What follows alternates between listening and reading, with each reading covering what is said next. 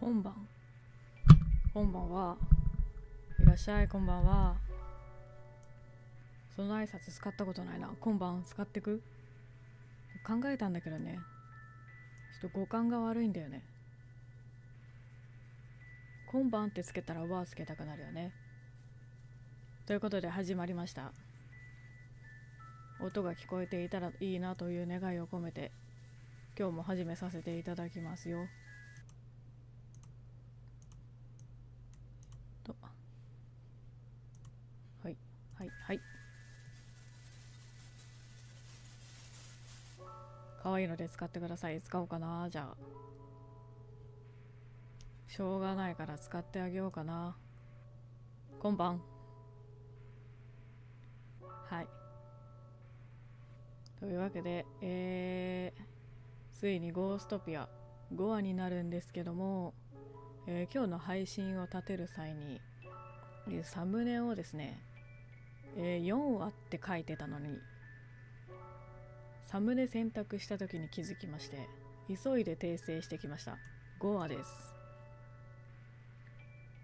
危うくサムネ詐欺をやらかすところでした。今日は5話です。あれ、5話になってるよね。ちょっと確認しとこよう。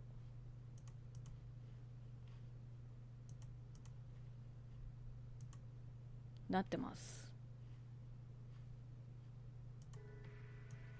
大丈夫です。詐欺ではないです。前回のはね、4話って書き忘れてたんですよ。後で訂正しとこうかなって思ったら忘れてました。ちょっとまた後で4話ってさりげなく書いてサムネ差し替えておきます。はい、ということで、今日はめちゃくちゃ寒い。昨日暖かかったから調子に乗ってさっきまで窓開けてた。ちょっと凍えそうになりました。よ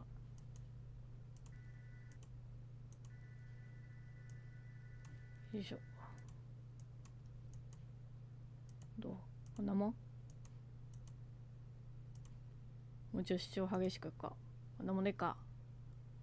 じゃあ僕もこのサイズでいこうかな。音量小さかったり大きかったりしたら言ってください。ということで、前回は4話あの子と一緒で一人の日ということで、新キャラが2人出てきましたね。この子がお菓子屋さんかっこ意味深をやっている子で、あともう一人の、ここには出てないんですけど、女の人がいましたね。その人たちがメインのお話で、ちょっとここの世界の裏側が見えてきたような来てないようなっていう感じでしたね。対戦末期っていう単語が結構出てきたので、これからに関わってくるのではないかと。この世界がおそらく戦後なのかなって感じなんだと思います。で、前回工場だっけなにパシフィカさんと、あと、アーニャと、ここのサムネに出てる、ヨルさんが連れ去られまして、で、帰ってくる際にヨルさんが、死んだってとこですね。なんで多分これゴミ捨て場に行くところなんじゃないかなって、そういう感じで思ってます。で、クラーラは死にました。はい、そういうことで5話やっていきたいと思います。まだ見ぬ彼女を見つめる日ということで、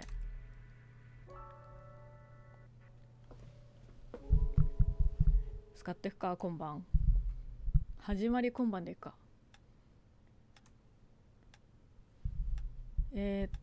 私は待っていた。どこへも行けないこの街でずっとあの人を待ってた。お、世界観がちょっと現代的になったね。今日も仕事、女性だ。お金を稼がないといけない。旅をするなら資金は絶対に必要だ。そうでなくても一般市民の生活は苦しいから、待っている間に飢えて死ぬなんて間抜けなことはしないために私は働く。巨大な墓石みたいな役所の片隅で事務をするのが私の仕事だ。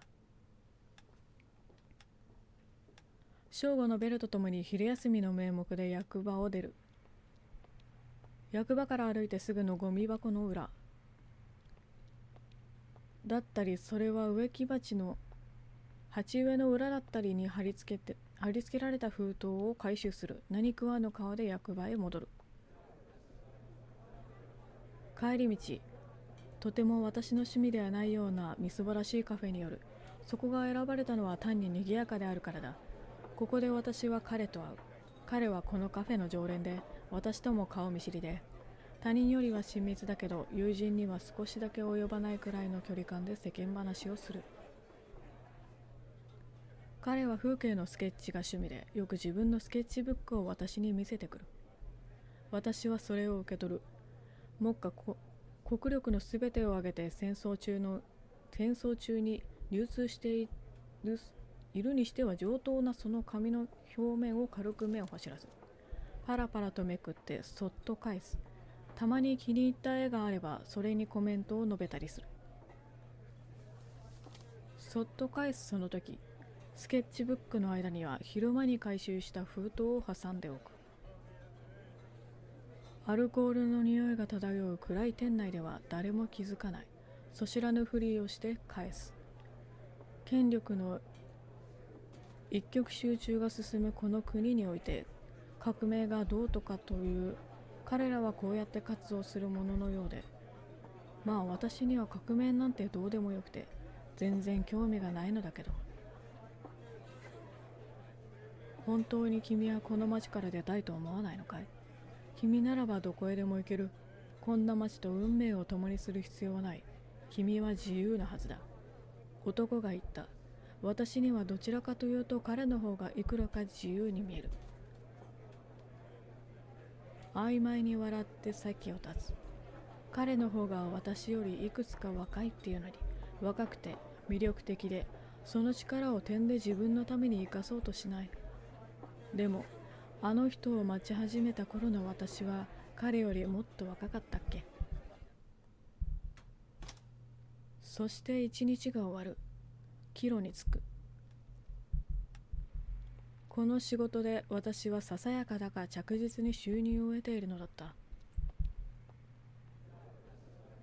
日常は続く。出勤、休憩、封筒の回収に慣れてもお昼のパンは緊張でどうしても食べられない。カフェ、彼と話す。最近顔色が悪い。それがずっと続く。いつの間にか景色が変わっていた。季節が変わっていた。でもそれは同じ年の中の別の季節じゃなくて、他の年の別の季節だったのかも。封筒を回収しようと伸ばした私の手をつかむ手があった。秘密警察だ。見るのは初めてだったけどすぐに分かった。銃声。秘密警察が倒れて、そして銃を構えた彼が立っていた。私の待っていた人ではない彼が。私は彼の手を取った。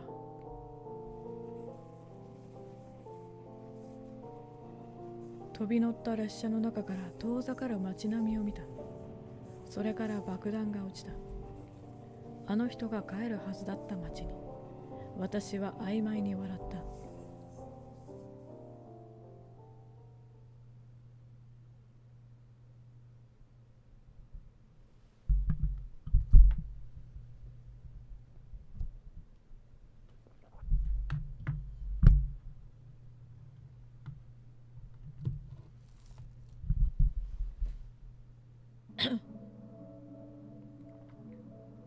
映画だったのか。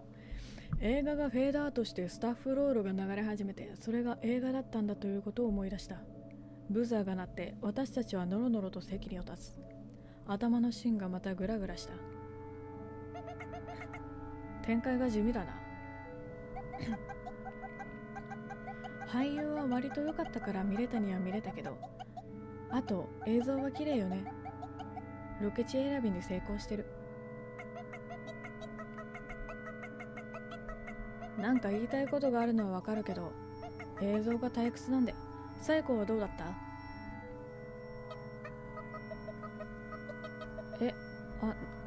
ぼーっとしてて。あれ、夜さんがいない。夜さん帰ってきてる。あら、寝てるわ。もうこの子ったら。よっぽどつまらなかったんだわ。私と同じ意見みたい。映画あるんだ。面白くはなかったわね。パシフィカさんが夜さんを叩き起こすのを眺めながら、私はまだぼーっとしていた。町外れの遊園地、そのさらに外れの古ぼけた映画館。そこに私たちはいた。毛足の長いカーペットとポップコーンの匂いが継ぎ目なく融合して染みついた薄暗い箱の中。私にとってはそういえば街にもこんなものがあったんだっけというような影の薄い施設ではあったけれど、それでもそこそこのお客の入りはあるみたいだ。今日の最終上映だったというのに、客席は半分くらい埋まっていた。どちらかというと年配の幽霊が多いけど、若い幽霊もいた。私たちと同じくらいの年齢とおぼしき女の子の幽霊のグループがいた。甲高い声で映画の感想を言いながらバタバタと席を立っていく。そのやかましさは普通であれば英語の後の独特の余韻をすっかり壊してしまうようなものだったけれど、その代わりにふとこの街の幽霊たちにもこういう女の子たちはいるんだ。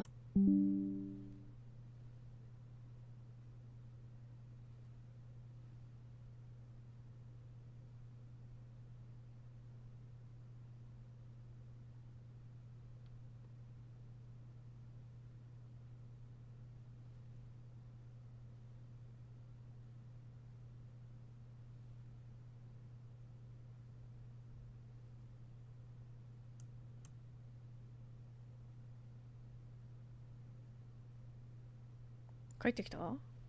OBS の接続が切れました。大丈夫そうかな？帰ってきてると信じます。それならまずどうやって一人も逃さず捉えられるか考えてかけてやめた。それは今日の本題ではなかったからだ。私たちはここに映画を見に来たのではない。とある人物に会うために来たんだ。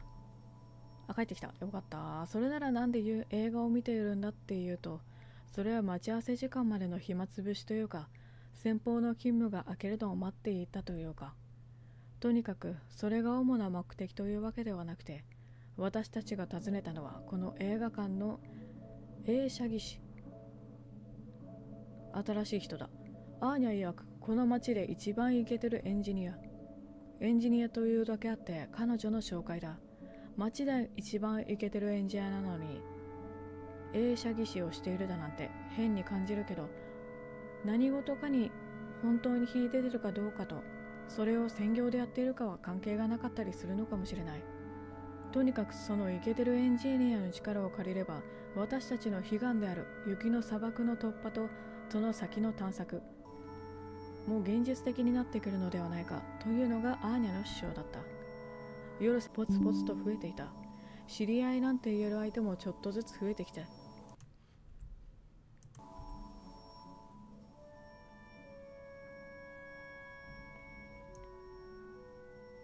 前回のね、もちろんレーニャの一件で誰かと不意な接触には注意を払うようになったけど、そう、彼女レーニャについて言うなら、彼女はこの町に流通するお楽しみの一大製造者であり、ブローカーでもあったようで、この町も随分きれいになったものね、お手柄よなんてパシフィカさんが褒めてくれたりしたものだ。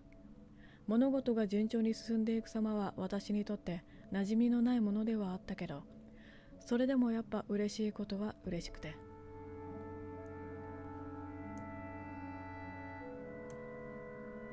今日の場を設けてくれたアーニャにもちゃんとお礼をしないといけないな。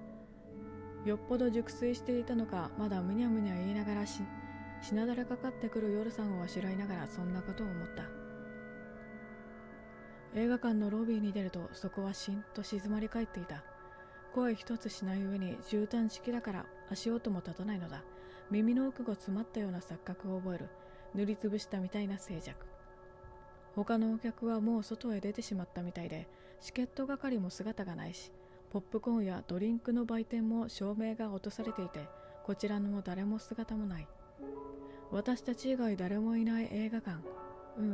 本当は裏の方にいるんだと思うけど、普段は何気なくそのまま受け入れている場所が誰もいないとシーンとした様子を見せた途端に急にワクワクするような、それでいてとても危険なような、そんな甘やかな魅力をたたえる場所に変わってしまうことはたまにある。例えば夜の学校とか。私は大きく息を吸い込んだ。そして想像を巡らせる。後ろに手にしまった上映室のドアの向こうで、本当の観客に本当の映画が上映されている。私たちがいない間に別の何かが本当のことをしている。私たちが理解している常識なんてまやかしで、私がヘラヘラと過ごしているその壁一枚向こうで本当の世界が動いていて、鼻の奥がツンとして背筋から震えが昇ってきた。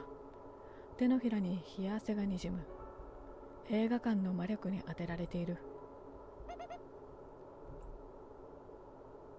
アーニャの声で我に返った。やっこさんは裏口だってさ。従業員はそこから出るんだって。大丈夫。行こう。動く。ロビーを出るとき、もう一度後ろを振り返った。パシフィカさんに忘れ物なんて気を使ってもらってしまって、私は慌てて否定した。でもなんで振り返ったんだろう。映画館が好きなのかな。もしかしたら私、映画館に特別な思い入れがあったりするのかもしれない。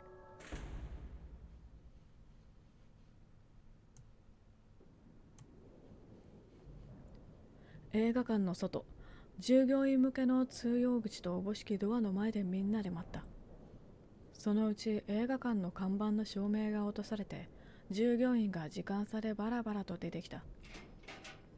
その誰もが私たちを見て一瞬ぎょっとした顔をして、確かに女の子の集まりが映画館の職員通用口で群れをなして出待ちしているわけだから、ちょっと異様に見えるかも。新しい幽霊が扉から出てくるたびに、私たち3人はアーニャに視線を向ける。その度にアーニャは何も言わずに首を横に振る。違う、こいつじゃない。そんなことをして10回近く繰り返しただろうか。小柄な男の人がドアの向こうから現れた。小柄で細身で、髪はアーニャと同じ赤毛だけど、肌の色が本当に真っ白で、だから髪の色がとても鮮やかに生えていた。腕相撲で今まで一度も勝ったことのなさそうなひ弱な青年。通用口のドアを今まで見た従業員たちの誰よりも重たそうに開けるものだから、なんてことのないドアがまるで金庫のドアのように倒れる存在に見えた。この人じゃないといいなと反射的にそう思ってしまった。どこがいけないのかわからないけれど、とにかくなんとなく感じが悪いと感じてしまったのだ。私たちは一斉にアーニャを見た。少なくとも私の目はこう言っていただろう。この人じゃないよね。アーニャは返事をする代わりにちょっと驚くくらい陽気な声色で男の人に声をかける。アレクさんね。いやアレク、今日も相変わらずでかいな。昨日の2倍あるぞ。何メートルよ。皮肉か。笑うた。草を生やし始めた。皮肉か笑だよ。確かにお前よりは大きい。方言かもしかして。隣に立っていたパシフィカさんがスーッと息を吸い込むのが聞こえた。ふと目をやると、パシフィカさんは一歩足を踏み出したところで、瞬間接着剤で貼り付けたような営業スマイルを浮かべつつ切り出した。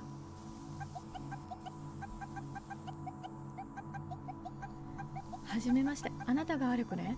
私はパシフィカ。アーニャからあなたの話を聞いて会いに来たの。今日はお仕事の後の貴重な時間を割いてくれてありがとう。これ私の友達の店のお菓子。美味しいからよかったら食べてみて。それ大丈夫なお菓子？パシフィカさんが差し出した紙袋からは離れていてもわかるお菓子の甘くていい匂いがした。それなのに彼はまるで袋に入っているのがうんこでもあるかのようにあーとかふーとか言いながらいやいやといった様子で受け取ってみせる。お菓子嫌いか？感じが悪い。アレク、あなたのお気に召すといいだけど。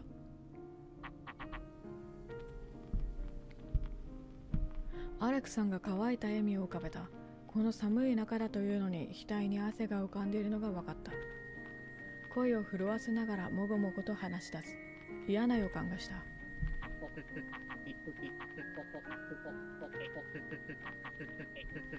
かの高名なパシフィカ様となると俺を初対面から愛称で呼んでくるなんて驚いたよ。さすが一人でアレクセイさんね。10人分の成果と100人分の人脈を持つ女。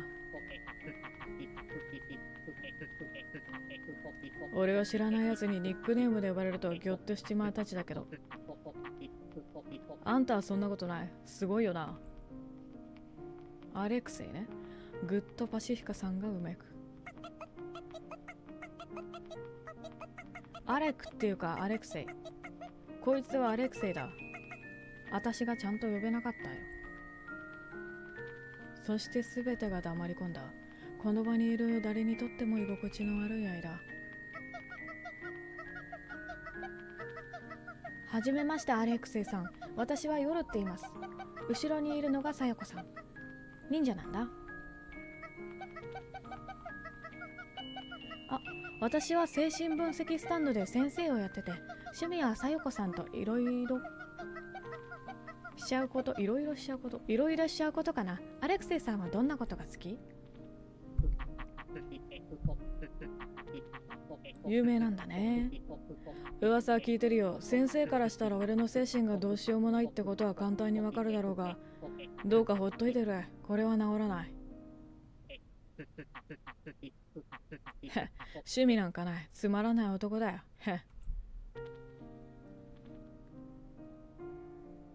ひゃーと夜さんが声を漏らした。ひゃーね。とても技術に長けた方なのよね、アーニャ。ぽいけどね。ちょっと似てない？こいつは天才だよ。私が保証する。保証して。なるほど。それは嘘だ。優秀なやつはたくさんいる。ただアーニャ、お前の手に届く範囲で一番手頃なのが俺だったってだけの話だろ。卑屈っぽいね。彼、いやアレクセイを見てると不思議と気持ちがささくれ立つ。感じの悪い物言いもそうだけど、なんだか見ているだけで不協和音を聞いてるような、そんな気分になるのだ。どんな気分？かわいい。下にちょっといるね。飛ばしちゃった。なんて言ってた？全く同感です。こういう人は夜さんの患者には結構いる。みんな年齢より年寄りに見える。ずっと若くも見える独特な雰囲気を持っていた。その雰囲気が不協和音みたいに他人の気持ちをささくれ立たせて、周りの人もイライラさせるきっかけを作ってしまう。同じ些細な失敗でも多めに見てもらえなかったり、いいことをしても褒められるどころかなぜか罵倒されるような不平等な性質。その性質は本人にはコントロールできないもので、ヨロさんのところに来るのはコントロールはできなくてもそれに気づいた人たちだ。そんな彼らを見てると私はもしかして自分もそうなんじゃないかと思ってしまう。だって彼らは自分自身のその呪わしい特性に気づいていない。自分で分かれていないのだ。運が良ければ何かおかしいぞと思えることもあるかもしれないけれど、それだけで。つまり私がソロでも自分では分かることができない。そうだったら嫌だ。自分が他人にこんな風に思われてるなんて。そしてそう思ってしまうこと自体がまるで私が一歩高いところにいるみたいで、その考えすら忌まわしくて、どう転んでも気分が悪くなるだけで、この手の人は苦手だった。現に私は彼にまだ一言も話しかけることができていない。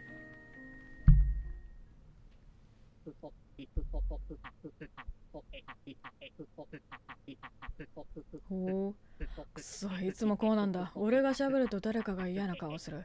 誠意を持って話してるつもりなんだ。わかんねえ。うずだ。くそ、本題に入ろ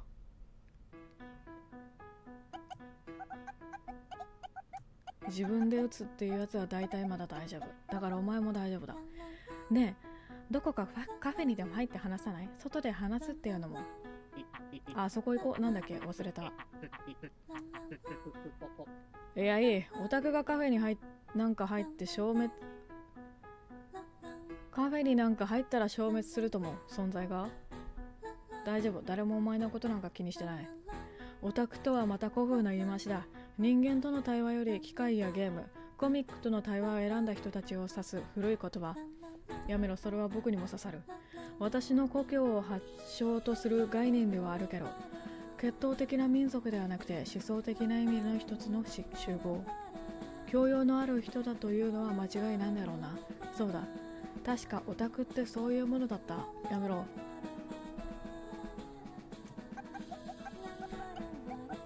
ならいいわ、ここで。力を貸してくれるって聞いたけど。車貸して。そうだよ、アレクセイ。この前話したと思うけど、私の技術力ではどうにもならないことを大先生の力を借りて突破したい。師匠いるんじゃなかったっけ？こんな臭いオタクを頼ってもらえるのは嬉しいとも。こんななりだか信じてもらえないかもしれないけど、協力したいさ。できるならな。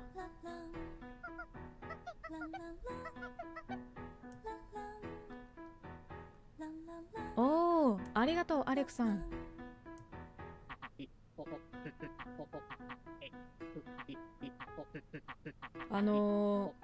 メタルギアソリッドって知ってます？あれに出てくるオタコンにちょっと雰囲気似てますよね。オタクの技師がいるんですけど。ただし無理なことがあって、つまり今の研究が終わらないと無理だな。へ、そうなんだよ。何やってんだろう。いつ終わる？研究？それはどれくらいかかるのよ。わからない。あなたの予想ではどれくらいかかるの？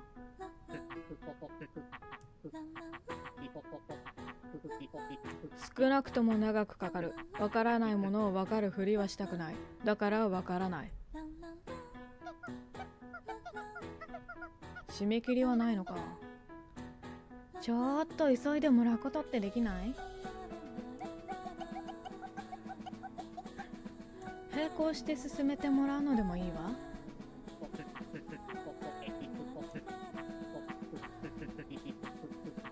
そんな器用なことできるものか。オタクは伝統的にシングルタスクなんだ。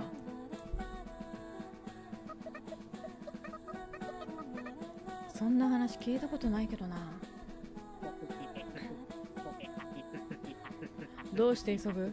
俺たち幽霊には時間が無限にあるのに。待てば解決するなら待てばよくないか？もし急ぐなら待つか。他のやつに頼めば解決するだろう。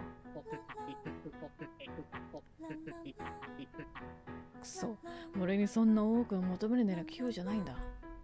オタク出てるな。漏れなんて一人称。どっかのネラーでしか聞いたことないぞ。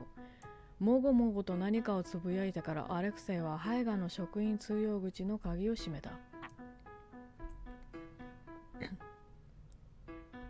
何か重要なことに気がついたかのようにアレクセイが声を上げた。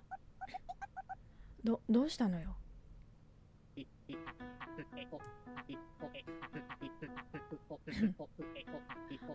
や、なんでもない。俺が何かに何かを頼むと大体ろくでもないことになるんだ。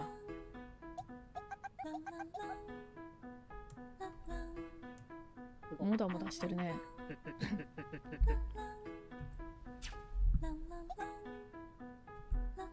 わ、すごい。ドーム焚いてる。アレクセイが腕時計を少しいじったと思うと、彼の周囲の薄い青色の膜のようなものが展開されてパシフィカさんを弾き飛ばした。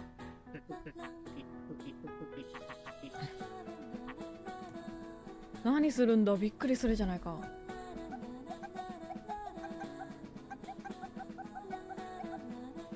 こっちがびっくりしたわよ。なんなのよこのブヨブヨブヨブヨ。破れないんだ。ポータブル型オタクバリア。へえ、それって防音ではない。さあまあ見ろ、このサイズでこの強度を出せてるやつは他にいないぜ。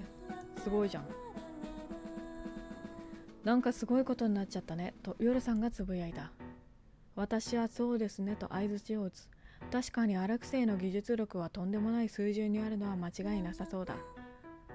こういうヘンテコのものが好きなヨルさんが密かに隣でワクワクしだし、気配を感じつつそんなことを思った。さっさと解除しなさい。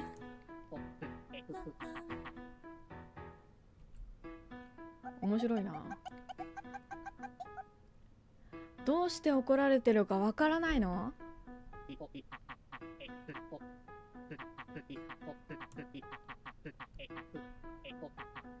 キモいからだってんだろ。昔から女にはそんな感じだから言われなくても分かってる。そうか？ちょっとアーニャに似てないか？相手のこと全然知らないのに性別で一括りにするって本当に良くないわ。だから嫌われるのよあなた。だってよ。パシフィカさんがその辺に転がっていたスコップで、なんだっけ、ドーム？そう、ポータブル型オタクバリア。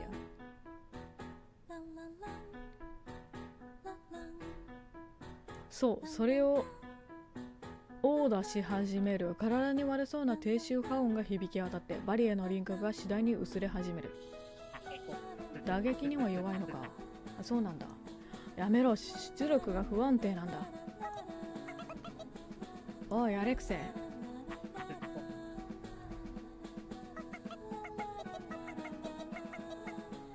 お前あまりにもあまりじゃないか。初対面の女がクソほどいるからって。それだけで俺らがどれだけ絶望的な気分になるかお前には分かってないけん。うわ、すごい、これ読むの恥ずかしいね。なあちょっとさ、お前その態度ないんじゃない？間抜けか？そんなこと言ってもオタクっていうのはそういう生き物なんだよ。女と話すと死にたくなるようにできている。想像できないかもしれないが、俺は今ものすごく気分が悪いんだよ。ディスコしない？チャットならできる？送ろうか？私も女だろうが、さっきお前何か思いついただろう。言えよ。そこは我慢するところじゃない。そうだろう。そう思わなくてもそうなんだよ。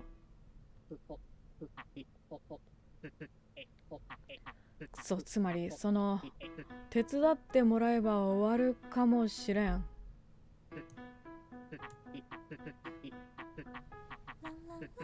何の研究なんだろう。研究は今手詰まりなんだ。だから時間がかかると言った。しかし協力が得られればもっと早く終わるだろう。これはほぼ確実だ。でも誰が俺の手伝いなんかしたい？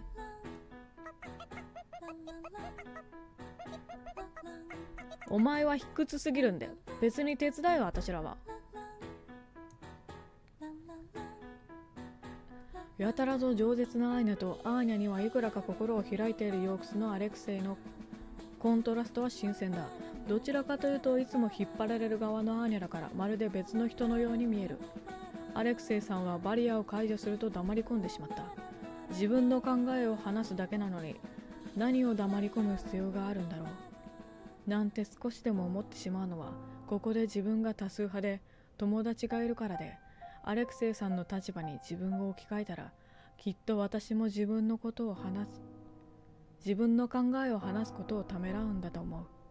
きっと今頃は、なんて声を漏らしてしまった自分を呪っているはずだ。私まで辛くなってきた。こういうのは嫌だ。刺さるなぁ、僕に。パシフィカさん。辺りまで自分が喋っていることに気づかなかった。言葉が勝手に転がり出た。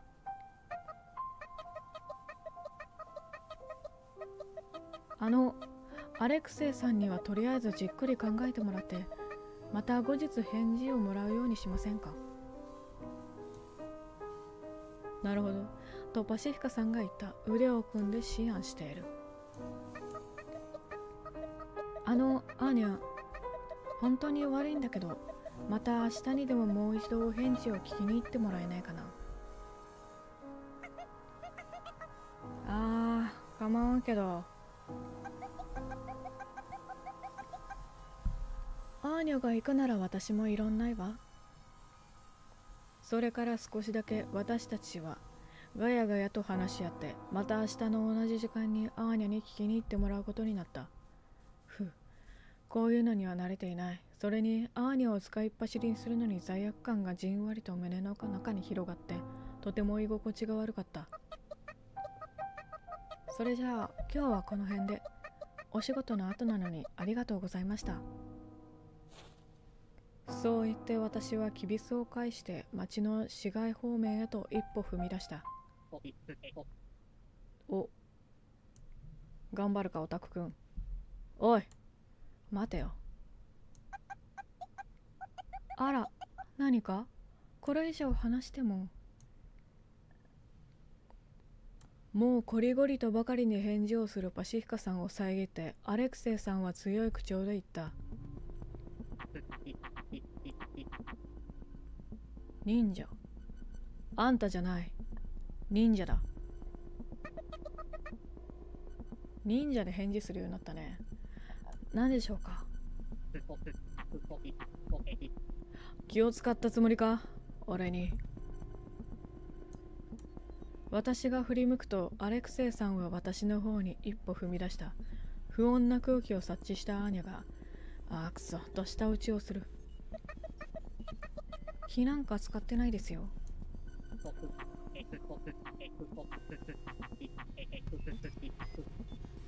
そうやって気を使われるのが一番バカにされてる気分になる。私もそう思います。だから気なんか使ってません。私が寒くて帰りたいだけで。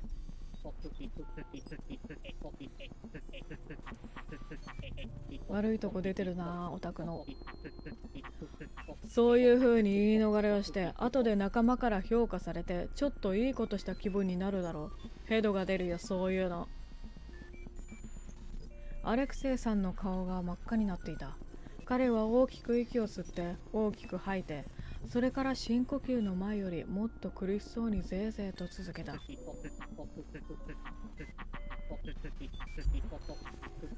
次にお前はこう言うんだ。あなたの気持ちは痛いほどわかる。私もってな、そうだろ？そう、わかる。攻撃的になる気持ちもわかるつもり。だからこそ、わかるなんて絶対に言ってはいけないこともわかる。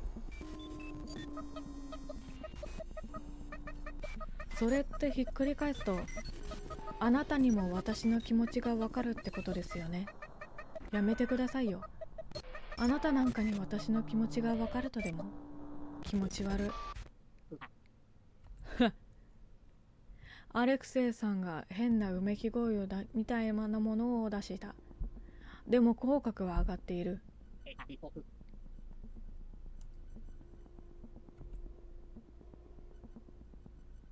そう言ってアレクセイさんは吹き出した。なんだっけ、テラヒロスって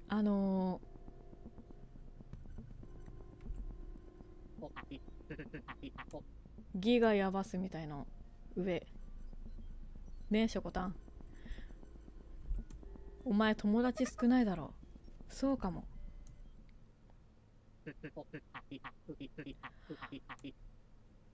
友達の少ないやつに悪いやつはいない。は？俺の持論だよ。分かったよ。まず現物を見せ、失礼。まず現物を見てもらおう。ラボまで来てくれよ。今度はアレクセイさんが私たちに背を向けて足早に歩き出す番だった。その肩は震えていて、何歩か歩くとずっこけた。ヨルさんが私に向けて親指を立ててからニカッと笑った。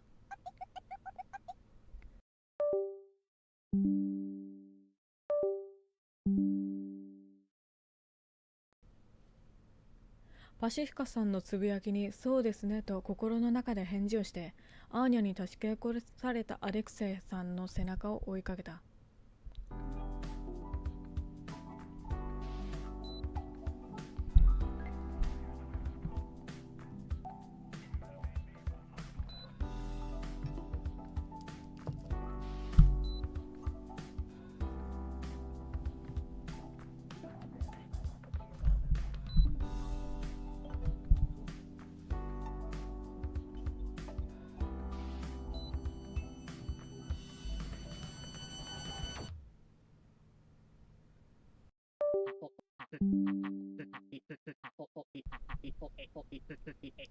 ラボと言ったがそんな立派なもんじゃないので、もし期待しているのなら、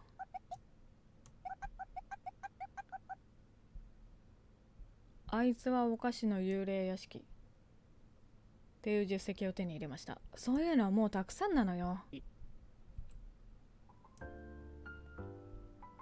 オタクに厳しいギャルだ。私たちは案内されたアレクセイさんの家の前に立っていた。外観を見る限りはラブというよりはちょっとしたお金持ちの別荘といった雰囲気だ。遊園地からほど近い場所にあるから、本来はお金持ちの誰かが遊園地で遊ぶために建てた家なのかも。だって、いや、もう何でもいいか。アレクセイさんはほとんど泣きそうな顔になりながら手のひらを大げさなくらい大きな鍵穴の前にかざした。あれ、鍵はかかっていないのかなと思ったのと同時に電子音が鳴って、ガコンといかにも鍵が開きましたよという音。おい、今のもしかして生体認証？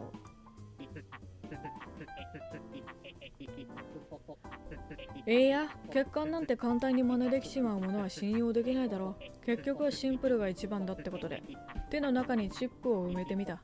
なかなかいいぞ。どうやって？手を職場に忘れてきたことはいつでも。未だかつてないし、ぶった切られない限り盗まれる心配もいらない。な、アレクはやばいんだよ。聞いたか？それ誤作動して動かなかったらどうするつもりなんだろう。鍵穴ちゃんとあるのかな。天才は天才でもって感じね。鍵穴なさそう。壊れたら終わりです。ドアが開く。勝手に電気がついて、次の瞬間には室内の空気がふんわりと暖かくなる。暖房がついたんだと思った。外観にたがわず立派な玄関が私たちの前に現れた。こっちだ。その粗末なとこだか。全くそんなことはなかった。今にも優しそうな奥さんと子供がパパの帰りを迎えに出てきそうな、そんな雰囲気のある清潔で洒落た内装。住人のイメージとまるで合わなくて、ひどく奇妙に思えた。いい家だね、さやこさん。うちもこれぐらい広かったらいいのに。一人で住んでるんでしょうか。一人で住んでない幽霊なんてお前らくらいだよ。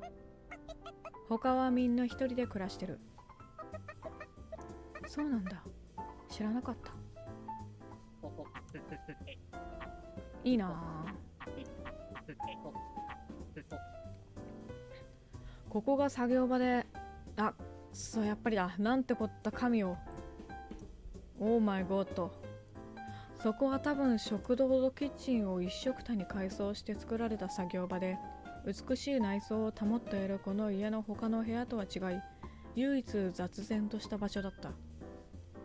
おそらくダイニングテーブルが原型なんじゃないかという大きな机が作業台になっていて、アレクセイさんは足早にテーブルに歩み寄る。今日はどこまで戻った？戻ったってなんだろうと私が思うのと同時に、彼は高い天井に向かって吠えた。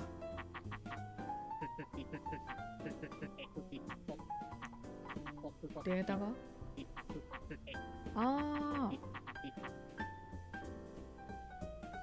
定期的に物が消えるってやつね。多分ゴミ回収場にあるよ。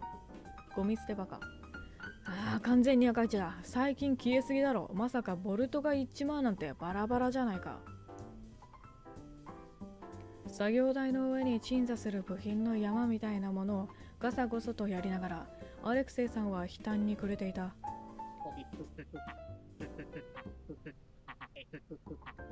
モジュールは大丈夫だ。だがケーブルはどこだ？まさかそれもない。なんてことだ。鬱だ。それで、あなたは一体何を作ってるの？わかんない。見てわからないか？わかるわけないじゃない。古いパソコンだな。じゃあこれでどうだ？傍らに避けてあったコンピューターのキーボードをアレクセイさんが何度か叩いた。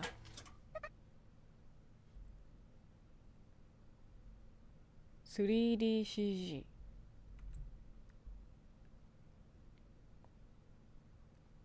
空中に半透明の女性の頭が浮かび上がる。その光景のインパクトたるや絶大で、私は懐の銃を抜いてあわや引き金を引くギリギリのところで踏みとどまった。そう、僕もちょっといじった。立体できないことに気がついてやめました。何ですかこれが？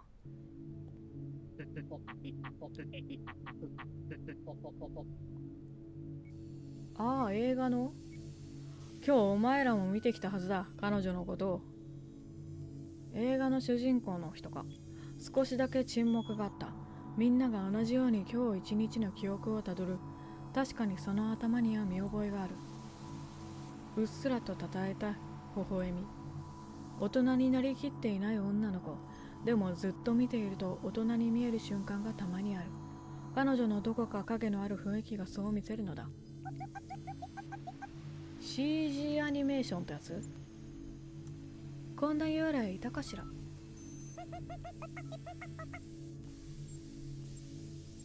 女友達多くないんだよな。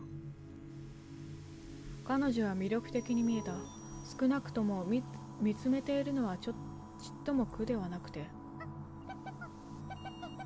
映画に出てた。正解だ。疲れた時に舐める氷砂糖の甘さみたいに、すっと言葉が頭に心地よく染み入っていった。これを待っていたんだという感じに。でも一方で嫌な予感もした。あの映画の彼女がプロジェクト。彼女素敵だろ？まあそうだな。全員そうなのかな。でも映画の中にしかいないんだろ？そうだよ。あいつは単にフィルムにこびりついた影だ。本質はそこにいない。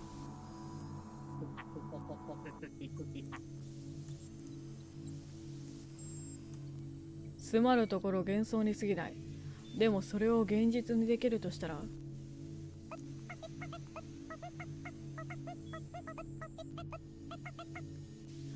つまりアレク、お前はヤッコさんを作ろうとしてるってわけだ。違う。全く違うぞ、アーニャ。エヴァに乗れとか言ってきそう。よかった。お前がどっか遠いところに行っちまったもんかと。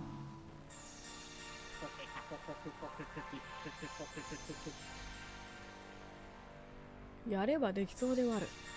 俺はこのクソの世界に彼女を実装する。あちゃー、実装って何？作るのと同じ意味だよ。アンドロイドか。全然違う。町の他の女連中と違ってお前ならわかるはずだ。作るというのはあくまでも彼女として振る舞う何かが完成すればそれがいい。それでいいが、そんなことして何になる？本当だよな、本当。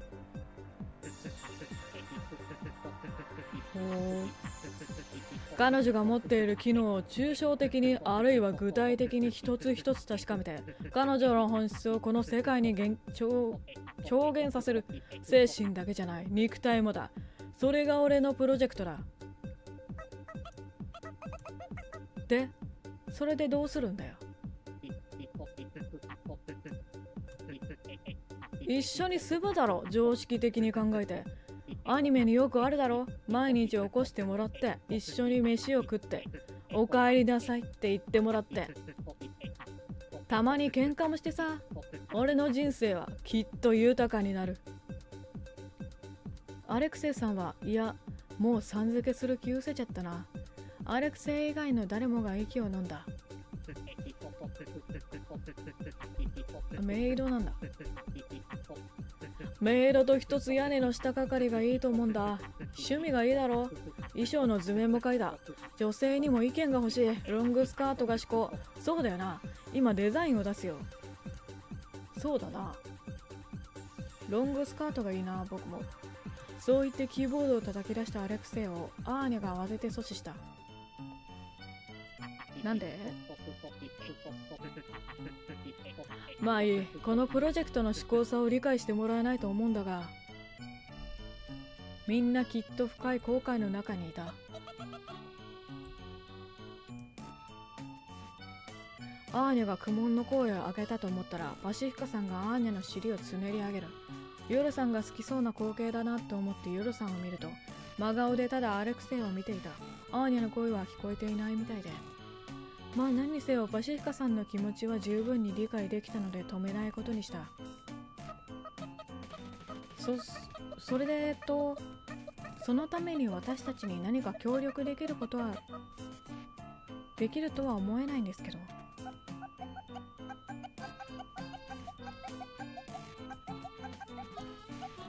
意見を出せばいいのか。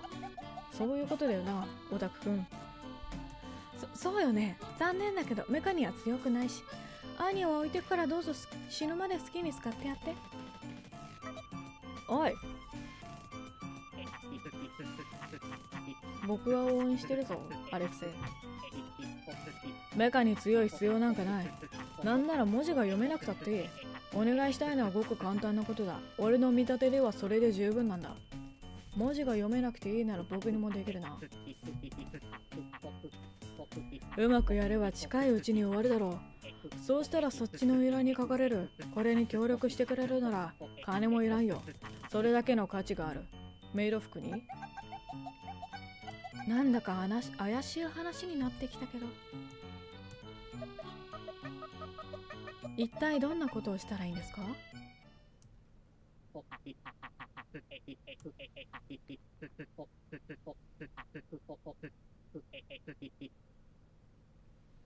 お前らはただ見ていてくれればいい。作業を、彼女を穴が開くほど見つめてほしい。ああ、そういうことか。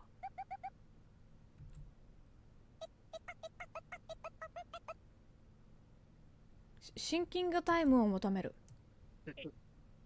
あ、認められた。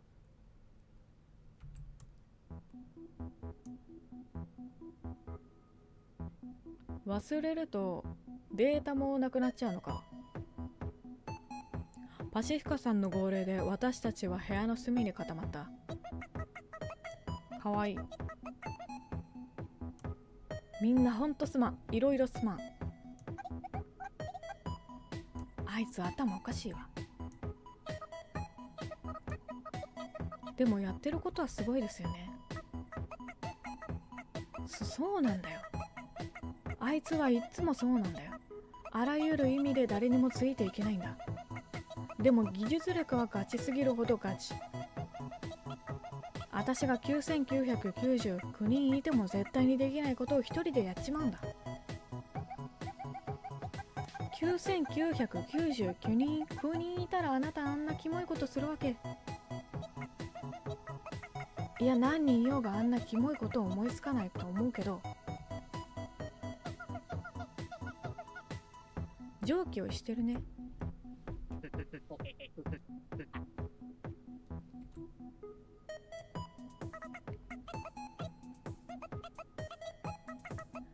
そのさ、アレクセイ、見つめるっていうのはどういうことだ？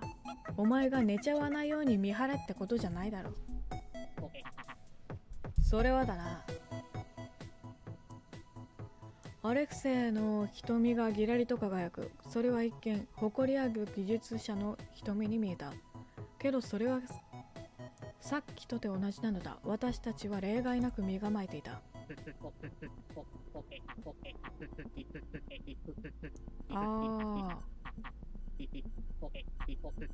幽霊の容量と、これは俺が勝手に呼んでいる故障に過ぎないが、まあいい。俺たちの持ち物には限界がある。ゴミ捨て場に戻ってしまってまた拾わなくちゃいけなくなる。それぐらいは知ってるだろう。それぐらいは知ってるわよ。幽霊の穴開きポケットってやつ。幽霊の底抜けカバンじゃなかったか？そうだったかしら。消失してしまうとはいえ、存在が意識の片隅でもあって、自分のテリトリーにそれが置かれている限り、そうそうなくなってしまうものでもない。それはそうだとパシフィカさんもアーニャも思考したでいいのかな。私は身振りだけ2人に合わせて、それからああそうなんだと思う。私の持ち物はいつだって最低限のものを残して、気を抜けばすぐにどこかに消えてしまう。アレクセイの口ぶりからすると、まるである程度なら補充しておけるような雰囲気だったけれど、それは私の実感とは少し違っていた。夜さんが来てからは不思議とそうでもなくなった気がする理由は、きっと持ち物が夜さんと私の共同の財産になったからなんだろうなと思う。それから銃弾などによる外傷もそのなくしたものに含まれることが分かってからは、むしろ便利に思うことが増えた。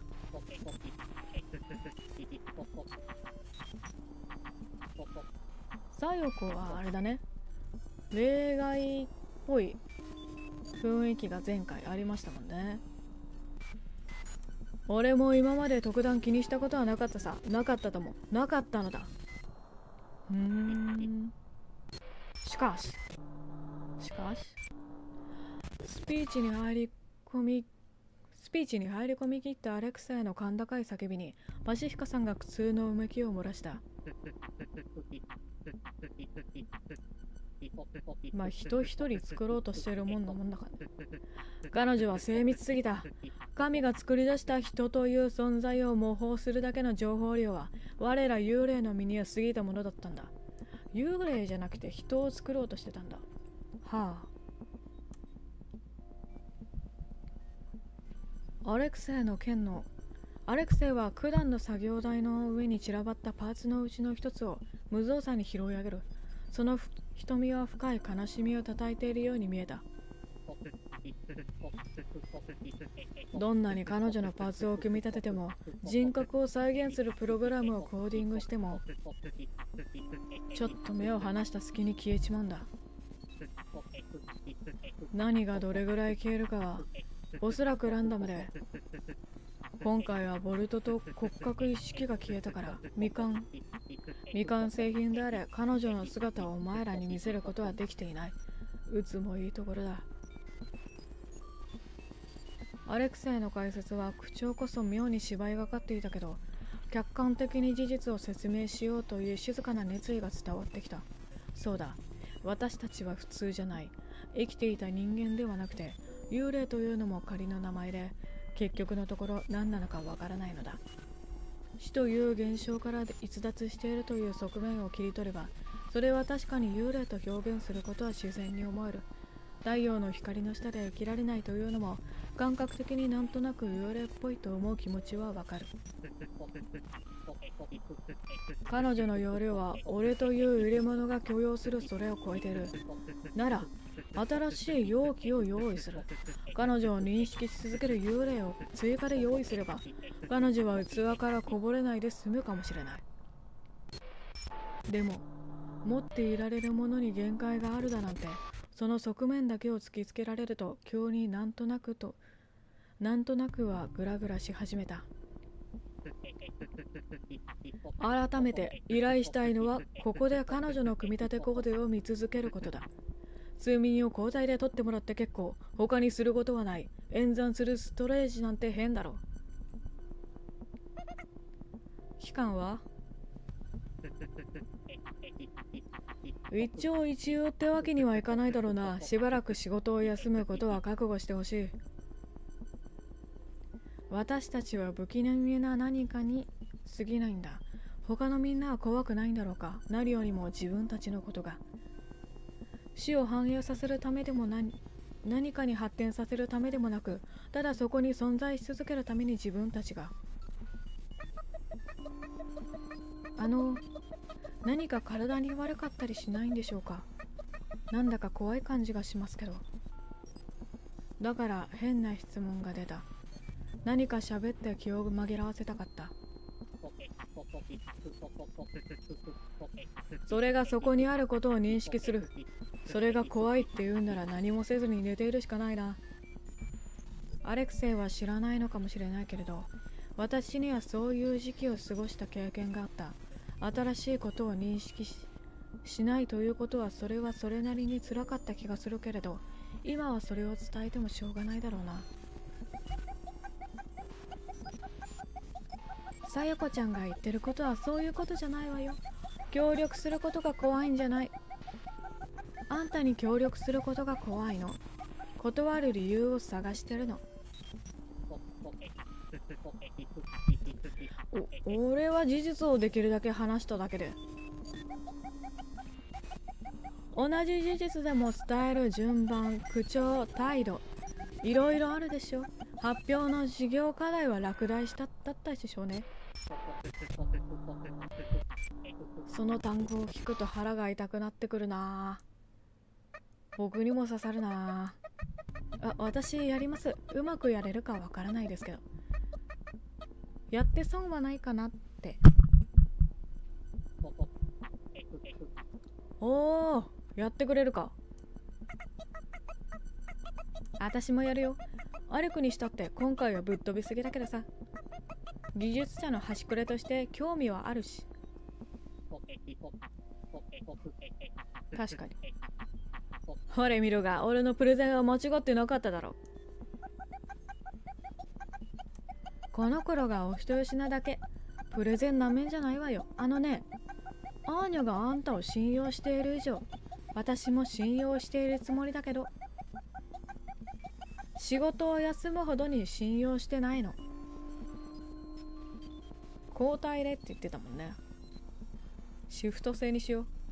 パシフィカさんの言葉は方向こそアレクサイの方を向いていたけど、実際は私たちに向いているように聞こえた。この子たちが熱中している間に窓の外を見て危険を察知する係も必要だわ。教会がまた何かしてくるかわからないし。そういえばクラーラどうした？私の中にわだかまるパシフィカさんがいないという不安を解かすみたいに、何でもない風に必要な言葉を与えてくれる気がした。自意識過剰だったら恥ずかしいけれど。ありがとうございます。いいのよ。役割分担ってことにしておいて。じゃあ今回は3人で頑張りましょうね、ヨルさん。やらないよ。そうですね。とりあえず9秒のお知らせを出して。やらないの？今なんて言いました？頭をガツンと投げられたような衝撃。こういう一見バカバカしいことも一番喜んでやりそうなのが夜さんなのに、私をからかっているんじゃないかと夜さんの瞳を覗き込んでみるけれど、どうやらふざけているわけではないみたいで、私はやらないよ。どうしてですか？やりたくないからだよ。平然と拒絶の意を表明する夜さんに私はすっかり混乱していた。過剰すぎるほどに感情表現豊かな彼女が表情一つ変えないでそんなことを言うアンバランスさは、私の心の平均感覚を一瞬で突き崩した。平行感覚。どうした夜、腹でも痛いのか？私は基本的に快便だよ。そうか。それは良かったよな。理由は聞かない方がいいですか？珍しいね。まあ、そんな感じ。夜さんの口角が少し下がっているのに気づいて、少しだけ安心する。この決断に少しでも後ろめたさを感じているということが分かったから。夜さんが後ろめたい気持ちで嬉しいなんて変だし不健全だと思うけど、でもやっぱり私という癒しいやつがそれで安心したという事実はちゃんと受け止めないとなと思った。一人でお店出すのは危険だと思うんです。だよね。さよこちゃんがいないなら休みにするよ。休みにするくらいなら一緒にここにいても。それは嫌なんだ。それは嫌なんだよ。ごめんね。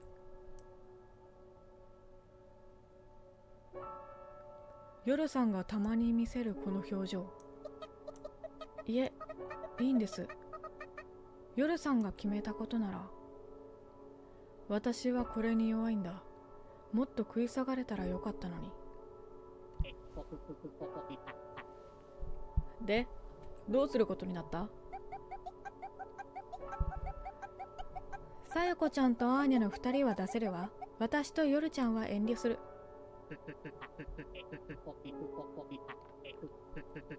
計算上は2人で十分ということになっている。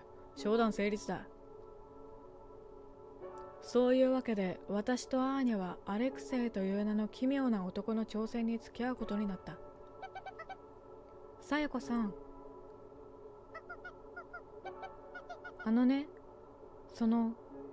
頑張ってきてね。はい。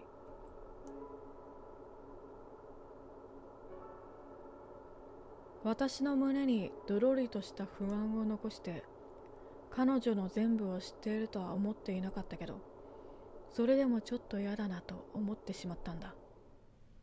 頑張ってきてね。アレクセイの技術力は間違いなく確かなものだ。だからこれが終わればきっと私たちは前進できるんだと思う。幽霊に対するアレクセイの洞察にも興味が惹かれるものがある。余裕があればいろいろ聞いてみたいことはたくさんある。そんな風に自分を納得させる理由を探しながら、でもそんなことを探さなきゃいけないということはやっぱりどこか気持ちにモヤモヤしているところがあるという何よりも証拠であった。いつもの広場でアーニャと待ち合わせた。見慣れた景色。でもそこには私たちの精神分析スタンドの屋台はない。私が泊まり込むのに伴って休業中だからだ。よう、あれ、さよこ、荷物は？大ぶりなバッグを抱えてアーニャが私に尋ねた。コートのポケットにあるよ。ハンカチと、あと銃。予備の弾はどっか行っちゃったんだけど、頑張って当てるから。頑張って当ててくれ。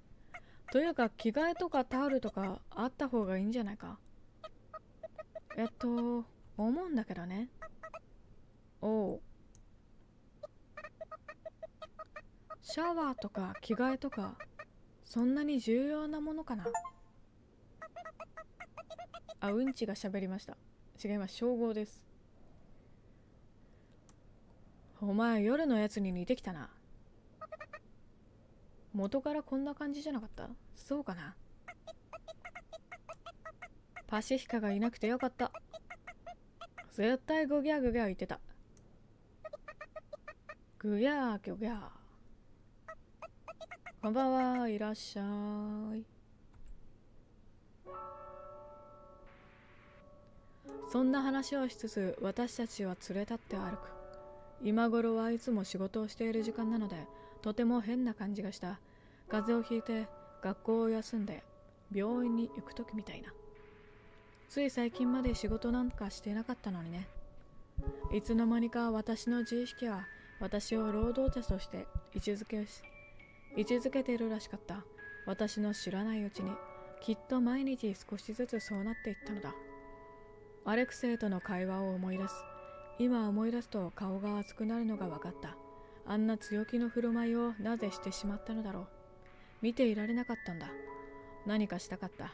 でもそれは自分を助ける者に位置づけていたからそう思ったのではないか。助ける？私の分際で？そうこうしているうちに遊園地の近くまで来ていた。この前は時間が遅かったけれど、今回はバッチリ営業時間中で、能天気な音楽とこじんまりとした電飾の光を夜空に垂れ流していた。アーニャは遊園地遊びに行ったことある？私は尋ねた。確か私は行ったことがないはずだ。まあ何回かはあるよ。でもあんまり楽しくなかったな。どうして？遊園地はいいんだよ。たまにはああいうのが必要だって気持ちはわかるし。でも客の方がな。客？マナーが悪いってこと？なんていうかな。遊園地でははしゃいで私は楽しんでますよってポーズをするのが目的になっちゃって、本当は遊園地を楽しんでいるわけじゃない感じが深いな。感じがゾワゾワする。そう、ゾワゾワ。そっか、多分わかる。そういう人たちの中には居づらいよね。ああいう連中って私みたいなのこととか見下してる感バリバリじゃん。そういうやつらと同じとこなんて言いたくないっしょ。アーニャが苦々しげに言うでいいのかな。あまり意識したことはないけれど、そういった漠然とした上下関係の概念はこの町にもやっぱりあるんだろう。異邦人である私は絶妙にそのピラミッドの外側にいるだけなのかもしれない。ごめん、嫌なこと聞いたのかもしれない。いや別に。あいつら話が合わないんだよな。めちゃくちゃつまんない。けど向こうにとっては私はめちゃくちゃつまんないんだろうなと思う。よいしょっと気合い揺れてアーニャはずり下がったバッグを肩にかけ直した。女同士の付き合いってやつ、そういうの苦手なんだよな私。トイレ一緒に行ったり悪口言ったりするやつ、普通そういうのできないやつって男のグループに無理やり入ったりするしかないじゃん。私は曖昧に声を返した。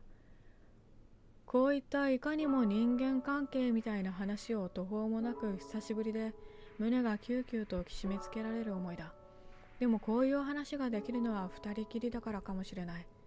アーニャと二人きりでちょっと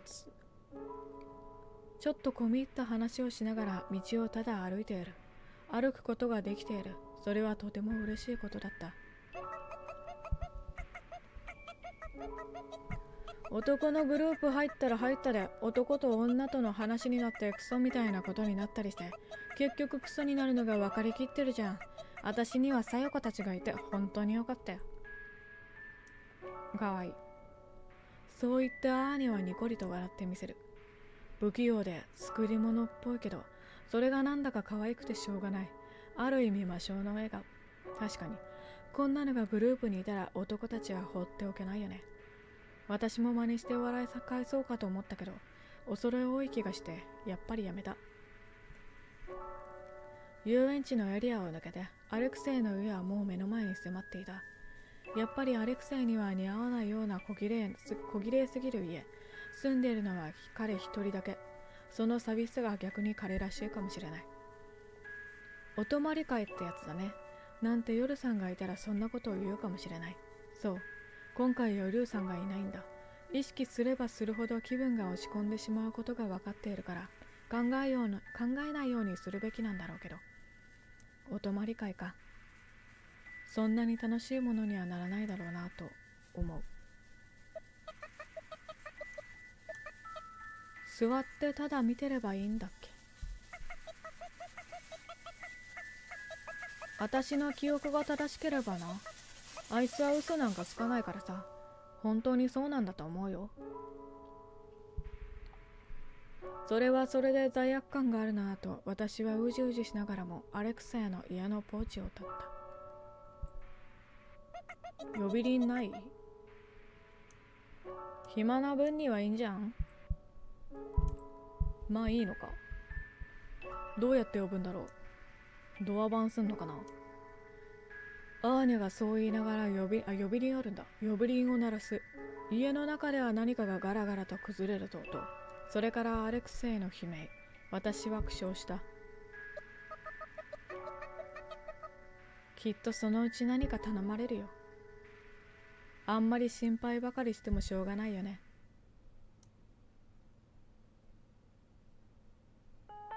お、クーラーボックスだ。結論から言うと今この時点アレクセイの家に泊まり込んで3日前までは私が何かを頼まれることは一度たりともなかった。帰ってないんだ。泊まり込みで3日交代で帰ればいいのに。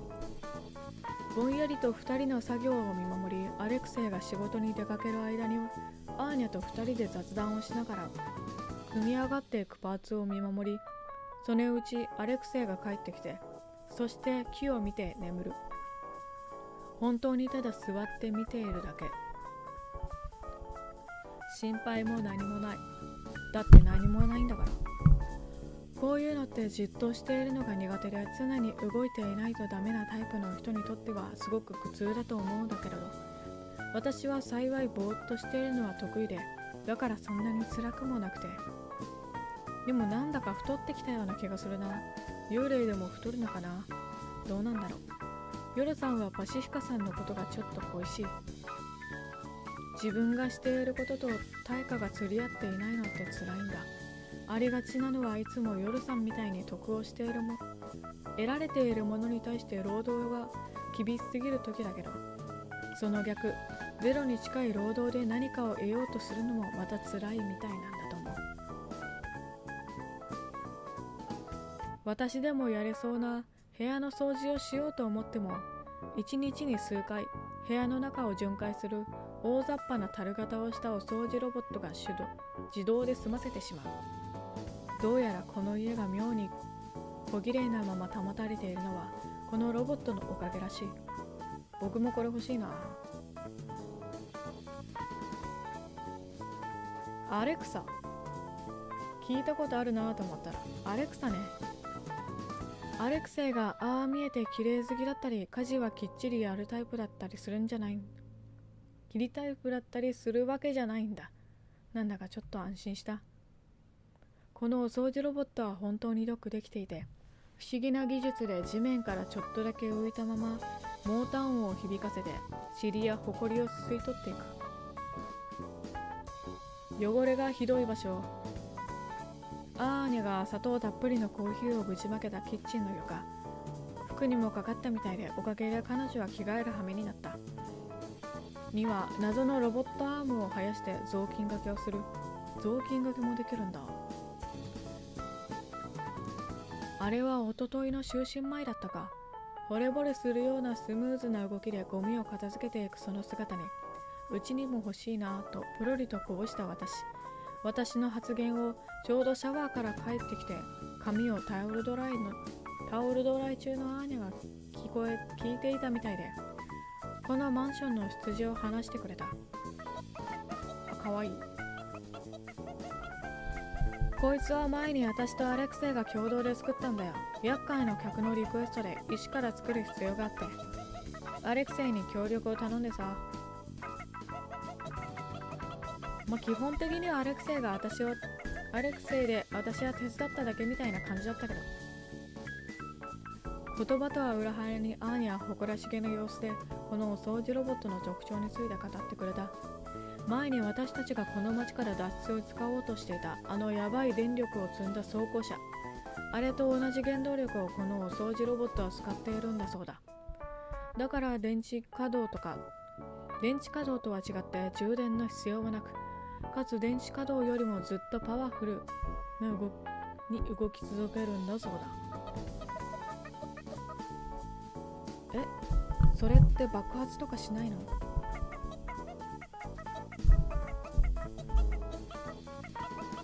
私が作ったらそれはそうなるかもしれないけど、アレクセイはハードウェアもすごいけど、実際はソフトウェアの存在なんだよ。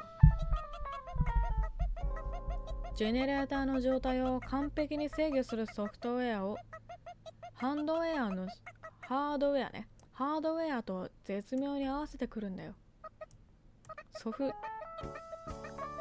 フトがプログラムでハードが機械だっけ？そう。私なんかキモいな。わけわかんないことベラベラ喋ってオタクみたいだ。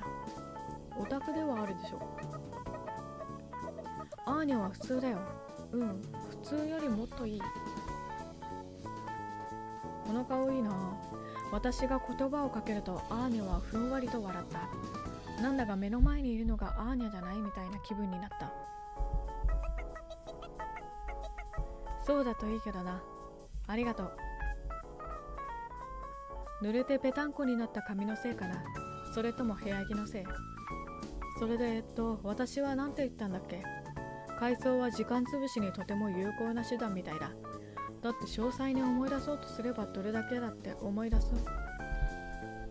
そうとできるから、曖昧なところは前後の記憶から補完していって、多分こうだったんだろうって思い出したこともできる。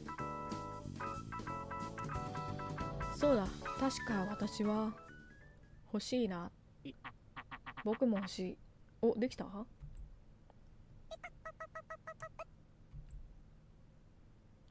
私の階層は突如として上がった規制によってかき消される。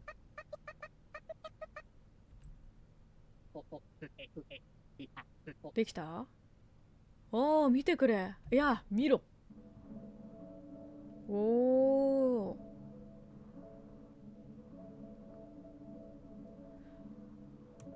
机の上のパーツの山はいつの間にか骨格の標本みたいなものに化けていて、多分これが彼女とやらの骨格にあたるものなんだろうなと思う。その右腕の部分がいくらかのパーツで肉付けされていて、多分これが筋肉の代わりなんだ。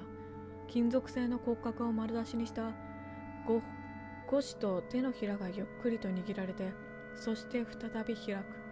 その動きが繰り返される。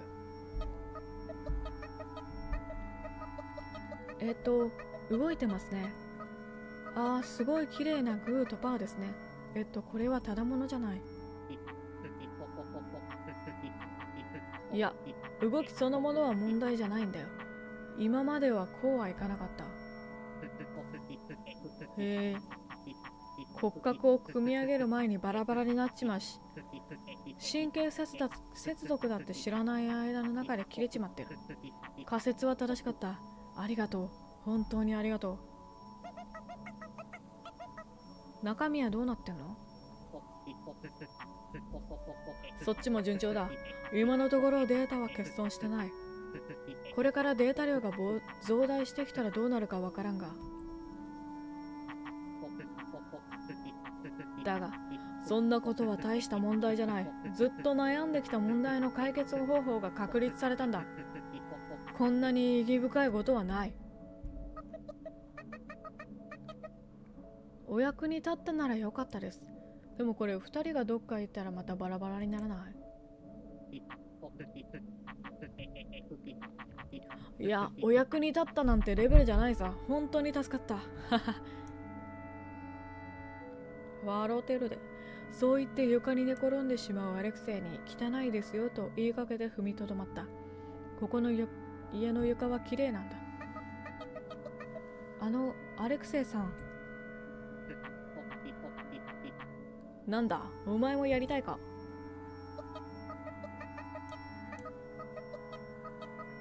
いえ、そうじゃなくて、どうしてこれを？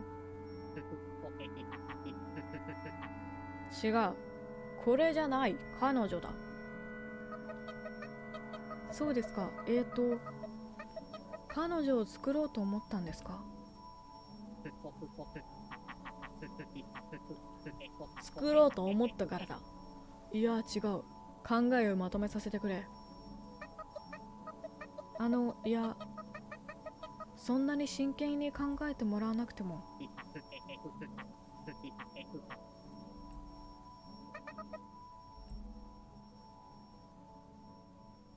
なんでこんなに残念な気持ちにならなきゃいけないんだろう。私を助けを求めてアーニャに目線を送った。アーニャは立てた親指を首元に持って行ってぎっと首を切るサインをした。私は口調を返す。よかった。私の感覚は多分正しいのだ。そして、殴った今。どうして作ろうと？へこんでる。己の願望が神に許されるかどうか気になったからです。神？教会の人みたいなことを言うんですね。こいつ信者なんだよ。教会の？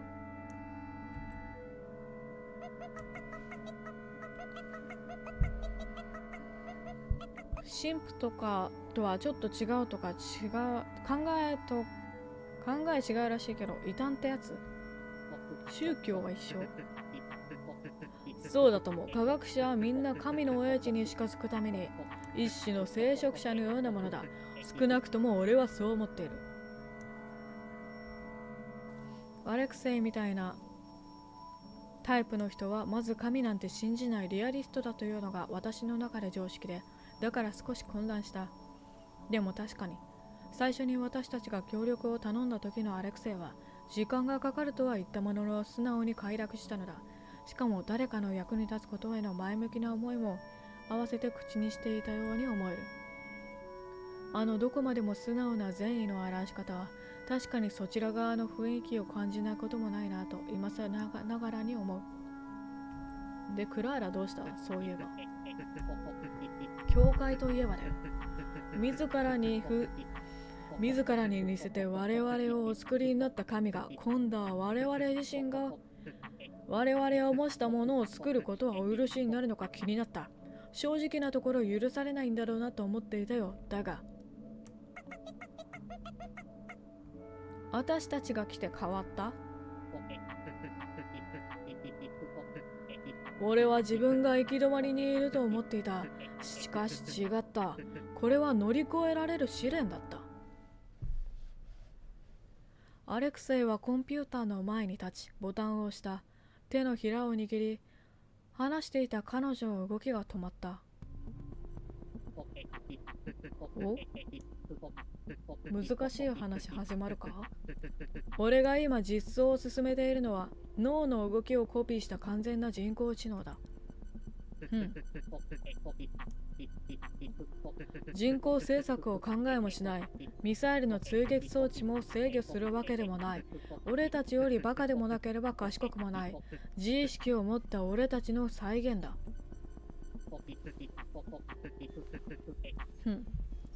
コピーしたものが正しく動作すればその存在は意識を持っていると言っていいだろう。そしてこんなことは想像だにしたくないが突然車が突っ込んできてバラバラになってしまった。そうしたらその意識は永遠に失われる。これは何かに似てるとは思わないか？ひき逃げ。それだ。そういう話をしてるんじゃないんだよ。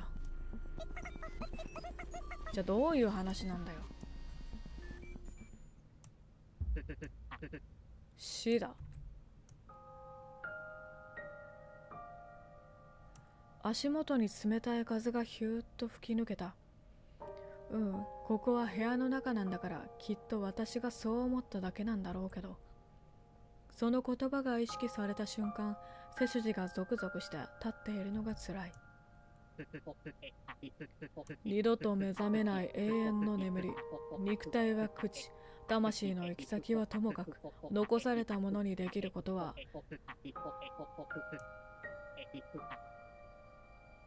なんだっけな。さて、これも何かにとてもよく似ているな。それって、そう、まるで人みたいだ。俺たちのオリジナル。生きて死に、そして思い出になる。一度きりの生を生きる者たち。人間から死の機能を引き算された俺たちが、それを作れるかどうか。アレクセイの声は震えていた。この人は神をどこまでもまっすぐ信じていて、一方実際の行動としてはひどく冒涜もしていて、それを自分で分かっているんだろうなと思った。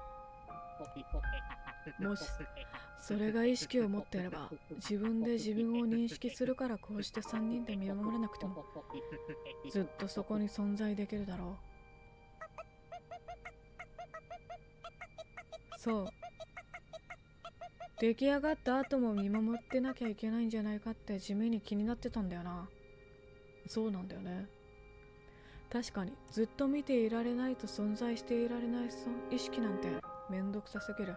その意識の持ち主はとてもかわいそうだと思う。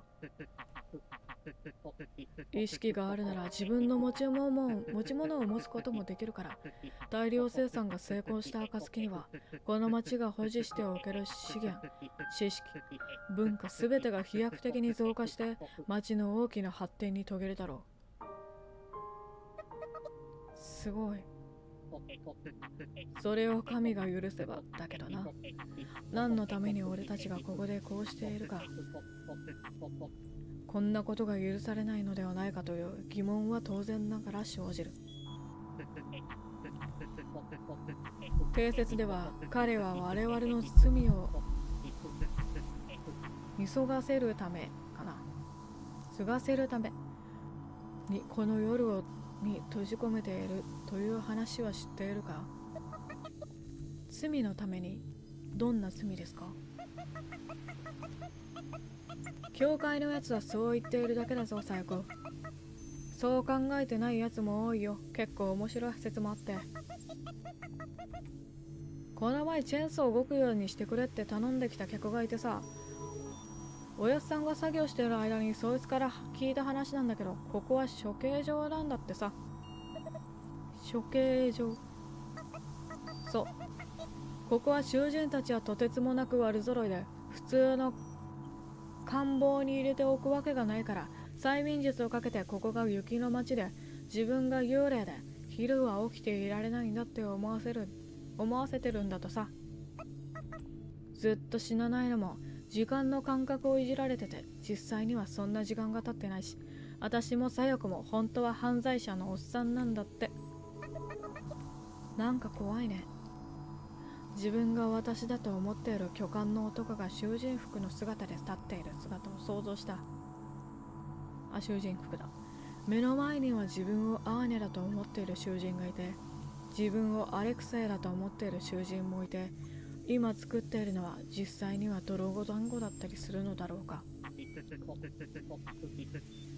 はい、教会の罪人説のパクリオツ。自分たちの中に監視のために何人か監視が混じってるって言って、だからぶっ殺すんだって言い出してさ、チェーンソーはそれに救うんだなってピンときて。うわ、変なお客さんだね。警察呼んだんだよな。それで解決。警察？知らない言葉だな。忍者語か？アレクセイがふと漏らした感想が面白かったみたいで、アーニャはひとしきり笑った。アレクセイも肩を揺らしている。警察があまりにも仕事をしていないのはこの町の共通見解なのかな。私が仕事しているくらいにはあいつらもしているんじゃないかなと言ってアーニャは続ける。あと、ここはテーマパークだっていう話も知り合いが言ってたよ。テーマパーク？遊園地ってこと？ああ、そうだよ。戦争があって負けた方の国があって、そっちの人間はミサイルでほとんど殺されちゃって、文化とか言葉とか痕跡もなく吹き飛んじゃまってや。でさ、結局物騒なんだよね。ミサイルか。なるほど。勝った方の国も後でさすがに反省してミサイルの着弾地点に記念公園みたいなのを作ってさ、そこには死んじまったやつらの人格とか言葉を模したアニマトロニクスロボットだなを放っておいて、自分らが滅ぼしてしまったどんなやつらが後の世代に残そうって。そのロボットが俺たちだと？そう。お客は来てるんだけど、私たちには認識できない設定になってて、強制的に眠っちゃうのは営業時間が終わってメンテナンスタイムに入るから。だから私たちが朝だと思ってるのは本当はそうじゃないんだ。で、ミサイルに変な名前が書いてあるのは犠牲者の名前を残しておこうって意味でさ。想像の中の囚人が今度はロボットになった。私が認識しているよりも関節が露骨でちょっと寂の浮いたアレクセイの姿が立っていた。私が今話している横で、社会科見学の子供たちが反戦を訴えるパンフレットの手に私たちを眺めている。きっと自動翻訳で私たちの言葉はリアルタイムに翻訳されていて、子供たちはへーなんて分かってるんだか分かってないんだかうなっていた。私たちは自分が自分の意志を持っていると勝手に思い込んだまま喋り続けているんだ。夜に眠れなくなっちゃう類の想像。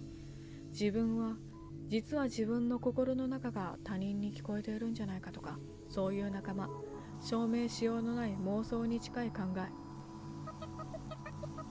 それを考えた人、すごいね。実は私が考えたんだけど。どれ？どっちもかな？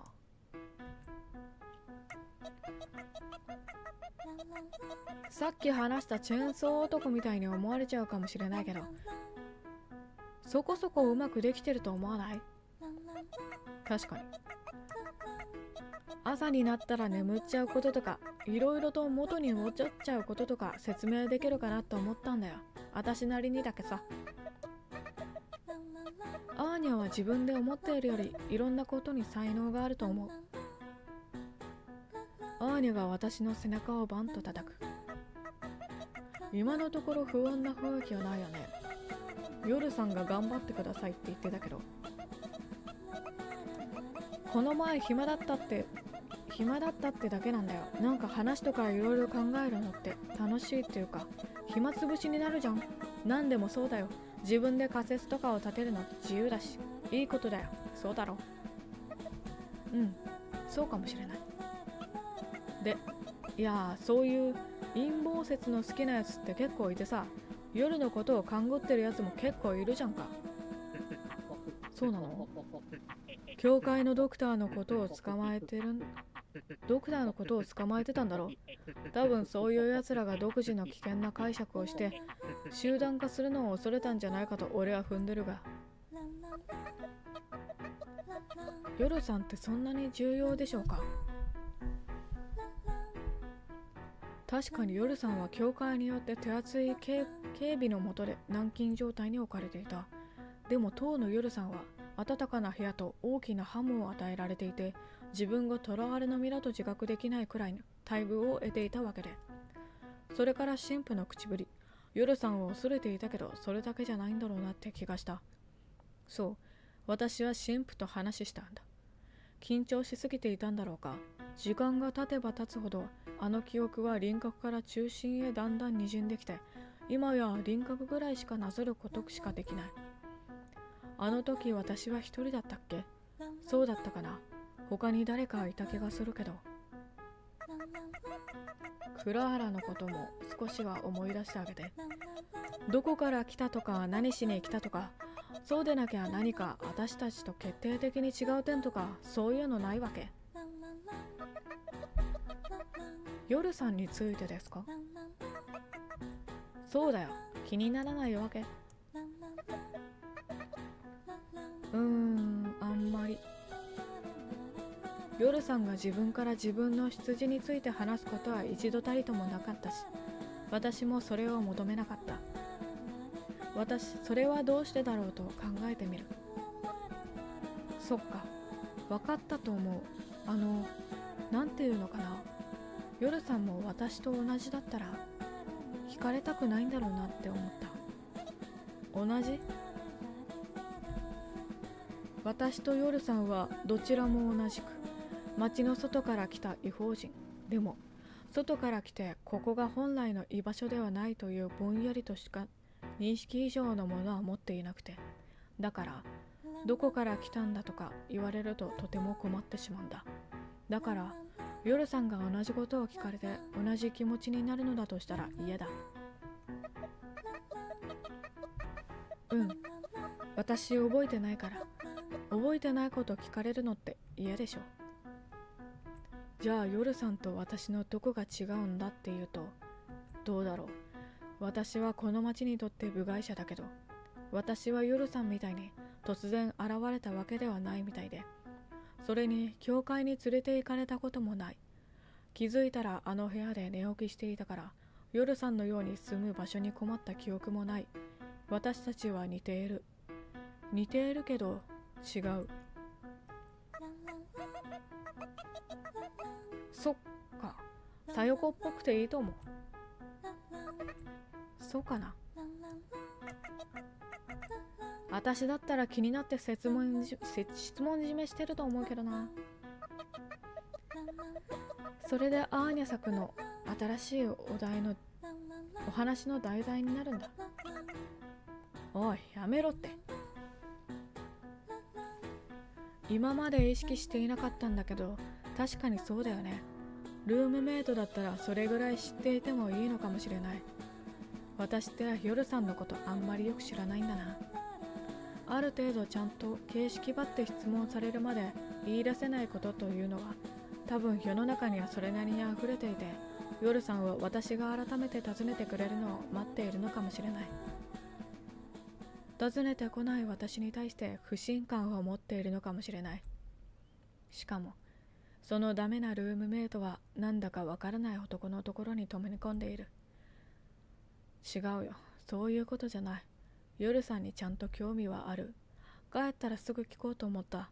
そう思った途端、夜さんに会えるのがとても待ち遠しくなって、待ち時間が苦になることになってしまう。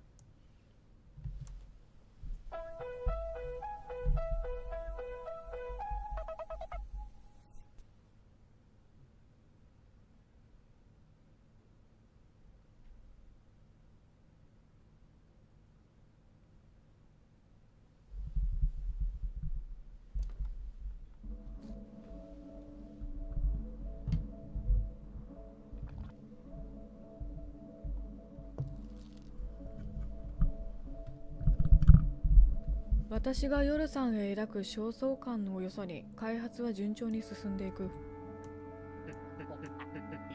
肉体と魂は相互に作用して同時にできていくものだ。アレクセイはそんなことを言って部品をいじっている時間とキーボードを叩いている時間はいつもきっちり半分ずつだった。部品の動作テストは右手だけじゃなくて左手、上半身から下半身、足の先までつつがなく進んでいく。それはまるで早送りで進んでいくみたいに見えた。レーニャのあの雲といい、科学はかなりのところで発展しているんだなという実感はあった。けれど、たった一人の男が自宅に設備を備えて独力で、いわば人の再現とでも言えるものを設計して組み立てられるほどに文明は進んでいたんだっけ。そんなちょっとした手の込んだジオラマを作るくらいの規模感で作れてしまうものなんだろうか。多分アレクセイが特殊してすごいんだ。こんなにすごいのに彼はなぜ映画館で映写技師なんてしているんだろうか。幽霊たちは自分の職業に対してはやや保守的なところがあるからそのせいなのか。昨日彼女は初めてのお出かけを経験することになっていた。今日とは言っても家の前ではないんだけど、全身のユニットテストが済んだから彼は仮の人格ファイルを入力して一通りの動きを問題がないかテストをするんだそうだ。私が押している台車に乗っている彼女は黒い骨組みが露出して頭部は存在のスピーカーに置き換えられていて、人の再現というより不気味なアート作品か何かに見えた。たまたま今日は雪が止んでおり、パーツへのダメージも少なく済むことが期待されるため、予定を繰り上げて今日になったんだそうだ。OK、そこで折れしてくれたまえ。アレクセイの指示に従って彼女を台車から下ろした。下ろした先の地面はアーニャとお掃除ロボによって雪が取り除かれて平らに整えられている。私は彼女の首の後ろの端末、あらかじめ教えられていたにケーブルを挿してその端末をアレクセイに手渡した。ちょっと下がった方がいい。誤動作しないとも限らないからな。なんせ馬力が違うんだ。腕が飛んでも知らないぞ。アレクセイは端子を手元のノートパソコンに接続してキーボードを叩き始める。よーし、いい子だ。どうだ。ピポッととても原始的なコンピューターを思わせる音色が響いた。多分彼女の仮の頭部、東大のスピーカーからだ。何秒か間があった。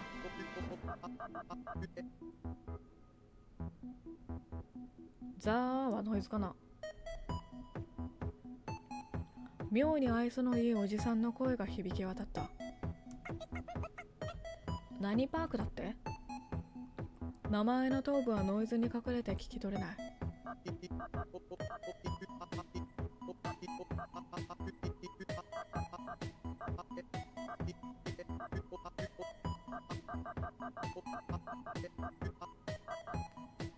楽しい時間をお過ごしください。お困りの際は私ミスター、名前がない。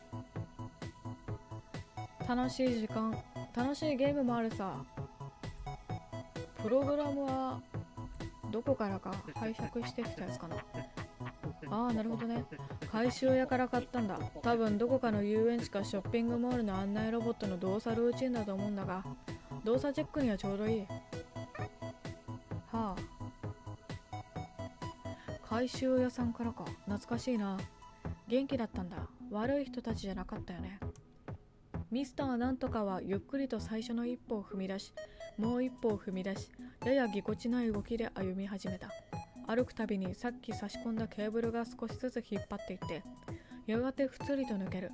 それでもその足は止まらない。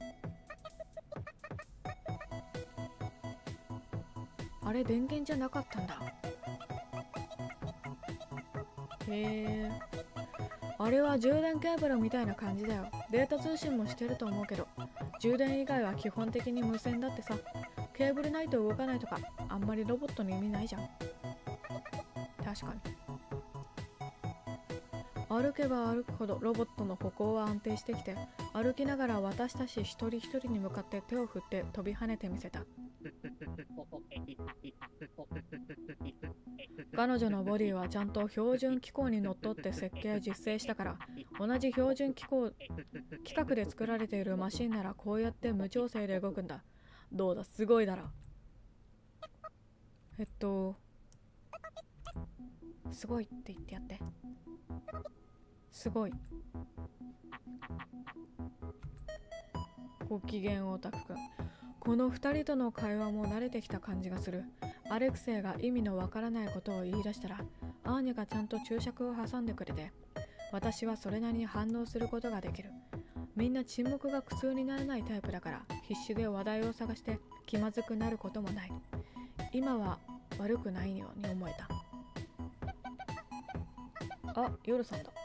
さよこさん、あーにゃー。久しぶりじゃない。気持ち悪いくらい機敏に振り向いてしまって恥ずかしかった。少し遠く、あの電柱のところから走り寄ってくるのは夜さん。会いに来てくれた。彼女も寂しかったんだろうか。それとも何か困ったことが起きたかな。いや、もしかして別の新しい相棒を見つけて私に3秒半で突きつけに来たとか。やだな。ああ。皆さん、久しぶりです。生きてたか、やっぱり。まあ生きてるよな。見覚えのある背格好の女の子も一緒に走ってきて、夜さんの影になっていて見えなかったんだ。クラーラ。なんでこれがあなたと一緒にいるの？全身、体の表面がすっと冷える。足がまるで棒になったみたいに無感覚になった。無意識に右手がポケットの中で銃のグリップを握りしめているのに気づく。走ってきた勢いで抱きつこうとしてきた夜さんを両手で制して尋ねた。夜さん？さよこさん、元気？いじめられてない？ええ。その後ろの子は？途中で会ったんだよ。さよこさんに会いたいとか言ってて。途中で？うん、途中で会っただけ。特別な意味はないよ。ご飯をかけてもいいよ。私は別にそういう意味で言ったわけじゃ。まあ、寄り道はしてないってば。え、お前らそんな進んでたの？私もさよこさんは日進月歩です。何言ってるんですか？話をややこしくしないで。まだ体が冷えたままだったけれど、多分大丈夫かなと思えた。私がいない間に何かが変わってしまったということはなさそうだ。ちっちゃ。あー、かわいい。これをあなたがお作りになったんですか？うん、この子も変わってない。あ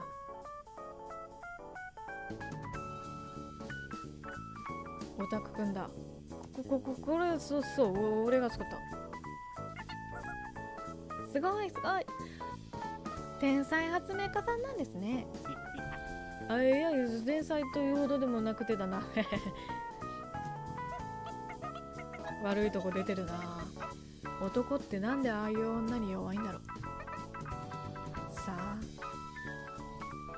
クラーラは今日もクラーラという感じで、例によってこんなのありかなという気味の悪い底抜けな元気さを発揮して、可愛さと謙遜を無差別にまき散らしていた。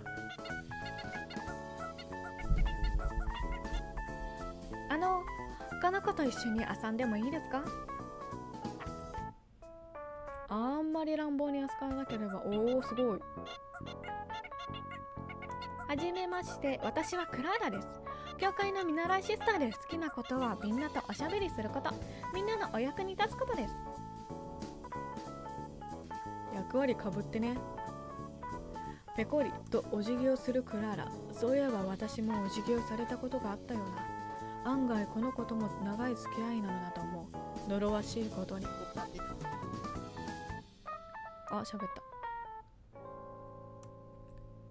ゲーム。ゲーム遊びましょう。そうだ、ロボットさんなら。そう言うとクラーラはごそごそとバッグから何か缶を取り出した。はい、どうぞ。ロボットさんの飲み物ですよ。灯油？何あれ？燃料缶だな。しかも結構高いやつ。発電機とかバイクとかに入れる。ロボットの飲み物なの？まさか口ないし。というかバッグに持ち歩くなよな。危険物だっての。ふーんと夜さんがつぶやいていた。クラーラは目の前のロボットが缶を受け取ってジュースみたいに飲んでくれることを期待しているらしく、とりあえず缶が受け取られるのを待っている。どうぞ遠慮しないでください。お近づきの印に。エラー。そんな無機質なブザーで、とりあえず見かけ上は和やかだったあたりの空気が一気に張り詰めた。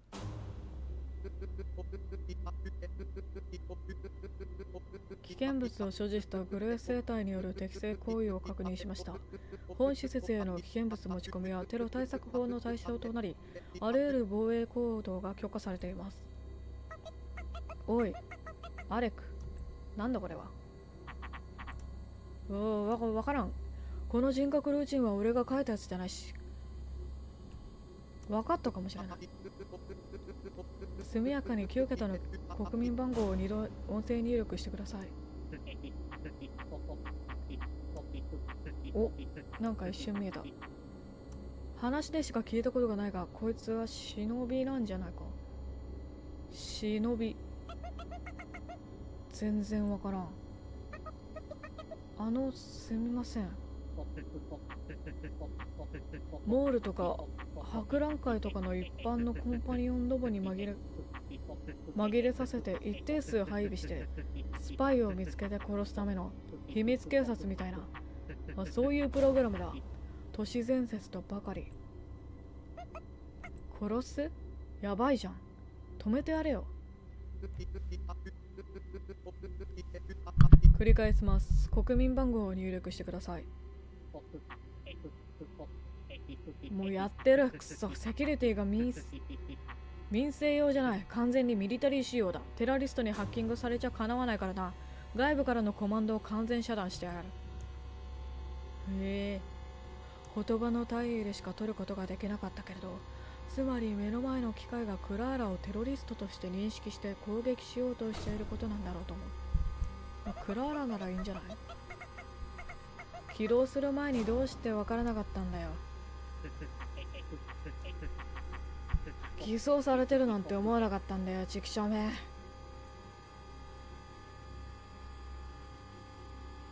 それは規模はいかほどのものなんだろうか。そしてパソコンと違って強制終了は簡単じゃないらしい。ボディが壊れちゃうね。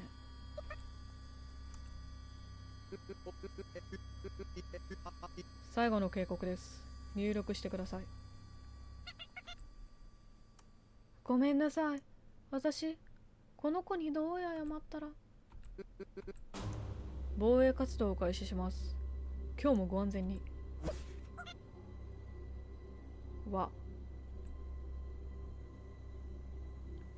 言葉を言い切ったのとほとんど同時に、金属の右手がクラーラの手から缶を叩き落とした。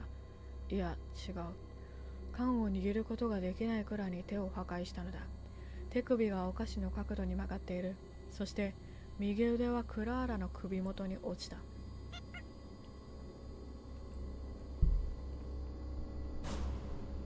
喉ごと潰されて、クラーラはもう声が出ないだろう。そのまま宙に吊り上げられている。武装がありません。左手をガチャガチャ動かしながら彼女、いや忍びは言った。きっと予定では左腕に標準装備の武器でとどめを刺すつもりなんだろうと思う。もう。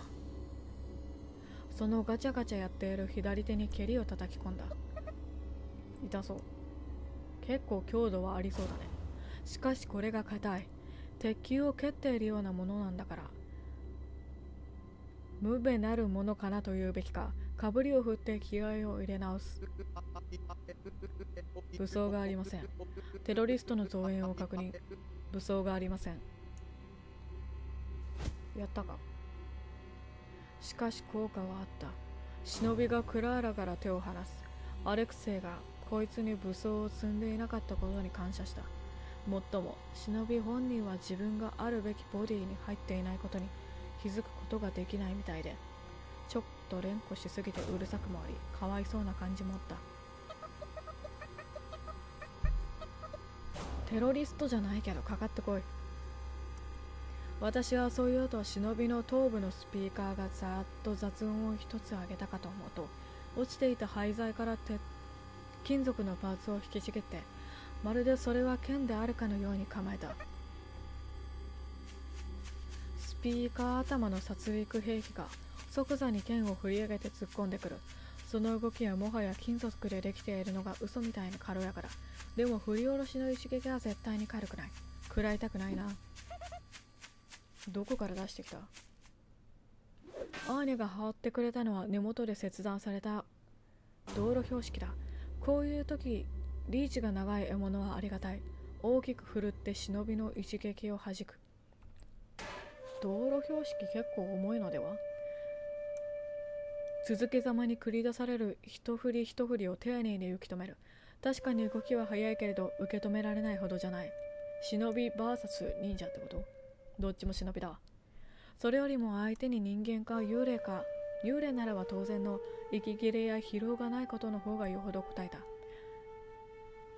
今はまだいいにしても、これがあと何時間続くとしたら、ふと浮かんでしまったネガティブな考えを振り払うこともできない。それが集中力を欠き、自分を危険にさらすことも。これじゃダメだ。攻めに転じなければ。私は小回りを優先して、前端を握ってやや短めに保持していた道路標識を尻ギリギリのところを握るようにして長めに持ち替えた。遠心力の助けを借りるためだ。それによって振りの感触がどんな風に変わるかなんて確かめる暇もなく、次の一撃が来る。今度は受け止めるだけではなく、こちらも武器をぶつけて迎え撃つ。腕力と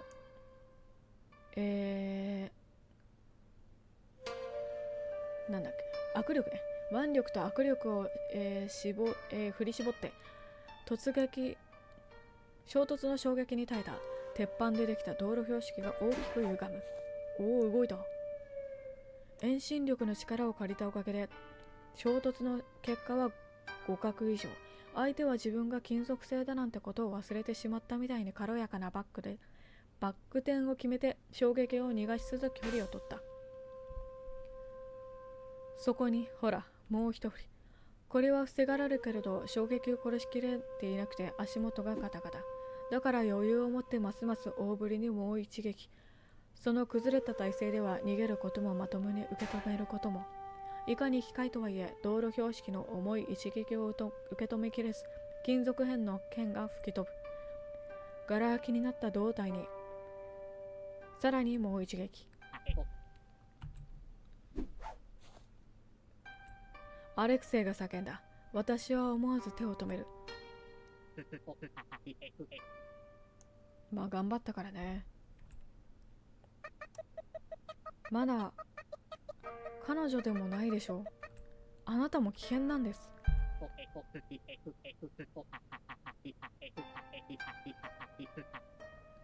俺を愛してくれる人をバラバラにさせるわけにはいかないんだ。こいつはまだあなたを愛していない。出来上がってもいない。少なくともこの肉体は彼女のものになる。このプログラムが成功したとして、俺は彼女を見るたびに、この体は俺が自分を守るために一回壊したものなんだなって思わなきゃいけないのか。無理だろ。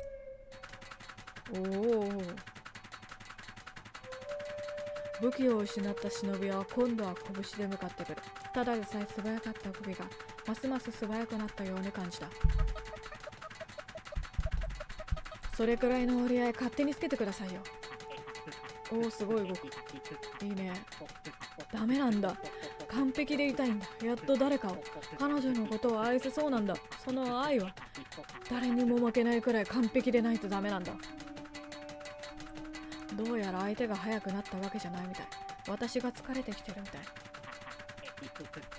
分かってる。俺が誰も愛せないの。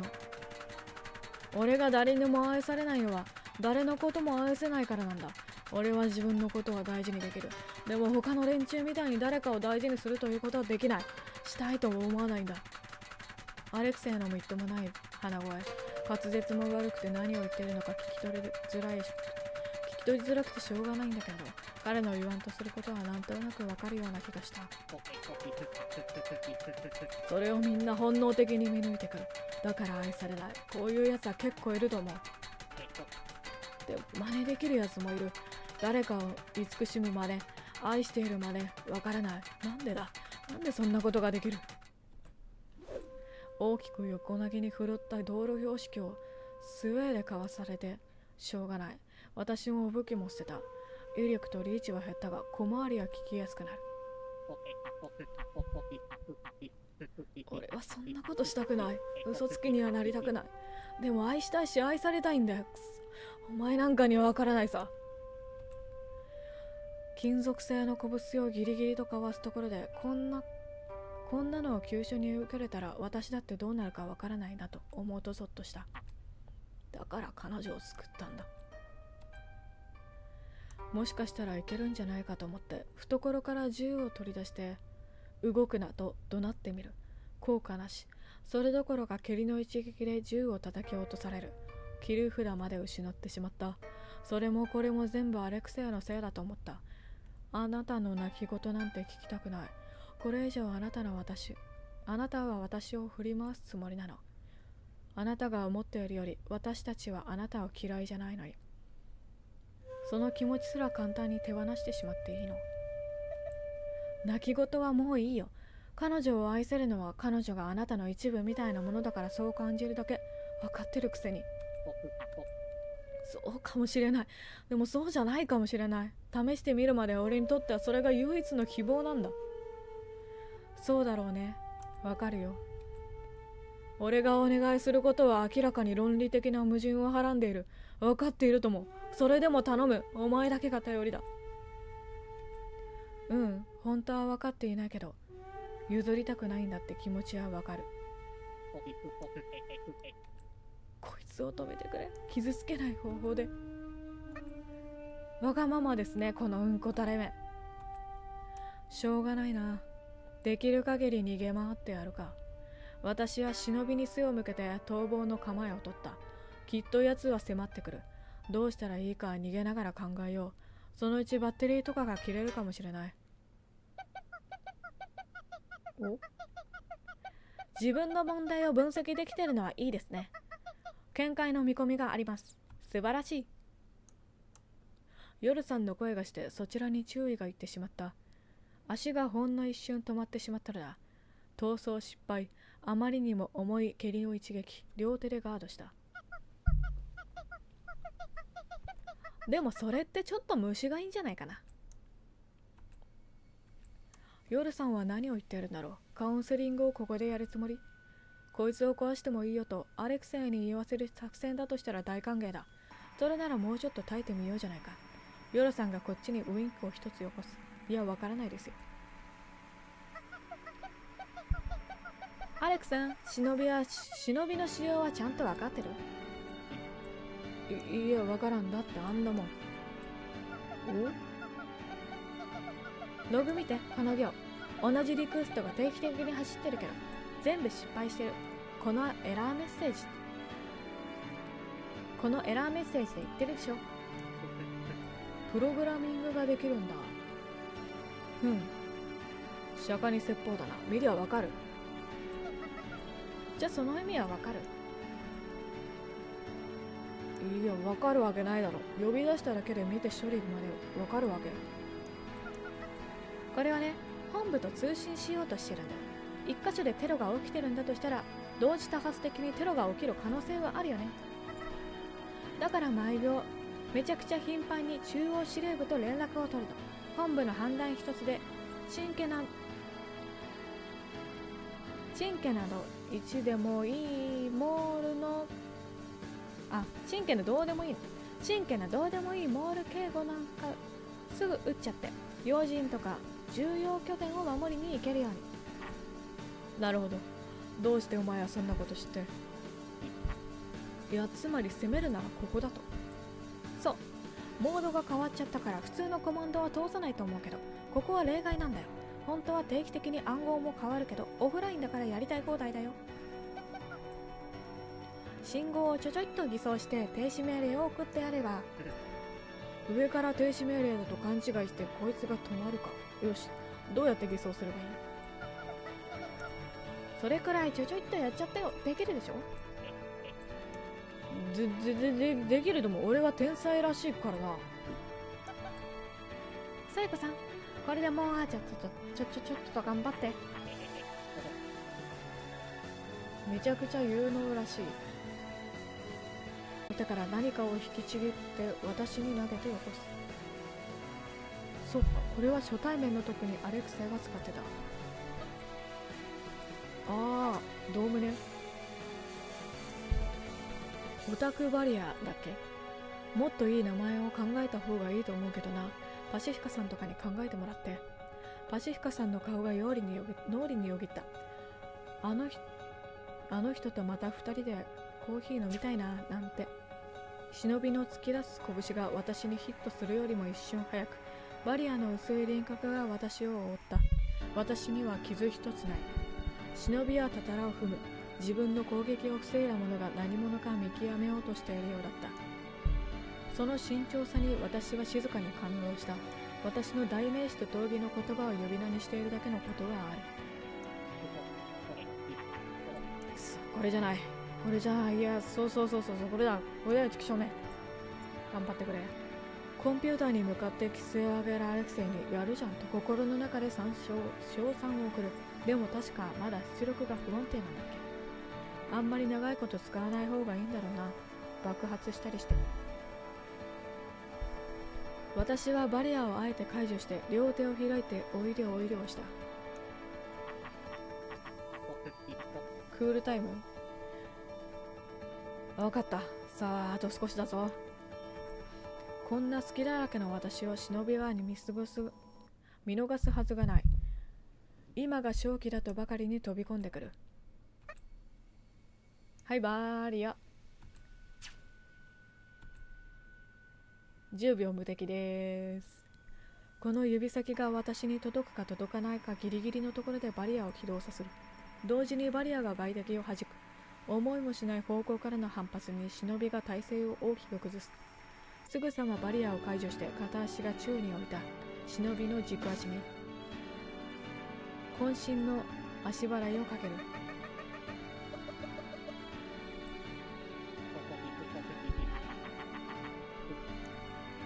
いや、それはサマーウォーズ。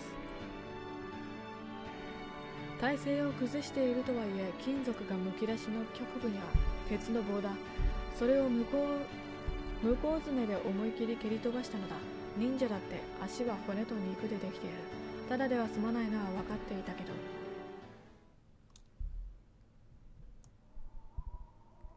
生命線であるバリアを再起動するのも忘れて、私は痛みにのっとめてしまった。世界のすべてを恨むことで意識をかろうじて保っていた。もう全部が嫌だ。そう、急にコンピューターに詳しいようなことを言い出して、普通では知り得ないような知識を披露してみせたヨルさんのことも。そう、なんでヨルさんはそんな人だったっけ。それよりも今は忍びは。ふと見やると忍びは倒れたまま動きを停止していて、視界の端でアレクセイが油汁をテカテカしながらこちらに向かって親指を立てているのが見えた。止まった？やったぞ。俺はやっぱり天才だ。どうだバカどもで。規制がびゃびゃびゃびゃびゃびゃびゃびゃびゃ。笑っているのか。それは嬉しいのかいオタク。醜悪なわめき声はなるべく意識を向けないようにして、私はヨルさんに尋ねた。ヨルさん、さっきのは。あ、そうだ、クラーラは大丈夫かな。ダメそうだったけど。明らかに話をごまかそうとしている様子だったけど、確かに元はといえばそういう話だったというような雰囲気になった。一番近かったアーニャが状態を確認しに行った。私たちもその後に続く。クラーラ生きてたら救出料を教会にもらえるかな。それよりたくさん殺しているからわからないですね。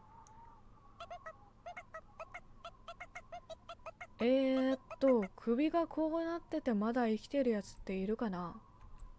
アーニャはそう言って私たちにクラーラの体、いや死体を見せた。こりゃ救出失敗だね。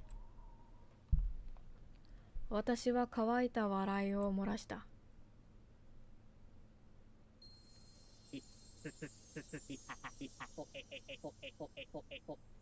ゲロゲロゲロ。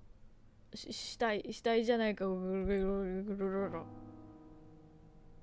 いぞ。クラーラの死体を一見見たアレクセイは数歩後ずさりをして、顔を真っ青にしてガタガタと震え出し、そしてゲロを吐き始めた。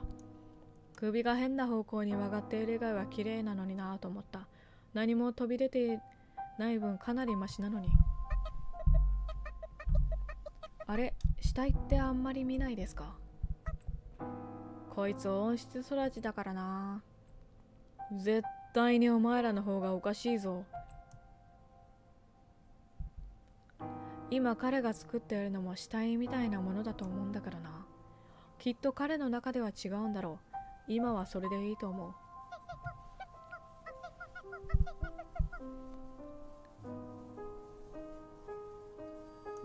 これってどれだろう。いいよ、私どっかにこれどかしてくるよ。いいえ、夜さんには聞きたいことがあるんです。そう、流されちゃいけない。夜さんに聞くんだ。他でもない夜さん自身のことを。捨ててきてくれ、頼む。ほら、アレクセイさんもそう言ってる。じゃあ私も行きます。うん、わかった。行こう。私たちは2人で町外れにある遊園地の皿に外れ、町の外苑部でいいのかな、ギリギリのあたりをのろのろと歩いていた。捨てるってどの辺に捨てたらいいんでしょうね。さゆこさんがいいと思ったらところでいいんじゃないかな。ゴミ捨て場行こう。じゃあちょっと遠くまで行きましょうか。夜さんが良ければですけど。うん、別にいいよ。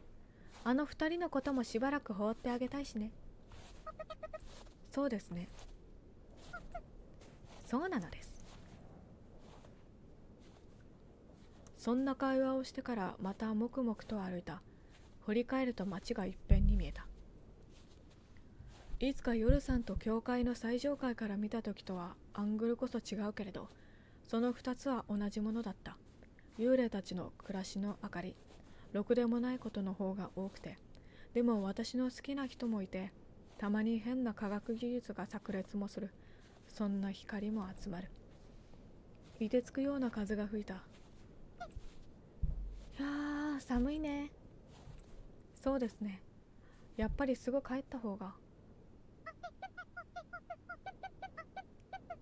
焚き火でもしようよ、さよこさん。寒くてしょうがないよ。あ、マッチ持ってるんだよ、私。それにね、詰まる話もあるし。夜さんの瞳がまっすぐに私の瞳を見抜いた。不安と怯えと、それから決意を秘めた瞳。私はうなずいた。全部あなたの思っている通りですよ。嫌な感じはしなかった。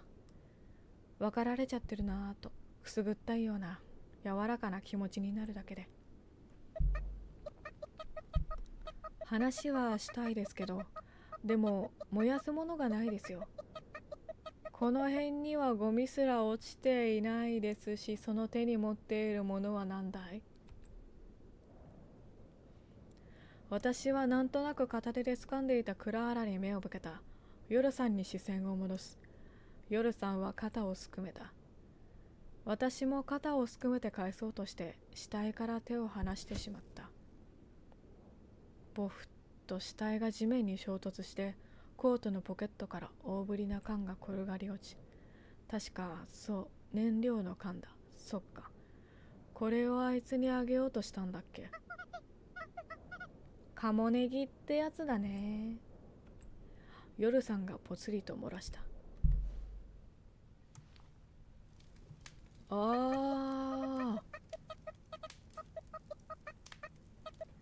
私、夜さんが来てくれて本当に良かったって思ってるんです。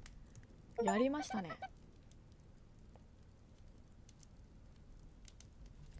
さゆこさん、夜さんがつぶやいた。エモいなーね。夜さんは観念したように見えた。今まで私が尋ねなかったことを尋ねてくれるということ、自分がそれを答えなければならないということ。私がこうして夜さんを連れ出したんだから、私の方から切り出さないといけない。そう思った。仕事もあって、顔見知りの人たちもいて、休みの時には遊んだりして、家に帰って眠る前におしゃべりして。そりゃ一緒のベッドっていうのはどうかと思いますけど、ベッドは一つで私たちは二人なわけで。エモいね。燃料が何か考えなければ。私は私の思いの丈を全部吐き出すことにした。今から夜さんを丸裸にするのだとしたらでいいのか。私も喜んで丸裸になってあろうと、少なくとも私はそんな気持ちでいた。そうだ、夜さんが言っていた裸の付き合いってやつだ。そんな風に自分を奮い立たせた。出ないと怖くて仕方がなかったんだ、きっと。この街がずっと嫌いで帰りたいと思ってた。どんなに10番がめちゃくちゃでも最後まで話し尽くせばきっと気持ちは伝わることを信じた。それに幽霊っていうのも何のためにいるのかわからなくて気持ち悪いし、だからパシフィカさんやアーニャに協力してもらって前に街を出ようとしたんです。なぜかその時のことはあんまり覚えていないんですけど、私の記憶の中でも極めておぼろげな部分、パシフィカさんとアーニャはその時も友達で、今と同じように私たちは外の世界を目指した。その時の私の原動力は帰りたいという気持ちだったのだと思う。そう、その時は私、本当言うと夜さんがいるなら自分の元いたところに帰らなくていいって思ってるんです。夜さんと、それからパシフィカさんとアーニャと、みんなと一緒なら私ここでも全然構わない。前はすごく帰りたかった。でも今はここに居場所があるって思えて、それで。私そんな何もしてないよ。と私は首を横に振った。あなたのためなら私死んでもいい。自分は真顔でなんてことを言ってるんだろう。死んじゃやだよ、さやこさん。一拍置いて頬に血が集まってくるのが分かった。死なないですよ、幽霊ですし。これは普通に冗談なんです。照れ隠しの笑顔を作り損ねて、私は顔の半分を痙攣させただけに終わった。諦めて大きく息を吸った。冷たい空気が奥にスンと染みた。涙がせり上がってくる感覚がした。私、2人を殺しました。拳銃で撃ちました。多分、私の意志で。懐の銃を抜いて夜さんにその銃口を向けた。あの時の感覚を思い出そうとした。銃を撃つことへの恐怖とその反動に驚いた記憶の片鱗がよぎったような気がした。本当にそんなことあったかな。夜さんはみじろぎ一つせず私の話を聞いていた。前に2人と町の外を目指したんです。前と同じ車に乗って途中まではうまくいってたはずなんです。でも何かがあった。うやまになった何かが。あんなことがあったのにパシフィカさんもアーニャもまた挑戦しようと言ってくれた。それだけじゃない。私に使いすぎるくらいに気を使って夜さんという存在まで私にもたらしてくれた。私は帰りたいわけじゃない。ただあの時への先へ進みたい。みんなで。私はあの時2人を殺した。そうするべきだと思った理由があるはずなんです。その時のことを、そのことにどんな意味があったのか知らないといけないって今は思ってて。でもさ、さよこさん、また同じことが繰り返されるだけかもしれないよね。夜さんがいたらきっと同じようにはいかないかなってそう思うんです。だから改めてお願いします。よかったら私と一緒に来てくれませんか？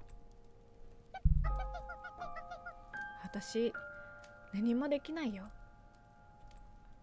私が夜さんを撃っちゃったとして、そんなの前にもあったじゃないですか。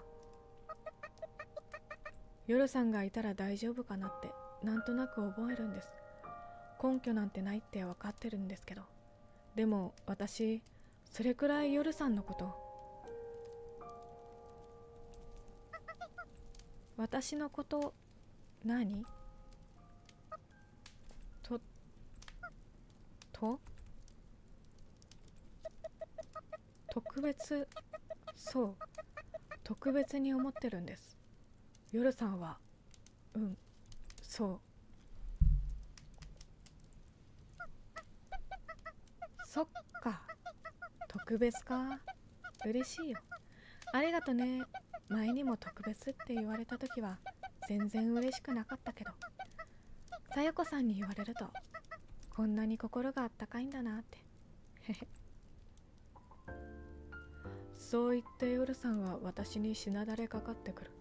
私よりずいぶん大きいのに子供みたいだなと思う。ほんと子供みたいに温かいんだ。さやこさん、さっき自分のこと何のためにいるのかわからないって言ったよね。私にくっついたまま夜さんは言う。私には夜さんの頭しか見ることができないので、その分声に全神経を集中させる。多分私の方こそ自分が何者か全然わからないんだ。もちろんいる理由もだから同じようなものだよ。さゆこさんこそ自分が何なのか知ってたりしない？ごめんなさい、それは知らないです。そうだよね、この街はいつもわかんないことだらけ。困っちゃうよね。夜さんは私たちと夜さん自身をそれぞれ別物としてくくって話しているように思えた。彼女は幽霊じゃないんだろうか。それでそんなだからね、最初は途方に暮れたんだ。なんで私がここにいなきゃいけないのか、どうにかやめちゃえないかなってずっと思ってた。その時の教会の人が来たんだけど、やめちゃうってなんだろう。アーニャのところに来たというか、行かれたお客の話が脳裏によぎった。ここは刑務所なんだってさ。自分たちの中に監視のために何人か看守が混じってるって。違うよね、絶対違う。バカバカしいよね、本当に。私には本当に何もできないんだよ。さよこさんみたいに強くもないし、パシフィカさんみたいにかっこよくもないし、アーニャみたいに便利でもないんだよ。でもさっきはすごかったじゃないですか。あれは知ってただけなんだよ。知ってたらわかるのは当然だよ。最初はやる気なかったんだ。やってることがすごく悪趣味で嫌だったし、さゆこさんがバラバラにしちゃえばいいんだって思ってたけど、柄じゃなかったね。夜さんははにかんで続けた。アレクがあの子のことすごく大事に思ってるんだなって気づいちゃって、自分に置き換えて考えたらすごく怖くなっちゃって、気づいたら動いてて何にも考えてなくて、考えないであんなにできるなんて普通じゃないと思いますけど、たまたま知ってたことを知っている通りにやったってすごくもなんともないもん。すごいですよ。ただものじゃないって思いました。夜さんって何者なんだろうってとても気になって。確かにね、私さよこさんのこと知らない。さよこさんの知らないことを知ってる。でも私何にもできないんだよ。さよこさんの手助けになるようなことは一つもできないよ。私の知っていることを全部話してもさよこさんは幸せにはならないんだよ。そんなの言ってみないとわからないです。本当のことを言うとね、私はさよこさんとも他の幽霊たちともちょっと違うよ。この町についてちょっとは何か言えるけど、でもそんなことしょうがないんだよ。なんにもならない。私は夜さんの言わんとしていることを必死で読み取ろうと、夜さんを放つ一言一句を拾って、反比して、でも結局消化できないでいた。なんだっけな、喉元まで出てるんだよな。私にはわからないことはたくさんあるけど、教会がなんで私のことを気にするとか、私が何なのかとか、最初はそのうちわかるって思ってたけど、今も結局わからないし。でもいいこともあったんだ。サムネだ。夜さんが私にもたれかかるのをやめて私に向き直る。突然現れた子が連れ出してくれて、隣に座ってくれて、それで名前までプレゼントしてくれたんだよ。嬉しくないわけないよね。この人にずっとついていくしかないねって思ったよ。回想する夜さんの瞳はキラキラと情熱的な光できらめいていて、焚き火の他にはもう一つの炎がそこにあるみたいだった。それが眩しくて私は下を向いたのだと思う。そんな大したことじゃ。私もさゆこさんと一緒に行くよ。どこにだって行く。でも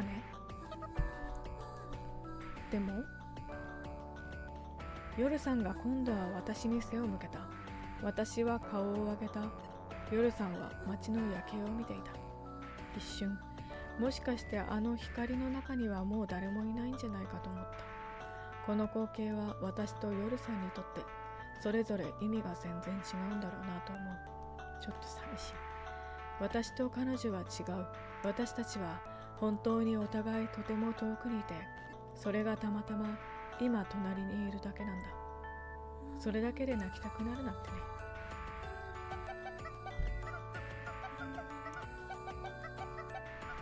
さゆこさん、本当はね、さゆこさんが思ったよりはいろんなことに意味がないのかもしれないんだ。本当はただのデタラメで、それが思ったより本当っぽく見えちゃって、さゆこさんを期待させてるだけかもしれない。夜さんになりたいと思った。そうしたら彼女が泣いている理由もきっとわかるわ。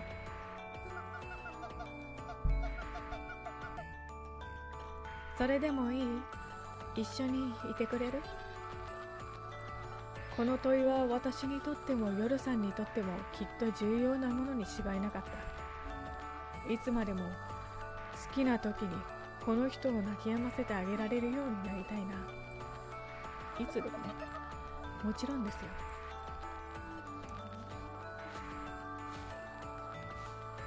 夜さんの背中を起こして夜さんの正面に回る。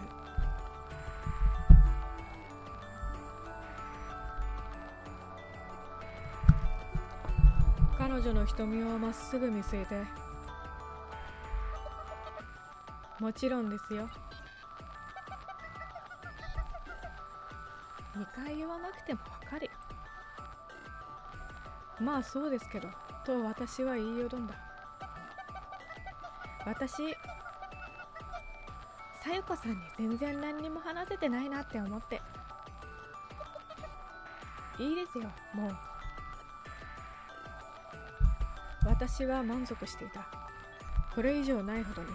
確かに情報は全然増えてないんだけどね。優しいんだ。そんなことないですよ。じゃあこれだけ聞かせてください。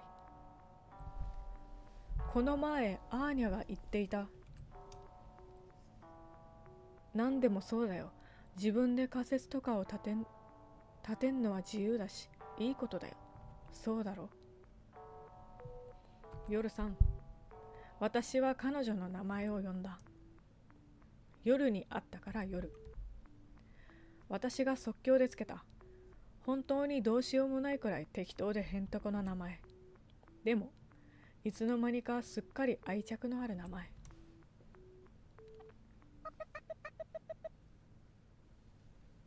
夜さんは人間？帰ってきてたよね。夜さんの瞳が見開かれてしばらく黙り込んでから、あはは、夜さんの笑い声が上がった。人間？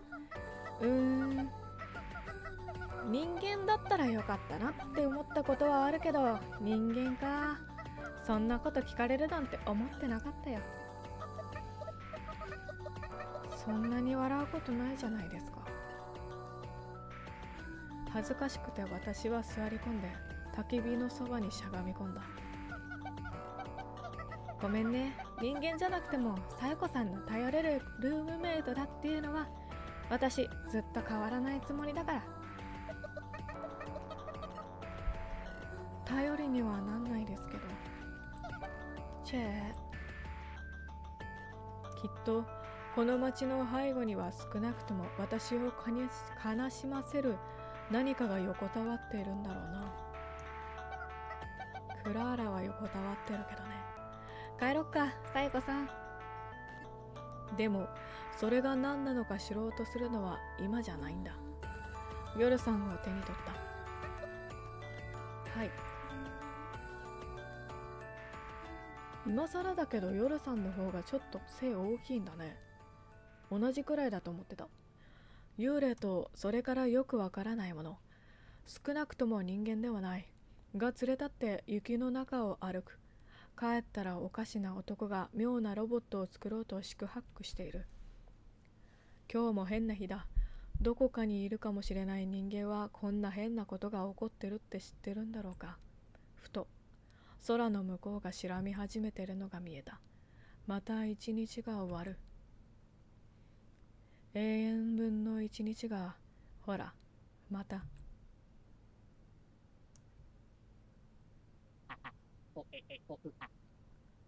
さあ、これでどうだ？通ってくれ。その1秒後にカタンとキーボードの実行キーを叩く音。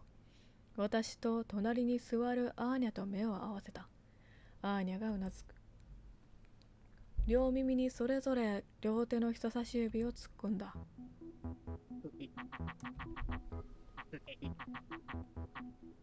ダメだったか。怪異の耳栓のおかげでアレクセイの悲鳴を直に聞かずに済んだ。もう何度目かもわからないくらい同じことを繰り返していると、さすがに対処方法も分かってくる。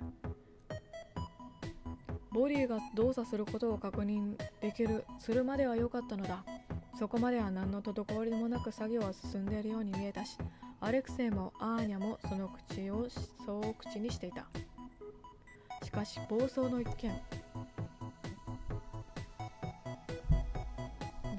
件があってからというもの進捗は全く、著しくなかった。別にドタバタがどこかのパーツで壊れてしまったとかそういうのではない。私の努力が実を結んだ結果、局部のフレームがちょっと歪んだくらいしか彼女に被害はなかったという。じゃあどういうことなのかというと、ハードウェアの実装がおおむね完了し、今度はソフトウェアのテストもしたいよねというところで、また幽霊の穴あきポケット現象が起こり、アレクサが書いたプログラムが消失するようになってしまったのだ。私たちが来る前よりも頻度と消失の分量は少ないらしいのだけれど、それでも片っ端から消えてしまうということなので、アレクセイは頭を抱えていた。目に見えるパーツなら私たちもここにそれがあるということを認識できるけれど、何も形もなく何が書かれているかさっぱりのプログラムでは所有の意識が低く、それで消えてしまうのではないかという仮説もあった。けれど結局アレクセイは消失よりも速い速度でコードを書くとのたまい、危機迫る勢いで日々プログラムを打ち込んではテストのたびにどこかのプログラムが抜け落ちて全体が動かなくなったことを失望し絶望し、そして発狂、みっともなく叫び倒すのであった。夜さんが帰っちゃわなかったらうまくいってたのかな。耳から指を引っこ抜いて私はアーニャに話しかけた。さあどうかな。でもまあ無理言ってもしょうがないし。そうなんだけどね。私との会話を終えて焚き火の始末をしてアレクセイの家までは一緒に帰った夜さんだけど、しかしアレクセイの野望については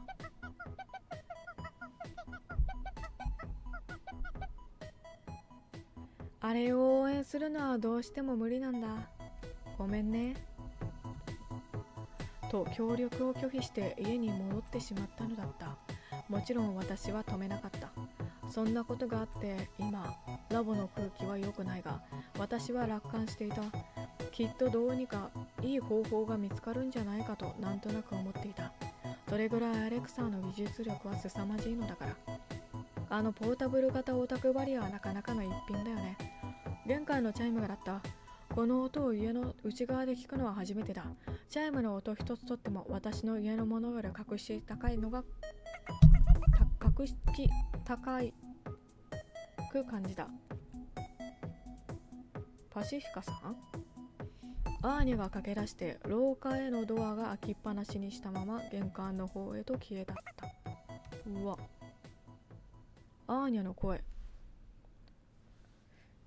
なんだかこの状況には既視感がある。そうだ、クラーラに初めて会った時もこんな感じだった。またあいつか。家が大きい分玄関も遠く。そこで交わされている会話の内容が判然としない。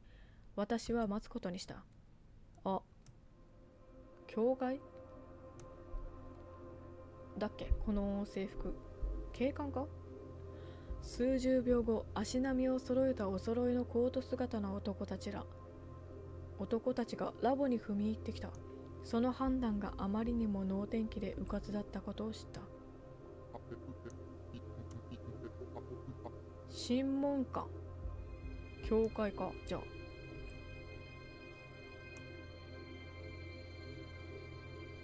大の男が5人、アレクセイとアーニャを守りながら何とかできる数ではない。私は歯がみした。おい、アレクセイが何したって言うんだよ。男たちの後を追うようにアーニャが転がり込んでくる。おお。神、やっぱり許されなかったんだ。お前は神を侮辱するためにテクノロジーを悪用している。クラーラかな。男たちの中ではリーダー格とおぼしき男が強い口調でアレクセイに問い詰めた。男の視線はまっすぐにアレクセイを見つめていた。私もつられてアレクセイの顔に視線をやった。ストレスと寝不足で青白い顔がますます青白く、いや完全に色を失っていて、うちのお風呂に転がっているちびた石鹸を思い出した。クラーラかな。どうして呼ばれたんだ。クラーラだろ。視線を遮る盾になろうとするかのようにアーニャが男たちの前に飛び出た。おい、アレクセイは勝手に自分の時間で自分の研究をしているだけだろ。すかさず私も加勢する。そうです。それをなんで教会に文句言われなきゃいけないんですか。きっと教会がやってきたのは私が絡んでいるから。最近落ち着いているとはいえ配慮が足りなかったのかもしれない。反省してももう遅いけれど。順番に答えよう。まず最初に、この男はこれでも教会の、そうだった、そういえば正式な信徒だ。教会に顔を出さない不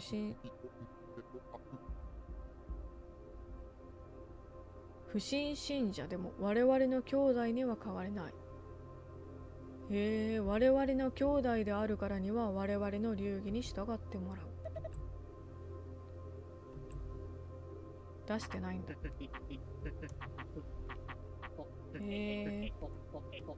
ああ、間違いない。信仰はある。わかったよ。連れてけよ。俺を。でもこいつらは。アーニャが叫んだ。アレクセイが口を紡ぐ。ほんの一瞬生まれた沈黙に男が素早く言葉を差し込んだ。私たちは嘘などつくものか。そして二つ目、この男が勤めている映画館も遊園地も教会の補助金で運営されている。従業員もまた信徒だ。あまり知られていないようだがね。へえ、そんなの知らなかった。とアーニャがつぶやくのが聞こえた。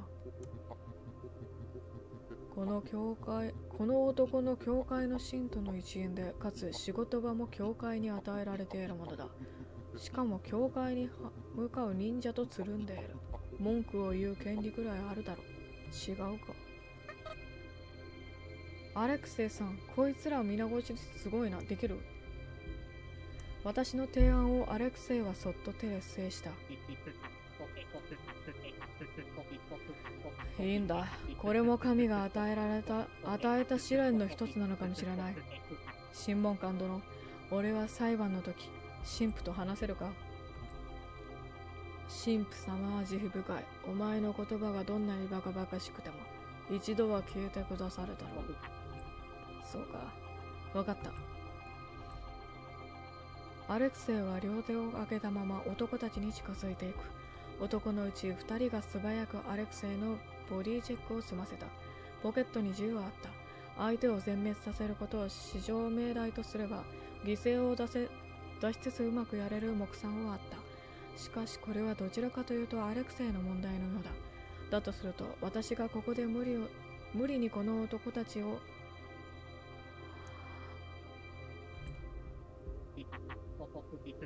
難しい。じゃあそのうち帰ってくる。私がこれもわかんない。男たちは素早く引き上げていった。後で調べよう。しんと静まり返った部屋で私たちはしばらく呆然とした。あいつ、彼女を守ったな。アーニャがぼそりとつぶやいた。どういう？私は尋ねた。カラカラになって張り付いた喉のせいで変な声になった。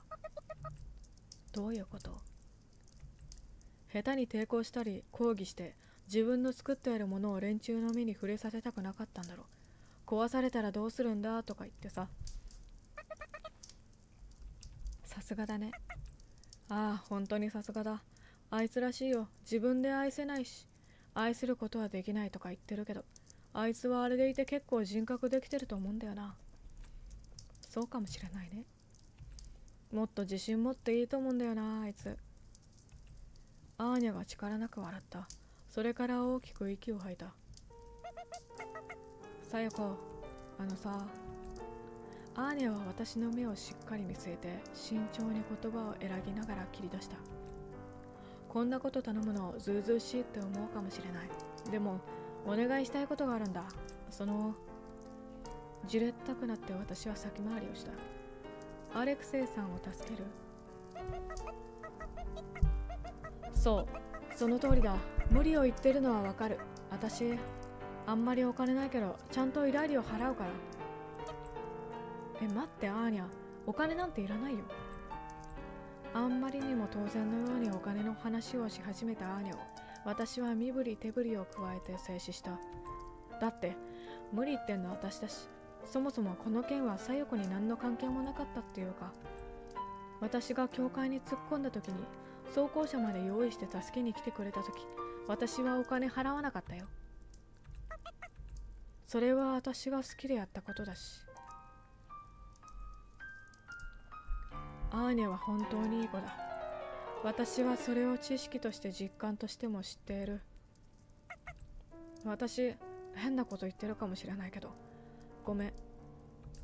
でも、あまりにもいい子すぎて、今回ばかりやその献身ぶりがあまりに度を越して感じられた。アーニャは全然当事者じゃないんだよ。忍者でもないし、パシフィカさんみたいな仕事もしてない。それなのにいつも体を張っていろいろしてくれて、私はすごく心強く思っていた。なんで燃えてるんだろう。ああ、そうかな。だからちょっとは恩返しがしたくて、いつもお礼言わなきゃって思うけど、普通にいたら取ってつけたみたいになっちゃうかなって思って言えなくて。肺の中の空気が足りない。私は大きく息を吸い込んで続けた。私にできることならたかが知れてるけど、もっと私を頼ってほしい。アーニャのためなら私何でもするから。私は部屋を出て駆け出そうとした。一刻も早く男たち、審問官だっけ、追わなくては。前にさ、言われたんだよ。アーニャの言葉で踏み出しかけた足を止めた。ああいうグループのクソったれ女に、あそこにいるのは余り者グループって、行き場のない女子が無理やりくっついて暖を取ってるって。アーニャの声には怒りが満ちていた。その時の細かな状況なんてわからないけれど、でもよほど悔しかったんだろう。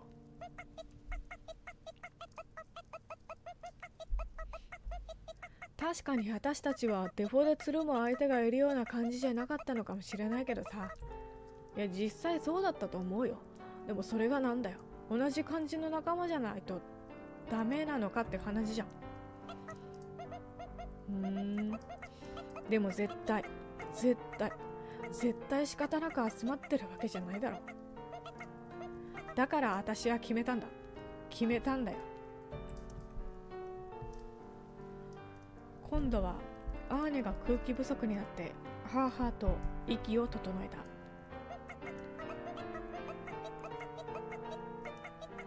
誰からどう見ても恥ずかしくないくらいの、私は全力で友達を大事にしようって思った。そうすればみんな仕方なく集まってるなんて言わないだろう。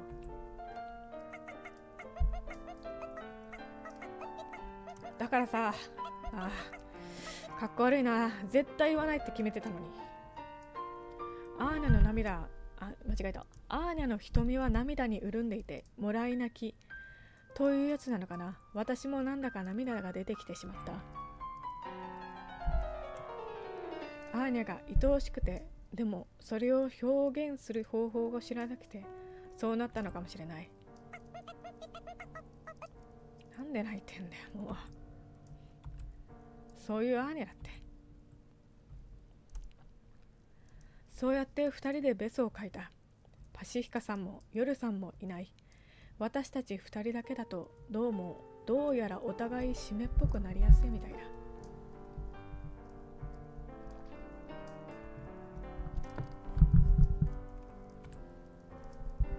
そうやってメソメソしているのはいかにも女の子という感じでバカバカしかったのだけれど、一方それはそれで充実した時間に思えた。なんで燃えてるんだろう。大方泣き止んだところで私はアーニャに親指を立ててみせて笑った。言ってくるね。よろしく頼んだ。任せて。仕事するか。走りながら鼻水をすすった。もう垂れてこない。玄関のドアを開け放つと、私は雪の降る屋外へと飛び出していった。忍者の仕事するか。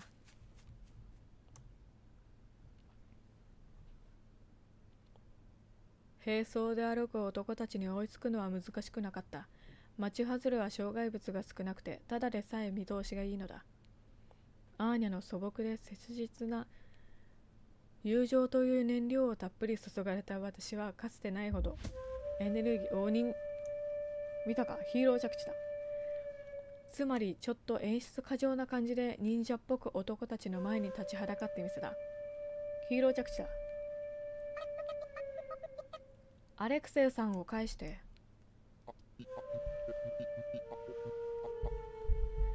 さっきは黙って引き渡したと思ったが。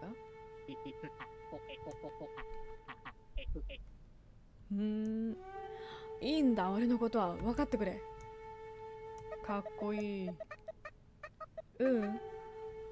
事情が変わったと言ったら。何発入ってる？ 5 発だったらいける？外せないけど。もう審問官と呼ばれていた男に銃口を向けた。まずまずの滑り出し。ここで急にアクション出てきたらどうしよう。前言撤回というわけか。それで力ずくでもこの男を奪還すると。まあそういうことになりますね。審問官が懐から黒くて四角いものを取り出す。私は思わず声を張る。ゆっくり動いて。審問官が取り出したのが何か分かった。トランシーバーだ。音と衝撃、どちらが早かっただろうか。びっくりして銃の引き金を引いた。思ったより反動が上半身全体に来て、私は後ろに何歩か後ずさる。後退する。もっと私は踏ん張れるはずなのに、どうして？嫌な予感がして後ろを振り向いた。真っ白な雪の上に飛び散った血痕がそこにあった。絶対にそうであってほしくないと思いながら、みぞおちにちょっと下に触れた。ああ、もうやられた。撃たれた。でも目の前の誰も銃を抜いてない。混乱したのは一瞬だけで、私は自分でも驚くほど冷静に自分に何が起きたのか分析していた。狙撃されたんだ。狙撃手がいる。この下手くそ、すごく下手。大声で叫んだ。なんとかという脳内麻薬を切らしてはいけないためだ。アドレナニン。確かそんな感じのやつ。銃弾の痛みはすぐにはやってこない。気が一瞬でも抜けたとき、どっと強くなる。はいでないといけない。スナイパーならお腹なんて狙わないで、頭に一発終わらせてみなよ。バカみたいに叫びながら、頭の冷静な一部が空回りしがちではあるけれど、素早く回転し始めた。審問官の態度がまるで余裕だったのはそういうわけか。つまり私という忍者は審問官にとって対策済みの相手であるらしい。スナイパーはずっと私をどこかから見ていて、私が正義のヒロイン気分で建物の上をよじ登るところも見ていたってことだ。恥ずかしすぎる。私を見て一人で苦笑いでもしていたのだろうか。苦笑でもしていたのだろうか。殴りに行きたくても位置がわからない。そんなことを考えているうちに、足元で雪がはじけて舞い上がった。今度は威嚇射撃。いつでももう一発当てれるぞとのサイン。まだ銃が握られていることを確認する。しかし十数秒後にもまだ握られているとは限らない。お腹の出血が思ったよりひどい。動き回ればタイムリミットは間違いなくさらに早まる。認めたくないけど勝てない。忍者逃げろ。俺は大丈夫だから。戦況によってますます甲高くみっともなくなったアレクセイの声が、アレクセイの声で私は我に返る。そうだ、動かなくては。形だけでも審問官に狙いをつけているふりをしながら、私はじりじりと後ずさる。十分に距離が取れたかなと思ったところで、体の向きを反転して車線を遮るように建物の陰に避難した。いいところにゴミ箱がある。ないよりマシだとその影に身を寄せた。目を閉じる。追っ手が来る気配はない。とどめを刺す気はないみたいで、私は少し安心する。けれどスナイパーはわからない。どこから撃っているのか、今私が見えているのか、それとも一人じゃないかも。意識が遠のいていくのを感じる。そうだ、この傷を忘れることができれば、それは治るのと同じことだ。投資の可能性を除外すればかける価値はあった。五感が遠ざかっていくのを感じた。そして時間の感覚すらもなくなって、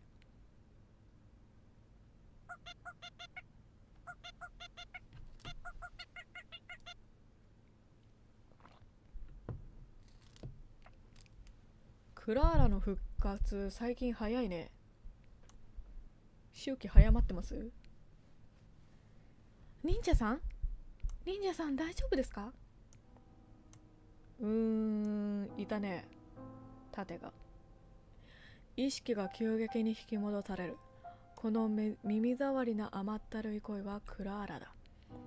戻ってきた意識とともに熱く燃えるような痛みが傷口を中心にお腹の中を張って、私はうめき声を上げた。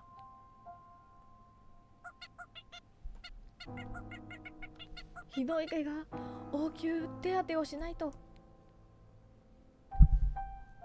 こいつが私の傷を見たせいでなかったことになりつつあった傷がやっぱりそこにあるということになってしまったようだ。いいから、私のことは放っておいて、勝手になんとかなるから。そんなのダメです。ちゃんとお手当てって言いました今。必要ない。どうせ幽霊なんだし、死んだって別に。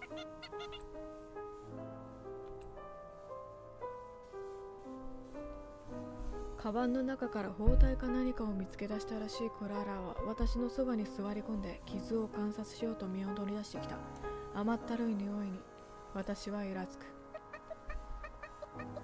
クラーラ、私たちのことどうしてそんなに気にするの？別にそんな必要ないでしょ。愛してくれる人はたくさんいるのに、どうして？この言葉自体に特に意味はなかった。ただあなたが私の近くにいる意味ないよという趣旨のことを伝えたかったというだけで。だってそれは神父様がおっしゃったから。説法か何かで友情の大切さを説いているのだろうか。何を言ったの？あの者たちの魂を救うことができるのはクラーラだけだって期待してるって言ってくれたんです。バカみたいだなと片付けようと仕掛けて我に返った。曖昧だった意識の焦点がはっきりとあって、クラーラが漏らした言葉を繰り返し反復して精査した。クラーラはどうしてアレクセイの家に来たの？それは神父様が教えてくださったんです。映写技師さんの家で皆さんが集まって何かをしているって。心臓がどくりと波打つのが分かった。遊びに来てあそこで起きたことを神父様に言った？はい、神父様はお優しいので私の話を聞いてたくさんアドバイスはくれたんです。クラーラが忍者さんたちと遊んだ日は必ず2人で友情の反省会するんです。そう言いながらクラーラは絆創膏を私の傷口に貼ろうと手を伸ばした。思わずその手を掴んだ。絆創膏がひらひらと宙に舞って地面に落ちる。そこまで分かってて自分が何をしているか理解してないの？本当に？クラーラがなぜ私たちの前に現れるのか。それは彼女が単純におバカで私たちに対して奇妙な友情なものを感じているからにと違いないと少なくとも私は思っていた。でもそうじゃなかったんだ。クラーラは神父が送り込んだ動く盗聴器で監視カメラでもっといい言い方があったらスパイだったんだ。アレクセイの彼女の話はクラーラから教会に伝わり、そして問診官が動かしたのだ。何も考えていない。救いがたいほどに平和な女の子を神父は善意の力で立派なスパイに仕立て上げ、成果を上げた。最近教会からの干渉を受けていないように私は感じていたけれど、とんでもない。今もこうして立派に監視を受けている。そういえばアレクセイと出会った映画館は、あれは教会がお金を出して運営しているもので、アレクセイもはぐれとはいえ信徒だった。それなら他の従業員も信徒だと考えるのは自然なことではないだろうが、アレクセイが来るまで私たちが見送ってきたたくさんの従業員たち、その中に一人くらい心配性の者がいて、私たちとアレクセイが何か話していたということを教会に密告する。その密告を受けて教会、つまり神父は何かを考えたんだろう。そして時期を同じくして私とアーニャは街中から姿を消している。この事実もまた神父の耳には届いていたと考えるべきだ。こうなればアレクセイが忍者と修理屋見習いと手を組んで何かを製造しているのではないかという疑念を抱くのは神父でなくても当然の心の動きだろう。アレクセイの技術力は教会も知る。ああ、おはようございます。しかし異端であるから自分の信徒の正当性を主張して教会に対して暴力的手段に出る可能性は潜在的に危惧されているにしかるべきだろう。そんな男が私たちと接触し、同時に私たちは煙のように姿を消しているのだ。この状況は教会にとって十分すぎるほどの恐怖に値するはずだ。かわいい。このグラフィックはかわいいんだけどね。やってることは可愛くないね。もう一回燃やしてやろうか。恐怖に対して神父は冷静に対処した。クラーラを差し向けたのだ。いろいろあってクラーラは無事に首の骨が折れて無事に復活して神父のところに戻って報告した。神父は守備よく事の司祭を知ることができた。そういえばクラーラが差し入れと称して持っていった燃料缶、どうしてあれに疑問を持たなかったのか。クラーラはあそこで何かが作られていることを知ったんだ。そして適切そうなお土産を素材に選んだ結果があの燃料缶だった。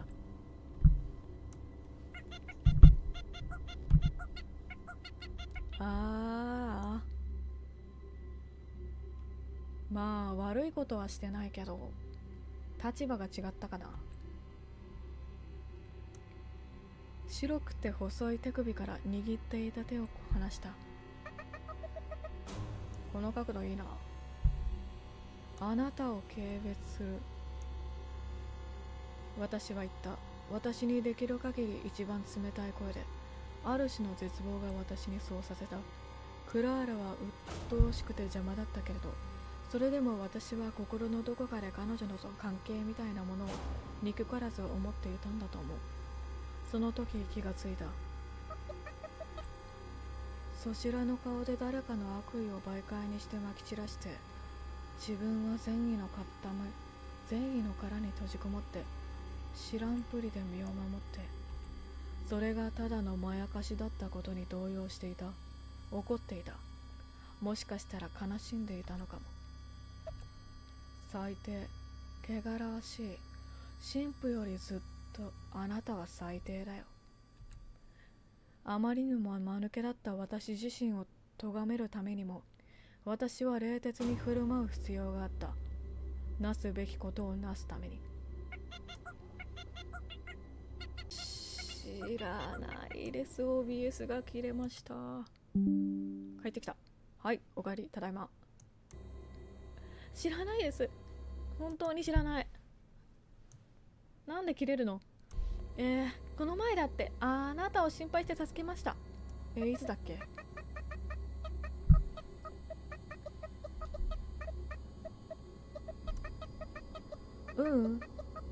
あなたは分かってたよ。でも知らないふりをしてたんだ。神父に褒められるために私たちを騙した。自分が誰かを騙すなんて綺麗なあなたには耐えられなかった。だから自分を騙した。あなたはずっとそうしてきたんでしょう。まだ脳内麻薬が湧いてきたんだと思う。痛みはどこかに行ってしまって、お腹の中でマグマのように熱い感情が沸騰している感覚だけがあった。クラーラはみっともなく鼻水を垂らして泣いていた。この光景は私にどんな感情を復帰させない。私は処刑を続行する。これは関係性の鼠径だ。こういうことは前にもあった気がするな。この町でも誰も死なない。けれど関係性を殺すことができるんだと思った。二度と私と私の友達の目の前に現れるな。あなたにはもう何も話さない。傷つけもしない。無視する。スパイに情報は渡さない。クラーラが何かを言おうとした。それを遮る。消えて。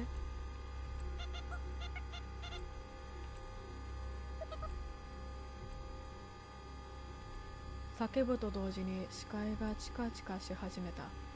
力みすぎたかな。そう思った時にはもうクラーラのすすり泣く声は聞こえなくなっていたから、聴覚もダメになっていたかもしれない。今度は時間の感覚も邪魔されることなく、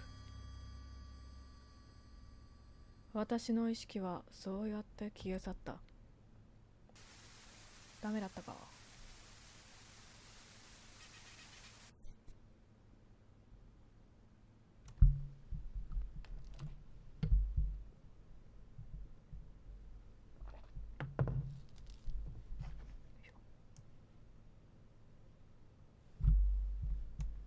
とても気が重かった。けれどそれ以上の使命感のようなものが私を突き動かしていて、だから玄関のドアノブに手をかけて、それが施錠されていることに気づいて、ぶち破るまで迷いなく行うことができた。無残な敗北と、そしてクラーラとの決別からしばらく後、私はアレクセイの家にとんぼ返りしていた。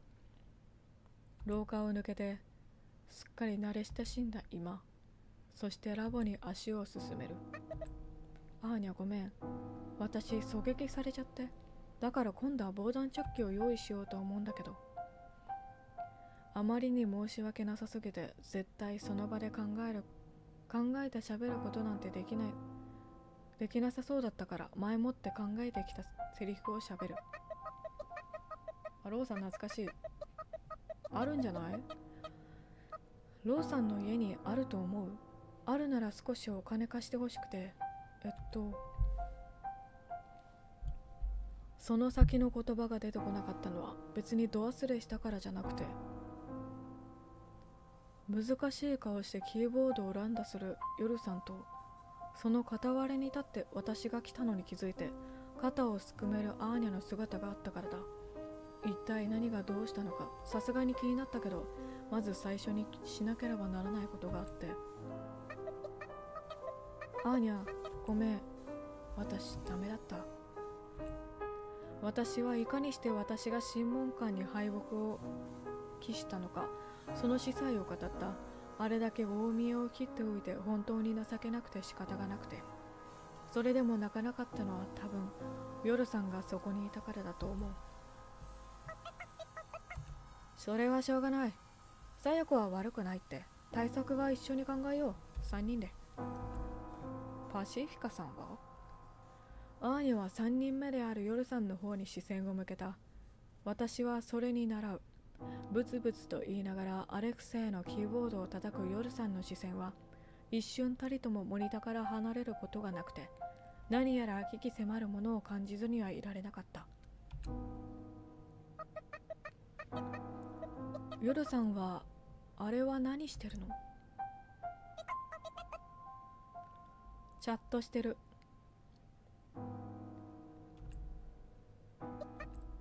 チャットって誰と？アレクサご就寝の彼女様と。もうこんなことばっかり言ってるとロジックボード引っこ抜いちゃうぞ。ロジックボード聞いたことあるようなないような。頭の方だ。夜のやつ、アレクが作りかけだった人格データに手を加えて完成させちまったんだよ。でもボディがないからコンピュータの中で動いてるってわけ。体はまだないけど魂はあるみたいな。まあそう、魂と喋ってるんだよ。聞くところによると、この彼女殿は、さよこさん、この子アレクセのところに行きたいってうるさいんだよ。なんでまたそんなことを。どんな会話が繰り広げられているのか気になって、私は夜さんの横に並んでディスプレイを覗き込んだ。コマンドか。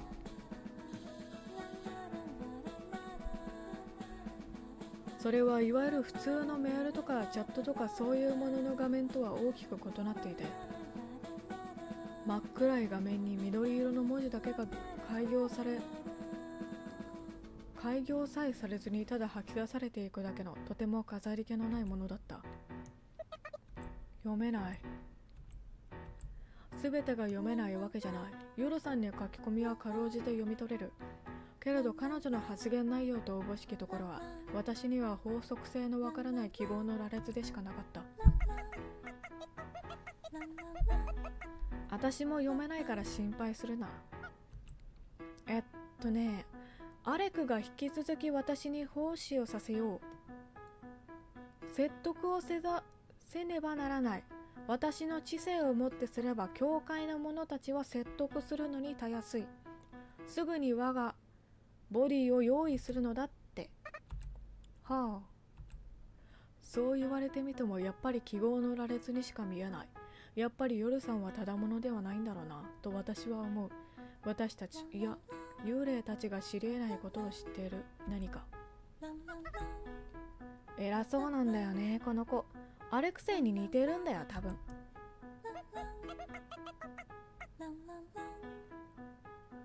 用意って言われてもな。布団で寝てる。本当にか。アーニャがうめいた。ほんならもう寝てもろて。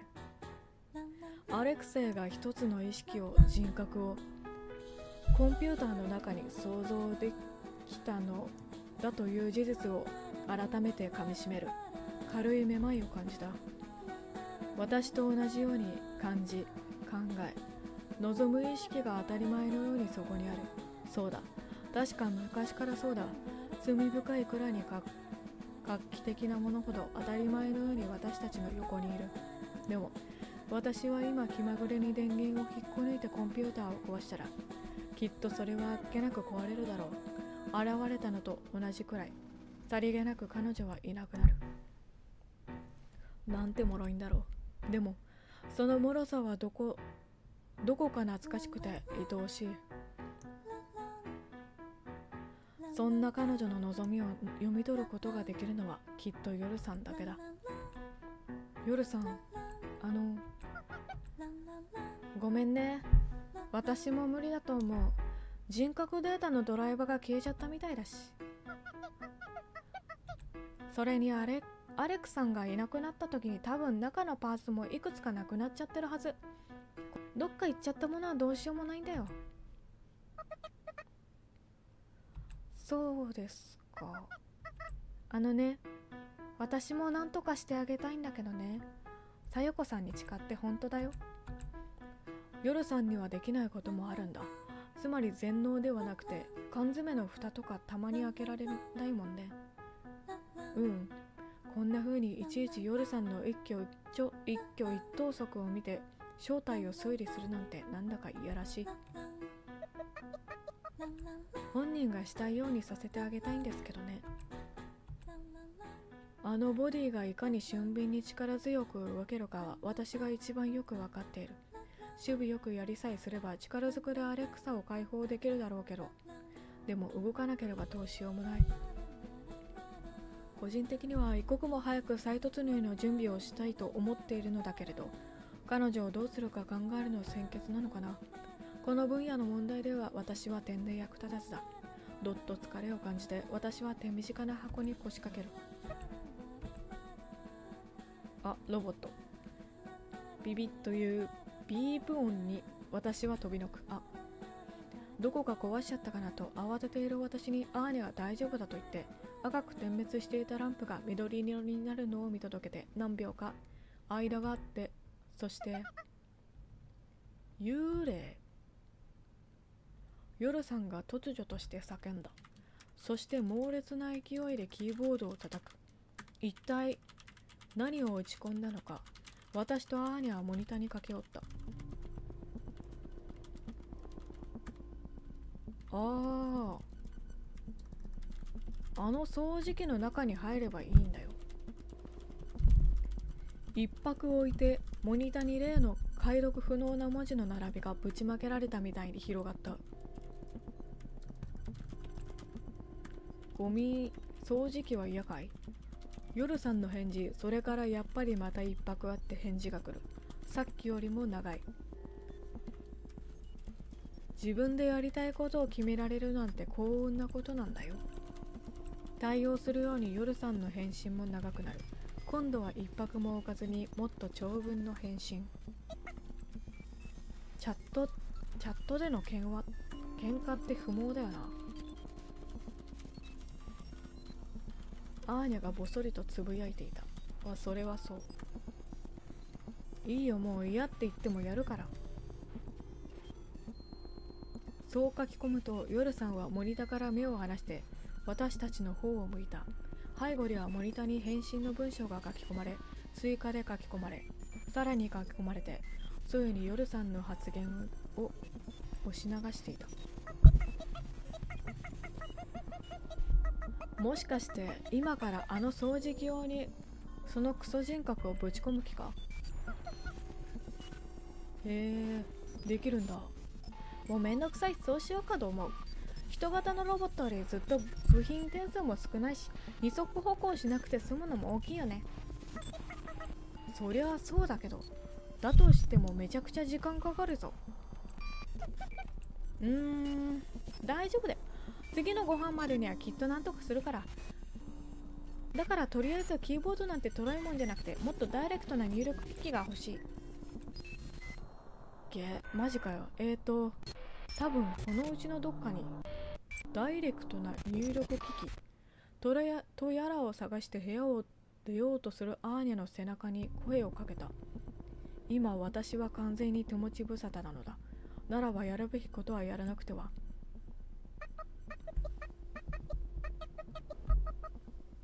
防弾チョッキ取りに行こう。アーニャ、私アレクセイのことを。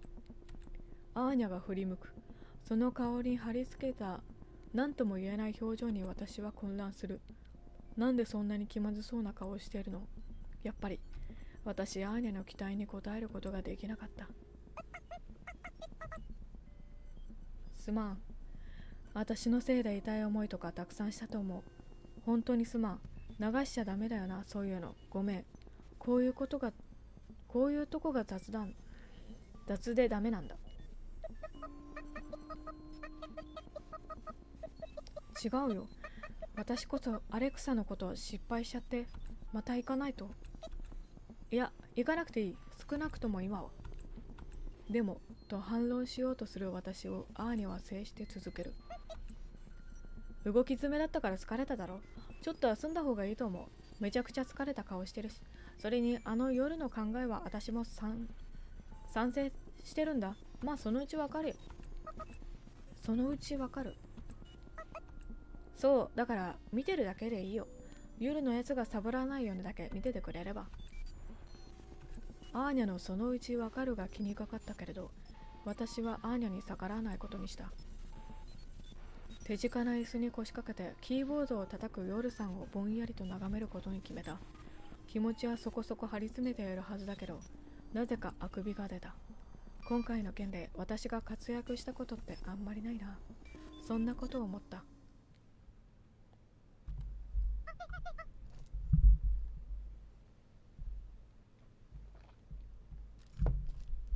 お、できた。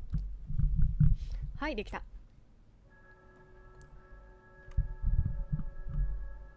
夜さんの手で私は目を覚ます。いけない、寝てしまったんだ。バッテリーでも切れたかのように体のどこにも力が入らない。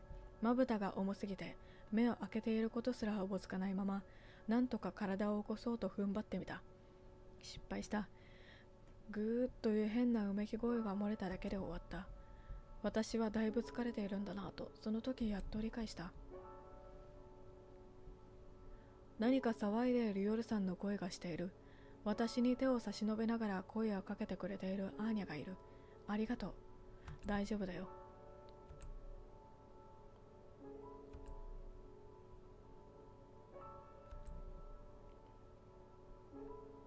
全然口が回らなくて恥ずかしいなとぼんやり思っていると、私に手を差し伸べているアーニャの背後にもう一人いることに気がついた。私を見下ろしていて、もしかしてパシフィカさん。開ききらない目を凝らして、いや、どうやら違うみたいだ。だって髪が黒い。それにもっと大人で知っている人だ。その人がふっと笑った気がした。その笑みも知っている。だって映画で見た。彼女が、アレクセイが想像しようとした彼の思い人が佇んでいた。私は息を飲んだ。その時には少し頭が目覚め始めていて、眠気が私にかけていた魔法がその時ちょうど解けた。それは彼女であって彼女じゃなかった。もっと説明の難しいものを。何ですかこれ。私は身を起こして目の前のものを注視した。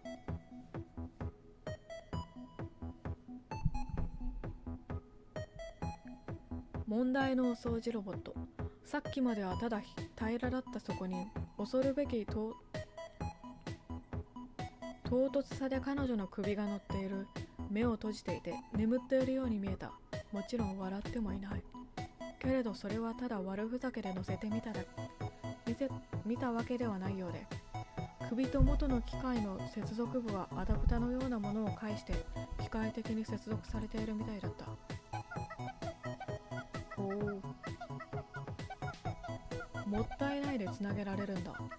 頭のパーツが残ってたからもったいなくて、首のユニットも共通規格になってたからさ。それでも大変だったけどね。アーニャにも手伝ってもらってなんとかやったぞ。すごいな。謎の電極付きコードでぐるぐる巻きになった夜さんはちょっと疲れた様子で、でもギラギラした目で勝利の雄たけびを上げた。動くの？できたって。テストとかしないのかよお前。アーニャが焦ったように抗議の声を上げた。その声にも少し疲れが見えた。テストなんて時代遅れだよ。イケてる開発者みんな言ってるよ。絶対嘘だ。どうやら私がうたた寝をしている間にいろんなことがあったみたいだった。結構長い間眠ってしまったみたいで、その証拠と言ってはなんだけど、私はちょっとお腹空いている自分に気がついた。次のご飯までにはきっとなんとかなるから。ほい、読み込み開始。ヨラさんがキーボードを高らかに打鍵した。インストールが始まったのだと思った。いいなあこの画角。お掃除ロボットの後ろに回ってみる。コンピューターとロボットはまるで水道管みたいに太いケーブルで接続されていた。お掃除ロボットのランプがいろいろな色で点滅して、しばらく消えて点滅して、さっき聞こえたビープ音。ビービービービービー。この鳴り方は聞いたことがないな。ビビビビと今度は短くたくさん鳴る。ちょっとうるさい。その騒がしさとは対照的に彼女の首はまだ眠ったままだ。うまくいってるんだ。うまくいってるみたい。ほらね、信用してと言ったでしょ。ヨロさんの言葉の後にさっきとはまた違う感覚と音程のビープ音が続いた。その変化は唐突だった。お、女性だけが待つ凛々しさ。でも一方で状態が残念で、帰ってきた。頑張ってくれ OBS。 そして不憫でならないわけだけれど、彼女は自分がどうなっているのかついに理解してしまったようで、急に香りをなくすと首がちぎれてしまわんばかりに、あたりとそれから自分が確かに掃除機にくっついていることを確認した。喋れるのかな。ヨルさんが彼女の真後ろで声を上げる。彼女の首が人間ではありえない角度と速度で回転し、その瞳にヨルさんの姿を捉えた。今まで聞いた中で一番低くドスの効いたビープ音、同時にお掃除ロボットの必要十分を超えた機敏な動きで夜さんに渾身のタックルをかました。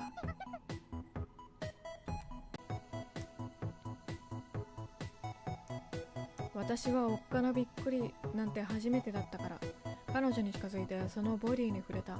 金属の冷たい感触、その内側に彼女の魂があるとはにわかに信じられなかった。それにアレクセイさんのところに行くんでしたよね。その方法を考えないと。私は話題を変えることにした。彼女はどこか不満げな B 文を断続的に開けた。夜さん、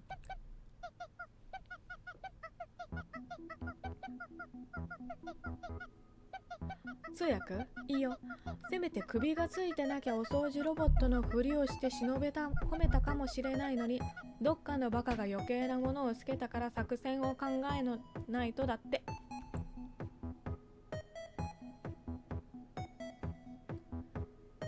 再び夜さんに体当たりする首つき掃除機をなだめながら、私は至極まっとうに質問した。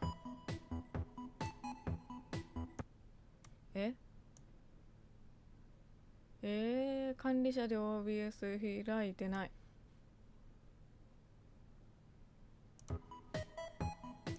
そういうことか。だから開いてる。起動するときってことね。開いてます。再び夜さんに体当たりする首つき掃除機をなだめながら、私は至極まっとうに質問した。そもそもなんでこんなことしたんですか？間違えた。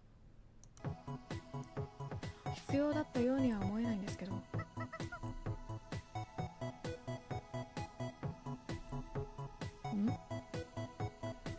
夜さんを常に上げるアームの動きが止まった。生首の方も何かに気づいたようにハッとして表情になる。わあ、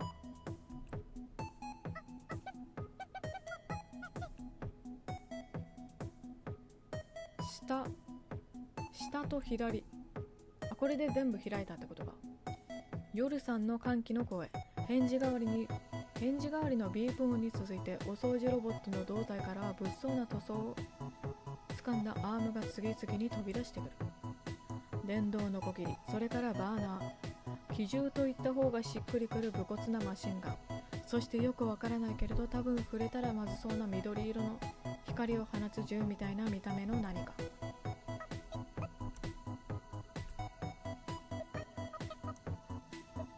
確かこれを作ったのはアーニャなんじゃなかったっけ？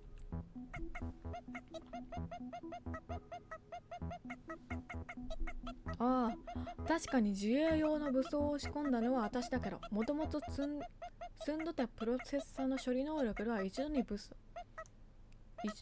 武装しか使えない。へえ。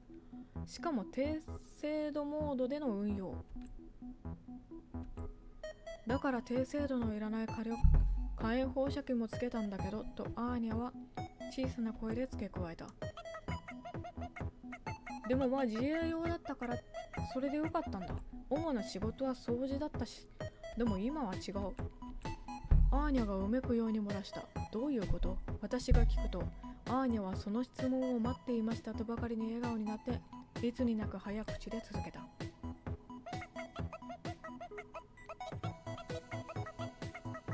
今はアレク金星の頭がくっついて、メインプロセッサーもそっちに切り替わってる。なるほどね。処理能力が高くなった。人間の体の膨大な動力を再現して有り余るクソ高性能なモンスタークラスなんだよ。処理能力は上で違う。もちろん武装の制御も高精度。話を聞いていたのだろう。彼女がビープ音で叩く。びっくりした。僕のエラー音かと思った。そして銃声。アレクセイの作業机の上に置かれたのは何がしかのフィギュアが吹き飛ぶ。積み込んだ武装の能力を 100%、 いや自律的な戦略的判断込みでは 9999% 引き出せるんだ。ははは。びっくりした。ちょっとその音やめてもらいたい。普通にWindows の方のエラー音かと思ってしまった。興奮したアーニャの声にビープ音が重なる。彼女は笑っていた。表情でそれが分かった。表情を見た後だと一致して無機質に聞こえるビープ音も笑い声にしか聞こえなくなった。へえ、強くなったんだ、掃除機。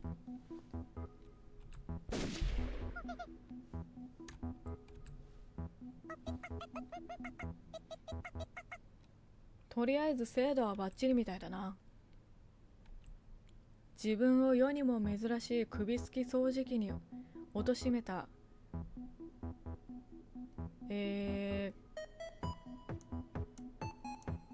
宿敵に小さな復讐を果たして満足したのか、彼女は心なしか優雅なホバー移動で部屋を出て行こうとしていた。どこへ行くつもりなのか考えるまでもないだろう。去りゆくお掃除ロボットの背中に声をかけた。そうしなければならないという焦燥感のようなものがあって、私はそれに従った。ホバー移動が止まる。そしてビープ音。何だろうか。お会いできてよかったです。頑張って。何を言うか全然考えていなかったから、社交辞令なんだか妙によそよそしい言葉を何とかひねり出した。私は一体どうしたかったんだろう。何秒か間があって音程がバラバラのビープ音が3つか4つ。私の返事を待たずに彼女は移動を再開する。もう話したいことはないみたいだ。なんて言ってたんですか？私がヨルさんに通訳をお願いすると、ヨルさんはちょっと疲れたように息を吐いた。いい子だね。どんくさいけど、かな。あと気が向いたらまたお話ししてあげるってさ。そういう感じの人なんですね。そういう感じの人なんだよ。なんだか失礼だな。そう思った。ずいぶん上から目線だし。でもその言葉の温度と手触りはどういうわけかとても彼女自身という感じがして、大切に持っておきたいななんて思ったりしたのだった。さて、私たちも追いかける？ぼんやりと先ほどの言葉を頭の中で転がしていた私にアーニャが声をかけた。そうだね、その方が良さそう。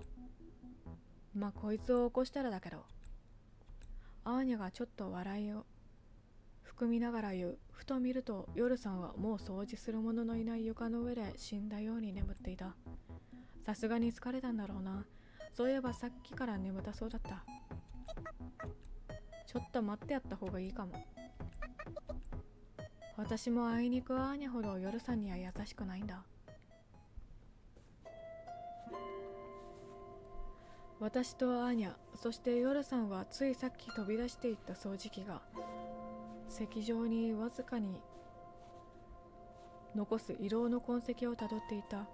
重力に反発する力の余剰でわずかに雪が押しのけられて一本の線が作られている。それを追いかけて二対の足音をつけていく。それ重いだろう、普通に考えて。まあ普通だよ、大丈夫。ヨルさんはよっぽど疲れているようで、私がどんなに頑張っても全然目覚めてくれなかったのだ。だから私は彼女を背負って歩くことにした。でもこれはかえってよかったのかもしれない。そのままだとアーニャと私の体力差のせいでアーニャにとっては辛い道のりになったのかもしれないから。しかしあの掃除機もなんていうのかな、出世したもんだよ、本当に。出世っていうのはちょっと違うけど、もともとあれって捨てられてたはずだったんだよ。あんなにすごいのに。前にちょっと言ったかもしれないけど、あれって前にアレクと私が作ったやつなんだよ。ちょっと聞いたかもしれない。うちの店にさ、近所で有名な金持ちからワンオフで掃除機作れって依頼が来て、金払いもかなり良かったから、いろいろあってアレクにソフトのところだけ外注することにしたわけよ。それまでアレクセイとは会ったことなかったの？うん。私あんまり人脈ないし、あいつってエンジニアの嫌なとこに詰めたみたいな性格してるだろ。一緒に仕事するの大丈夫かなってなったけど、まああれでも仕事はちゃんとするからな。確かに、アレクセイは根本的には真面目なんだろうなとは思う。私たちが家にいようが、なんだろうが、ちゃんと仕事には行っていたわけだし、まあもしかすると教会にバレないようにみたいな意図があったのかもしれないけど。あいつの技術がやばくて私もびっくりしてさ、技術があんなすごい、あんまりすごいと人間性のちょっとしたところっていうのは許されるようなもんなんだろうな。まあそこそこ打ち解けてきて。一度最初はガチガチだったよ。少しからかったんだけど。アーニャは歩みを止めて私の方に向き直っていった。そしたらさ、女だと思わなければ大したことじゃないと気づいたとか抜かしやがる。殴ったよね、スパナで。手に持った何かで何かを殴るジェスチャー。そしてケラケラと笑い声を上げた。そういう人だよね、あの人は。で、出来上がったんだけど、それを客に見せたら案の定リテイク。もっとラグジュアリーな機能が欲しいとか、外観がダサいとか、とにかくボロクソ言うんだ。でもこっちも商売だから最低限の回収にしたいなとか思いながらとりあえず聞いてたんだけど、そこまで喋ってから自分が立ち止まっていることに気づいたらしいアーニャは前を向いて、また一歩踏み出しながら声だけで私に話し続けた。そしたらさ、そう、一応アレクにも同席してもらったんだけど、いきなり泣き出すんだよ。ひどいじゃないかって。うわだよな。傷つきやすすぎだろうって思うじゃん。そう思ってるとさ、この子がかわいそうだろう。なんでこの子の前でそんなことを言うんだって。自分のことじゃなかったんだ。別にその時点では掃除機には人工機能があったわけじゃないんだよね。もちろん。でもあいつは相手の気持ちを考えたことがあるのかってマジ切りしてたわけ。やばいだろう。しかも泣きながらだぜ。頭おかしいだろう。そんな風に語るアーニャの口調はまるでコミック雑誌のヒーローの活躍を語る少年みたいなそれだった。つまりそれは侮辱の匂いが一切なくて感動と信頼と高揚に満ちたそれだったんだ。それにここで椅子から立ち上がってだな。これは一から俺とそこのなんとかっていうエンジニアが作り上げたんだ。子供みたいなものだ。よその子を親の前で侮辱するのかね、お前は。そんなことを言いながらもずっと泣いてるんだ。怒ってるのはこっちなのに、怒られてるみたいな絵面でさ。そんな風に言ってアーニャはさらに続けた。君、みなりに比べて随分と品格がないんじゃないのかって結局客も怒って帰ってギャラもなし。気持ちはわかるけどそういうことを言えるのってすごいね。やり方がちょっと効果的じゃないけど。でも正直なところ多分私だったら手が出てるんじゃないかと思う。アレクセイはきっとすごく頑張ったんだ。誰かから頼まれてお金も出るような仕事に全身全霊をかけていたんじゃないかって。全部私の想像なんだけど、でも私が知っているいろいろなアレクセイの輪郭をつなぎ合わせると、きっと彼はそんな風に考えたんじゃないかと思えた。そっか、アーニャはきっと彼のそんなところが気に入ったんだろうな。それから何日かしてさ、俺が大切に扱うって自分で金出して帰ってったよ。で、それからたまにアフターサポートだったとかで会うって話すようになって。それ以上に悪いところだらけだけどな。まあそういうわけだから、こんな話している場合じゃないんだな。我が子をよかったら助けてやってくれ。頼む。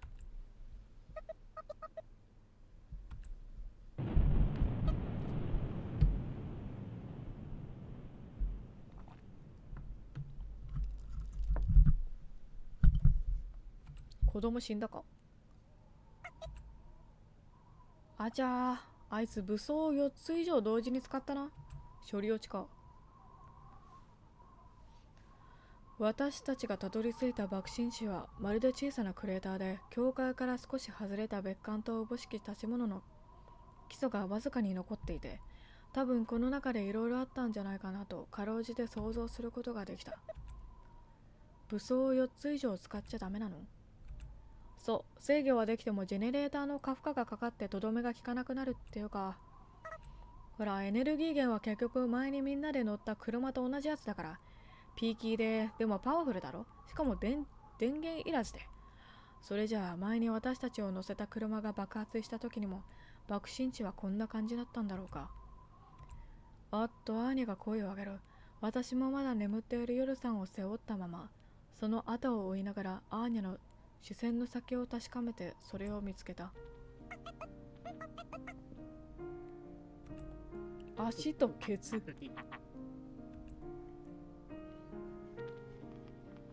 おお、足とケツってそういうことか。下半身をほとんど失ったアレクセイは多分もう長いこともないだろう。でも私たちを認めるなり、まるでそんなことは気にならないぞという方に興奮して。あったのか。彼女に会った。彼女は俺を助けようとしてくれたんだ。助けてくれた。でもそれでオーバーヒートしちまって。血液は喋っててもなくなるよ。喋ってなくてももうなくなるね。アーニャの静止もどこ吹く風で目をランランと輝かせてアレクセイは続ける。わお、これはマリか。大丈夫だよね。彼女が戦う姿、それは美しかった。見えなくて残念だったな。録画する値打ちがあった。円盤が発売されないのが残念だよ。問診官どもは一発撃つ間に2人片付けちまうんだ。最高だった。戦う広いっていいよな。それには同感する。ふと疑問がよぎった。アレクセイにとってあれは自分の作品だ。まずはその掃除機的なボディについてツッコミを入れるところではないんじゃないだろうか。わからないけれど、きっとそのボディが有機物だったのか無機物だったのか、できていたなんか、彼にとっては些細なことなんじゃないかというふうに想像することができた。自分の創造物が自身を顧みず、自分を助けに来てくれたという事実。その事実に比べれば、その入れ物が人型か掃除機かなんて些細なことだったのかもしれない。確かアレクセイはハードよりソフトの作り手だったそうだし。でも追悼の意を表すよりも自分の興奮を口にする方を優先してしまうところがアレクセイのアレクセイたるところでもあるんだろうな。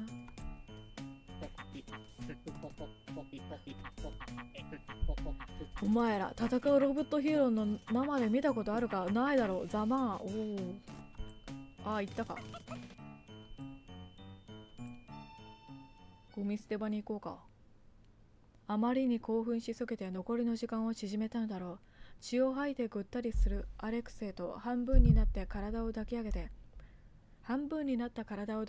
その世話を焼くアーニャを私は微笑ましく見つめていた。これだけ見れば感動的なんだろうな。死ぬのが怖い。お前ともあろうやつは何が怖いんだアレク。それはそうだ。死ぬのが怖い。絞り出すように言ったアレクセイの声はほとんど聞き取れないくらいかすかで、よく見ればもともと青白かった顔色はますます青ざめ、死体が何かの間違いで生きていると言った方がふさわしいような容体だった。大丈夫だよ、すぐ戻ってこれる。そんなのわからないじゃないか。俺だけは生き返れないかも。そんなこと言ったって大丈夫だって。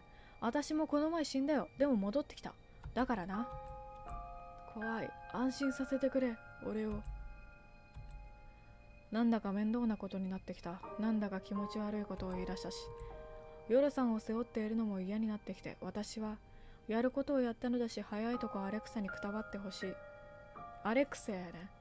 ついに言ってしまった。アレクサとくたばってほしいなと思っていた。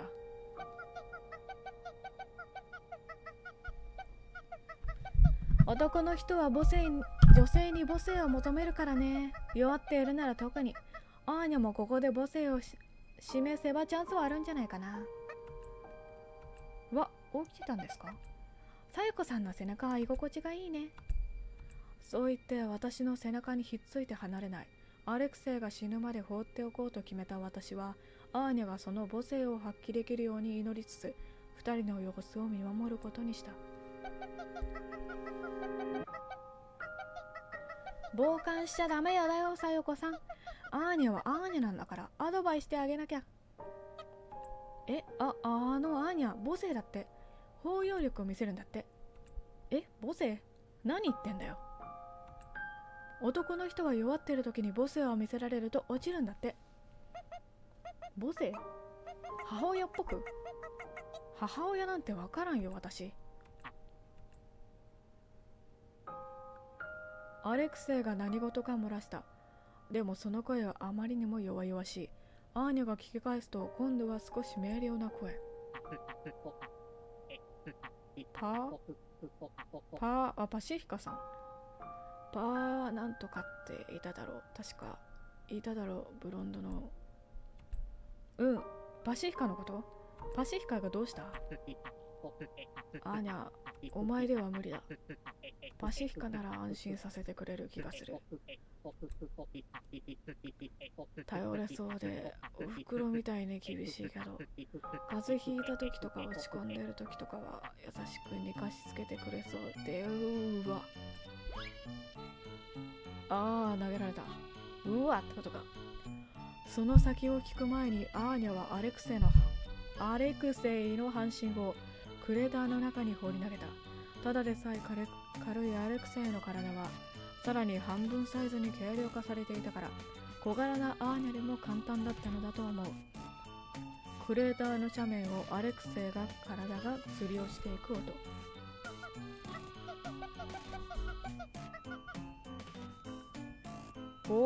バッチリ穴に落ちていったね。くだらないことばか言ってないで降りてください。アーニャがさあ行こうかとちょうど夜さんの振り落とした私を促した。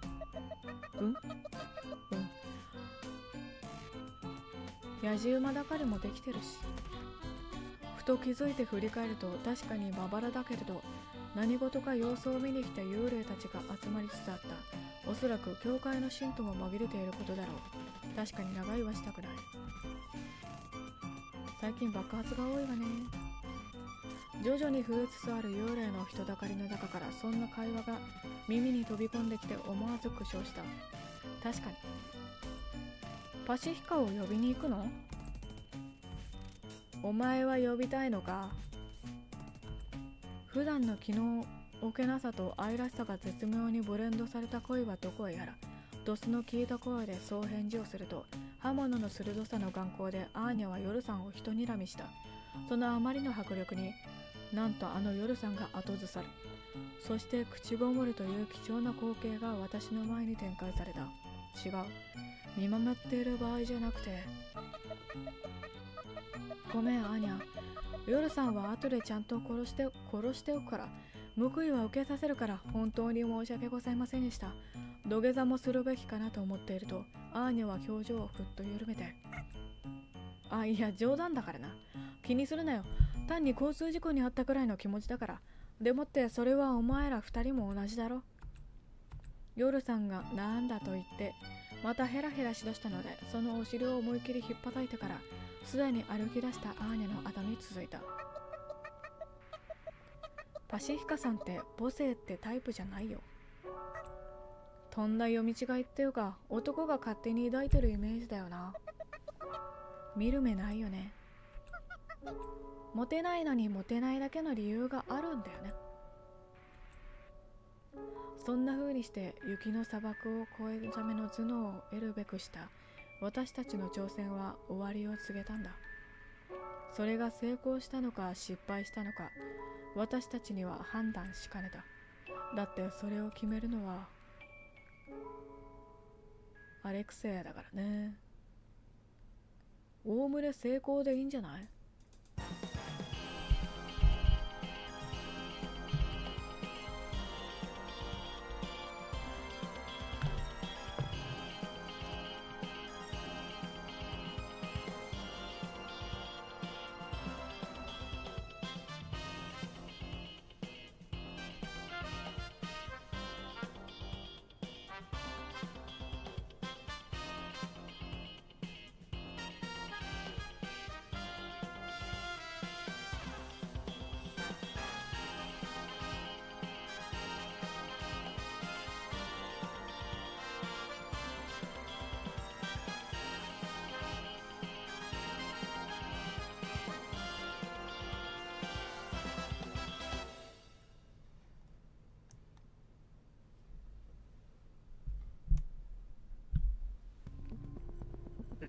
今日はお集まりいただきありがとう。アレクセイの家は随分荒れ果てて見えた。多分全自動の掃除でしてくれる掃除機がなくなってしまったせいだろう。だから私たちは初めて訪れた時よりさらに荒れ果てた作業場のテーブルの隅っことか、よくわからない箱とか、大ぶりな缶とか、そういうものを椅子代わりにしてアレクセイの話を聞いていた。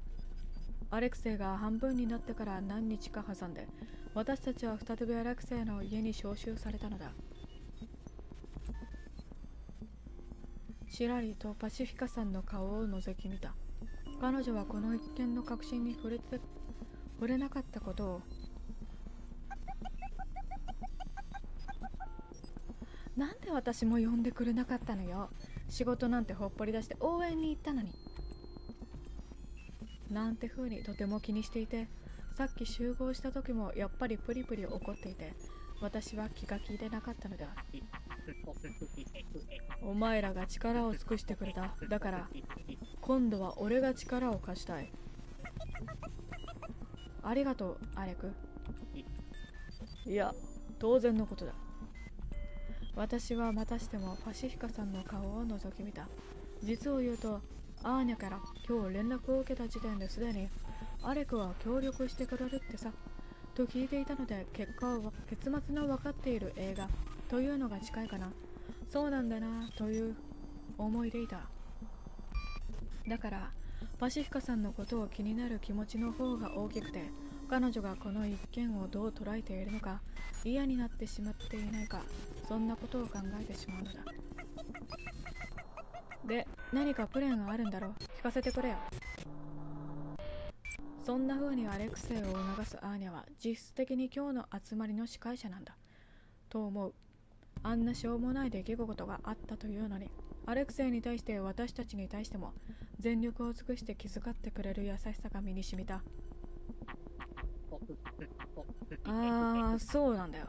聞いてくれるか？聞きたい。ヨルさんが大きな声で答えた。どこかアレクセイを懐疑的に見ている節があったヨルさんだけれど、今はそんな風には見えない。誰にでもなすっこいヨルさんの姿だ。クラーラの死体を捨てに行った後の一件以来、ヨルさんとは一度もああいった込み入った話はしていない。そういうことも関係があるのかななんて私がぼんやり思っていると、アレクセイが咳払いを一つした話が始まるんだ。私は算出した集中力をかき集めて一つにまとめてアレクセイの言葉に集中しようとした。まずアーニャから聞いたお前らのプランには大きな欠落があると思うんだ。どこかに行けるかわからないままどこかに行こうとしている点、これはいけない。どこに行けるかわからないままどこに行こうとしている件、そういうことか。これはいけない。自分から成功確率を下げているようなものだ。実際どこに行けるかわからないんだから仕方ないじゃない。地図も GPS もないんだから動いてみるしかないと思ったの。パシフィカさんがまるで2桁の足し算の答えを聞かれた時みたいな口調で意見を述べた。そうだ、これだ、この感じだ。隣にいるだけで倍は強くなったみたいな。倍に強くなったみたいに感じるこの心強さ。本当にそうか。アレクセイはにやりと笑って、それから人差し指を立てて上を指さした。私たちは揃って天井に視線を向ける。天井は高くて照明も立派で、やっぱりここは家なんだなと思わされたけど、それだけだ。ピンとこない。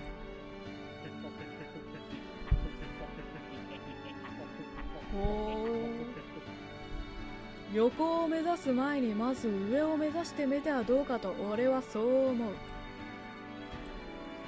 はっとパシフィカさんが息を飲む気配。私はいまいちピンとこない。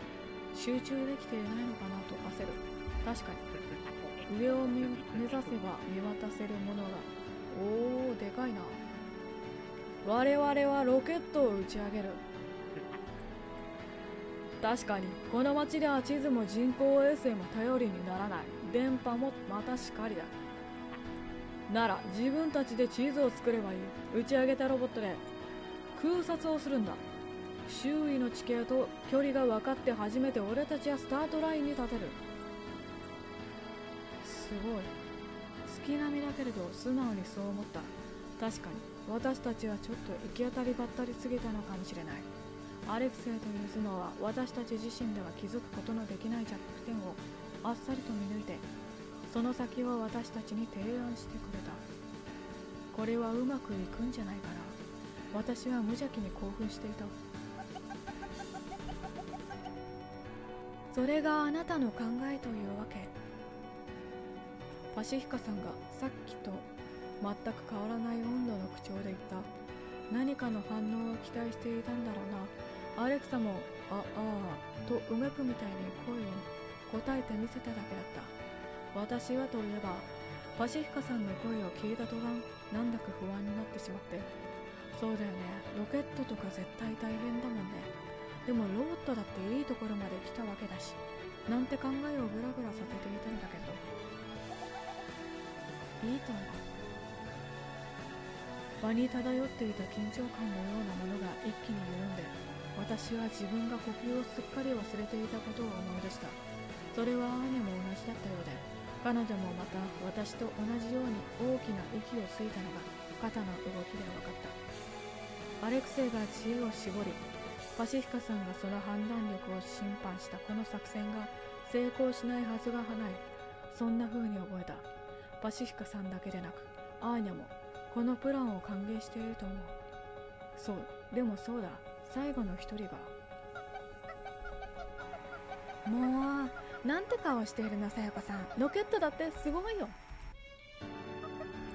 そうですね、爆発しないといいですよね。マーガリンを塗ったパンを落とすと絶対マーガリンの方が下になるって言うからね。パンが落ちないようにしないといけないよ。私今朝落として台無しにしたばっかりですよ。あはは、そうだったね。これは大爆発だね。そこ不吉な話するのはやめれ。満場一致で採用となったアレクセイの案だけど、細かい部分を精査させてもう一度まとめ直すとのことで、後日また集まって話そうと言ってきた。特に断る理由もないので、私はその申し出を了承した。どちらかといえば追い出されたような格好だったけれど、不快感はなかった。なぜなら家を出ていくみんなの列の最後尾で、次の打ち合わせは行きつけのカフェがあるからそこにしましょう。カフェなんて行ったことないけん。行くのよ。お互いのことはもっと知り合わないと。そうかもしれないな。こんな会話がされているのを聞くことができたからだったりして。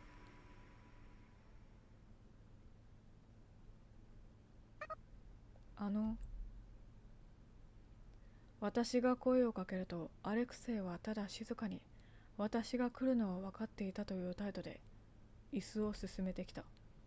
外にはまだパシフィカさんたちが待たせているから手短に済ませますと私が伝えると、アレクセイはどうしたと私に尋ねた。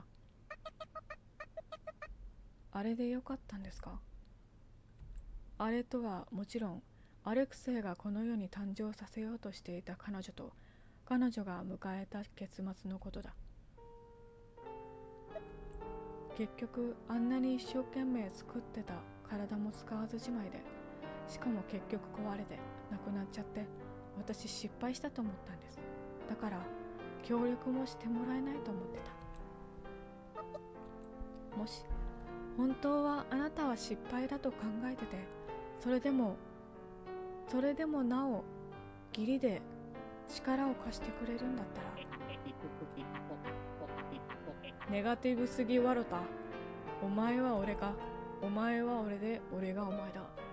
そう言ってアレクセイは吹き出して笑った。彼の吹き笑いがあと1秒たりとも長く聞いていたくなくて、私は続きを促した。茶化さないでくださいよ。これでも最後の方は役に立ちたいなって思って。そりゃ俺だって爆発して下半身なくなった時は後悔したよ。こんな奴らに頼むんじゃなかったって。あの時のこと覚えてますか？アーニャが解放した時。少しだけな。お前もいたよな。でも正直意識が朦朧としてて、なんか変なこと言ったか？いえ、特には。続けてください。ゴミ捨て場で目を覚ましてさ、ああ死ぬのって本当にあっさりしてるんだな。余裕だったわ。で、帰ってきた。誰かが作業した跡があって、お前のルームメイトの仕業だってすぐ分かったよ。ええ、まあ。システムチェックの時だよ。サーバーの片隅に彼女からの置き手紙を見つけたんだ。それで、この実験は成功だったって分かった。聞いていいかわからないですけど、手紙にはなんて。いや、いいよ。別にアレクサはそう言って。もちろん、私以外の私なんて作らないわよね。言うまでもなく。だってよ。よかったですね。去り際、私にどんくさいと告げた彼女であれば、その文明はさもありなんという感じがした。でも、驚くべきことに、驚愕すべきことにアレクサへの愛情のようなものもそこには存在している気がした。少なくとも短い間だけれど彼女と時間を共有した私はそんな風に感じたのだ。よかっただと。アレクセイが目を向いて私をギラリと睨んだ。すみません。私が口ごもっているうちにその表情はとろけるような方向のそれへと変わっていて、私は帰りたくなった。やっぱりやばい人だよな。わ。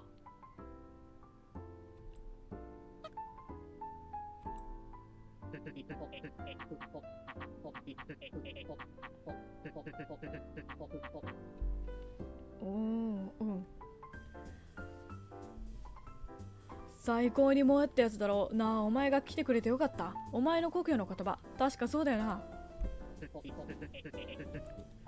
もちろんで始めて言うまでもなくってどれだけ念押しするんだろうって感じだろう。複製の効く人工知能系ヒロインなら鉄板だよな。ベタすぎると言ってもいい。だがそれがいい。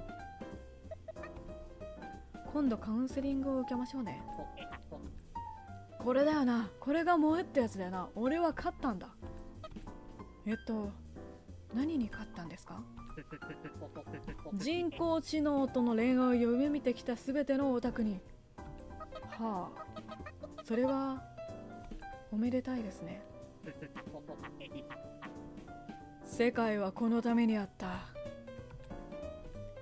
恋愛感情とは限らないとは思うけれど、家族愛とかなんて思っていると頭の中で夜さんが男の人は恋愛だと認識する関係が必ずしも実際に恋愛だとは限らないんだよと親指を立てながら説明してくれた。なるほど、そういうものなのか。落ち着いたらまた作るつもりなんですか？あんなもの見せられて2号を作ろうってやつがいるか？私はそっと胸をなで下ろした。アレクセイの情緒はちょっと私の予想を超えていたところがあるから、でもさすがにそこまで無神経ではなかったみたいで。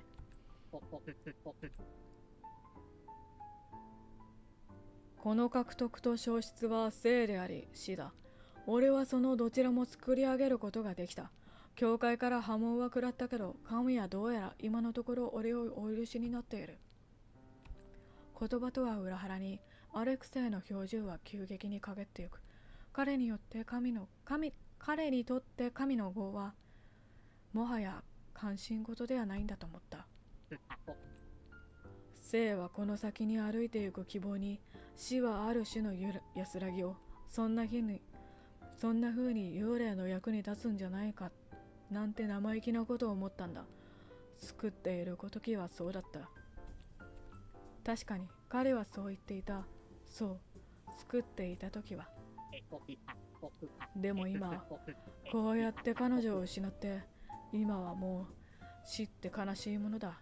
もう会えないんだって、取り戻せないんだってことが、どんなに感謝してても二度ともうどうにもならないんだって。死にたくなる。でも本当に死ぬような苦しみじゃない。それだけでは死なないように本当によくデザインされている。まあ俺たちは死なないが、寝る前に彼女のことを考えるんだ。そんなことを考えたら寝れなくなるって分かっていても、やっと眠ってみる夢は彼女の夢で、目を覚ますたびに絶望する。これがずっと続くんだろうな。それはなんとなくわかるんだ。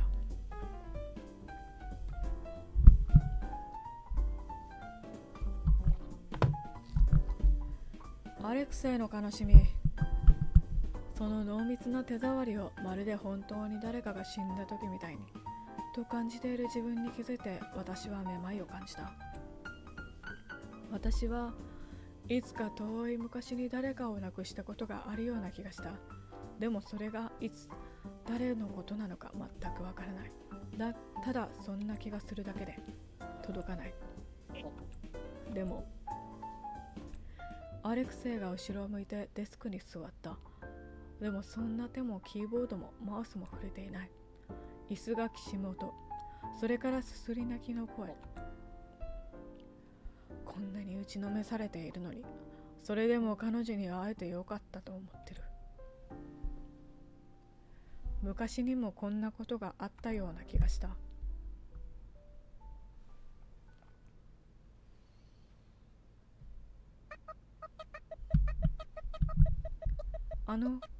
これは想像なんですけど、同じ女性として想像してみたんです。その時も多分私は同じようなことをしたんじゃないかと思う。あなたにとって彼女が特別であるように、彼女もあなたにとってが特別だ、あなたのことが特別だったんだと思うんです。きっとあなたに会えてよかったって思ってる。それかやりたくてもできなかったのかもね。彼女と話すのも楽しみにしていたんだ。いつか彼女の気が向いた時にそれを言う必要はないだろうなと思ったから、心の中にしまっておくことにした。そろそろ戻らなくちゃ。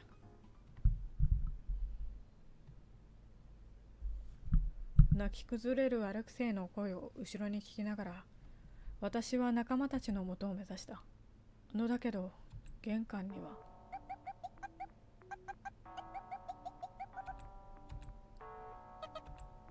聞かれてた。目に涙をためながら私を抱きしめてくれるパシフィカさんと、いやー、さよこのいいことっていつもグッとくるよな。泣かせに来るっていうかさ、名台詞を生み出す秘訣とかあるのか。やっぱメモとか取るべき。そう言って惜しみない拍手を私に浴びせてくるアーニャ。そしてアレクは恋愛だって言ってたけど、男の人が恋愛だと思っても恋愛じゃないような関係ってしばしばあるみたいだよね。その話はさっき聞きましたよ。え？いいなぁ。話の収集がつかなくなりそうだったので、パシフィカさんの腕の中から抜け出して玄関の扉をぶち破って外に抜け出した。このスピード感いいな。みんなを振り返っていった。みんな思い思いのことを口走りながら私に続いた。いつまでも自分が先を歩いているのは落ち着かないから、パシフィカさんを先に譲ってふと立ち止まって目を閉じて一つ深呼吸をした。まぶたの内側に広がる真っ暗い世界は、今さっきアレクセイの家にうずくまっていた死を思わせた。アレクセイの体験したのは死の側面の片方でしかないのではないかと思った。死んだ者に取り残された側と取り残してゆく側、アレクセイは前者だ。いや、幽霊であるがゆえに後者には絶対なれないものだ。私がそうであるように。私が行くことができない死の向こう側の思いを馳せた。それがもしできたら、夜さんを助けに行って銃で撃たれて町の外を目指した車が爆発して、あるいはアーニャのレーニャに雲に頭から貫かれて、それでおしまい。誰も助けることができないままおしまいなんだけど、もうそれ以上苦しむことはなくて、それ以上に脅かされることは永遠にない。まぶたの内側の暗闇が心にまで染み込んでくる感覚。死の魅力が私を掴んで離さない。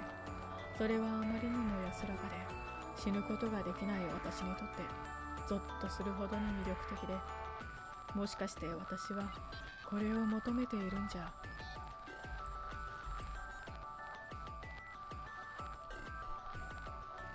暖かい塊がどんとぶつかってきて、私は転びそうになる。おっとっと、後ろに何歩かよろけた。目の前に夜さんがいた。さゆこさん、どうしたの？一緒に帰ろう。そう言って私の手を握った。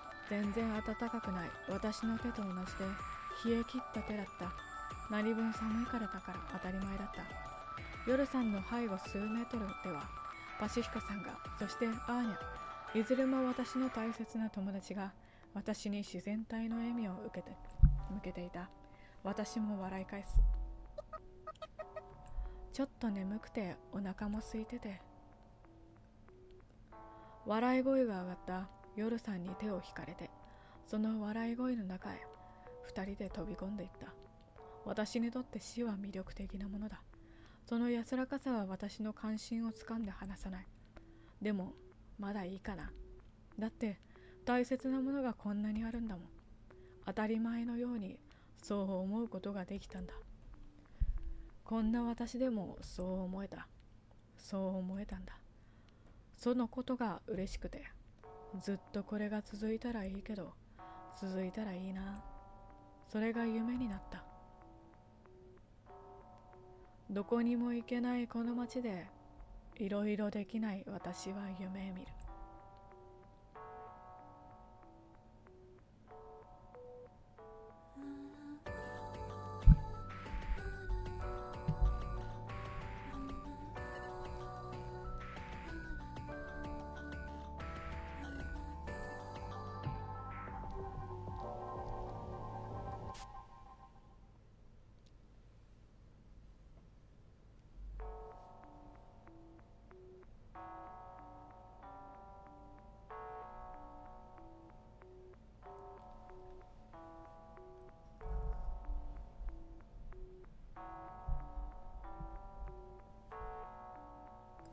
はい。というわけで、皆様長らくお付き合いいただきありがとうございました。ゴーストピアシーズン1、一旦これにて終了です。最後も気になる感じで終わったね。最後多分あれ夜さんの影だよね。シーズン2での展開が楽しみになりますけど、まだ発売されてないんですね。進捗を待てということで、一旦僕のシーズン、ゴーストピアの配信は終わりになると思います。次からは上を目指すのかな。上行ってさ、上から街を見下ろして先を見るっていう感じの目録なんだと思う。おそらくね。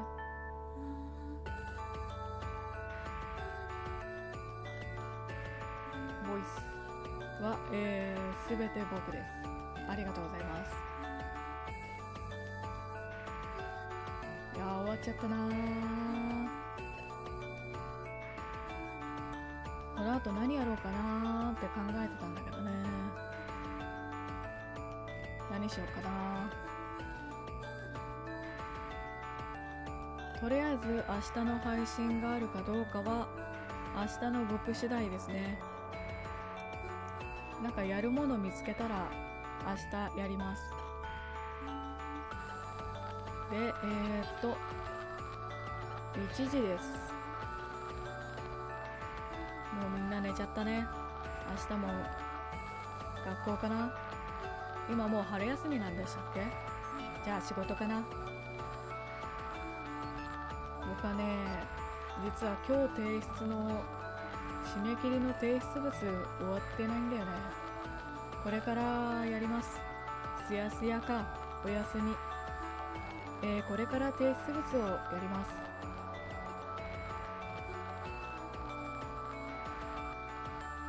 はい、明日はなんと6時起きなんですね。もっと早く終わると思ってた。でもこんなもんか。結構ボリュームあるもんね、一つのエピソード。3時間は普通にかかってたもんな。はい、スペシャルサンクスとあれかな、なんつうんだっけ、クラウドファンディングやってたのかな。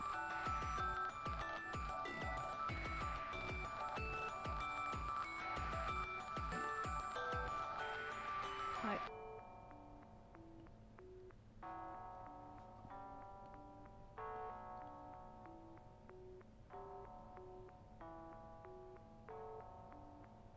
はい、ルーム6と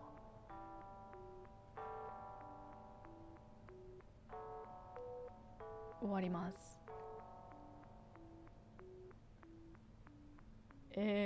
そうで22日の23時じゃダメかな。今日かな。ダメかな。僕寝れないかな。やるか。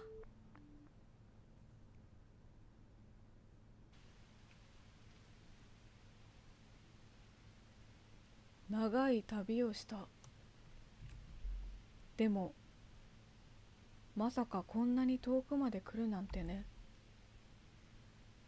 はるか遠い国、そのまた僻地を目指した列車の旅も終わりが近づいていた。一人座席に小さく座って拳を握りしめていた。もうすぐ会える。車内に響く枕木の音を不意に歪んだアナウンスが上書きした。アナウンスはもうすぐ次の駅、終点に到着するぞと告げていた。唯一の手荷物、旅行カバンが確かに手元にあることを確認しつつ、窓の外に目をやった。日の沈みつつある地平線に重なるようにして横に長く伸びたフェンスが見えた。あの町はフェンスに囲まれているのだという話は前もって何度も聞いていた。だから知っていた。あのフェンスの向こうに彼女がいるんだ。そう思うと胸の中が燃えるように熱くなった。ここに来るためにいろんなものを投げ打ってきた。けれどそれだけの価値はあったと思った。世界はこの日のためにあったんじゃないかな。そんなことを思いながら街を囲むフェンスが少しずつ近づいてくるのをじっと見つめていた。駅から出た時にはもう夜だった。冷たい風が吹いていて私は不意に帰りたくなる。ここは滅びの街。確かにそう言われるだけはある。寂しい場所だったけど、でもすぐに思い直す。彼女の願いを叶えるために約束を果たさなきゃいけなかった。会いに来たよ。口の中でそうつぶやいてみた。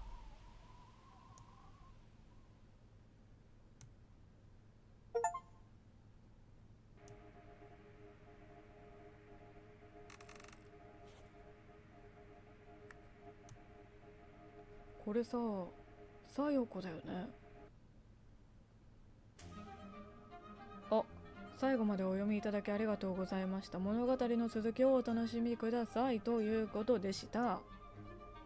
こちらこそありがとうございます。実はね、ですね、ホームページの方概要欄に多分貼ってあると思うんですけども、そちらの方にですね、なんと、配信のサムネ用にですね、イラストをですね、提供してくださっておりまして、ちょっと見ていきます。でも用意してないな。サムネで使ってた、シーズンのイラストも全部提供してくださったやつで、もうほぼほぼ僕手抜きなんですよね。ロゴも一緒に入ってまして、実はねキャラクターの紹介もねフォルダの中に入ってたんですよ。そう全部提供してくださっておりまして、最高なんですよね。そういう意味で最高でした。キャラクターもね、キャラクターファイルあったんですよ。でもネタバレになるかなと思ってそれだけ開いてなくて、エピソードイラストとあとロゴだけ、あとね一番最初で使ってたキービジュアルのやつ、あれもね実は提供してくださってたやつで、僕ほぼほぼ仕事してないんですよ。ここだけの話、サムネまあまあ手抜きです。ということでね、本当にサービス精神旺盛で素晴らしい方で、確かにグループで制作されているみたいなんですよね。なので今後も楽しみですね。応援したいと思います。後でファンメール送ろうかな。ということで、夜遅くまでお付き合いいただきありがとうございました。これで本当に終わりかな。最後意味深だったけど、やっぱりさよこは夜に会いに来てたのかな。街に来て記憶をなくしたのか、この街の住人のシステムに置き換えられたのか、そこはちょっと謎ですね。ということで、本当にゴーストピアシーズン1終わりになります。また明日の配信があるかどうかは X の方でいつも通り告知させていただきますので、チャンネル登録と X のフォロー、あと通知のオン、いつものようにお願いいたしますね。というわけで、ありがとうございました。おやすみです。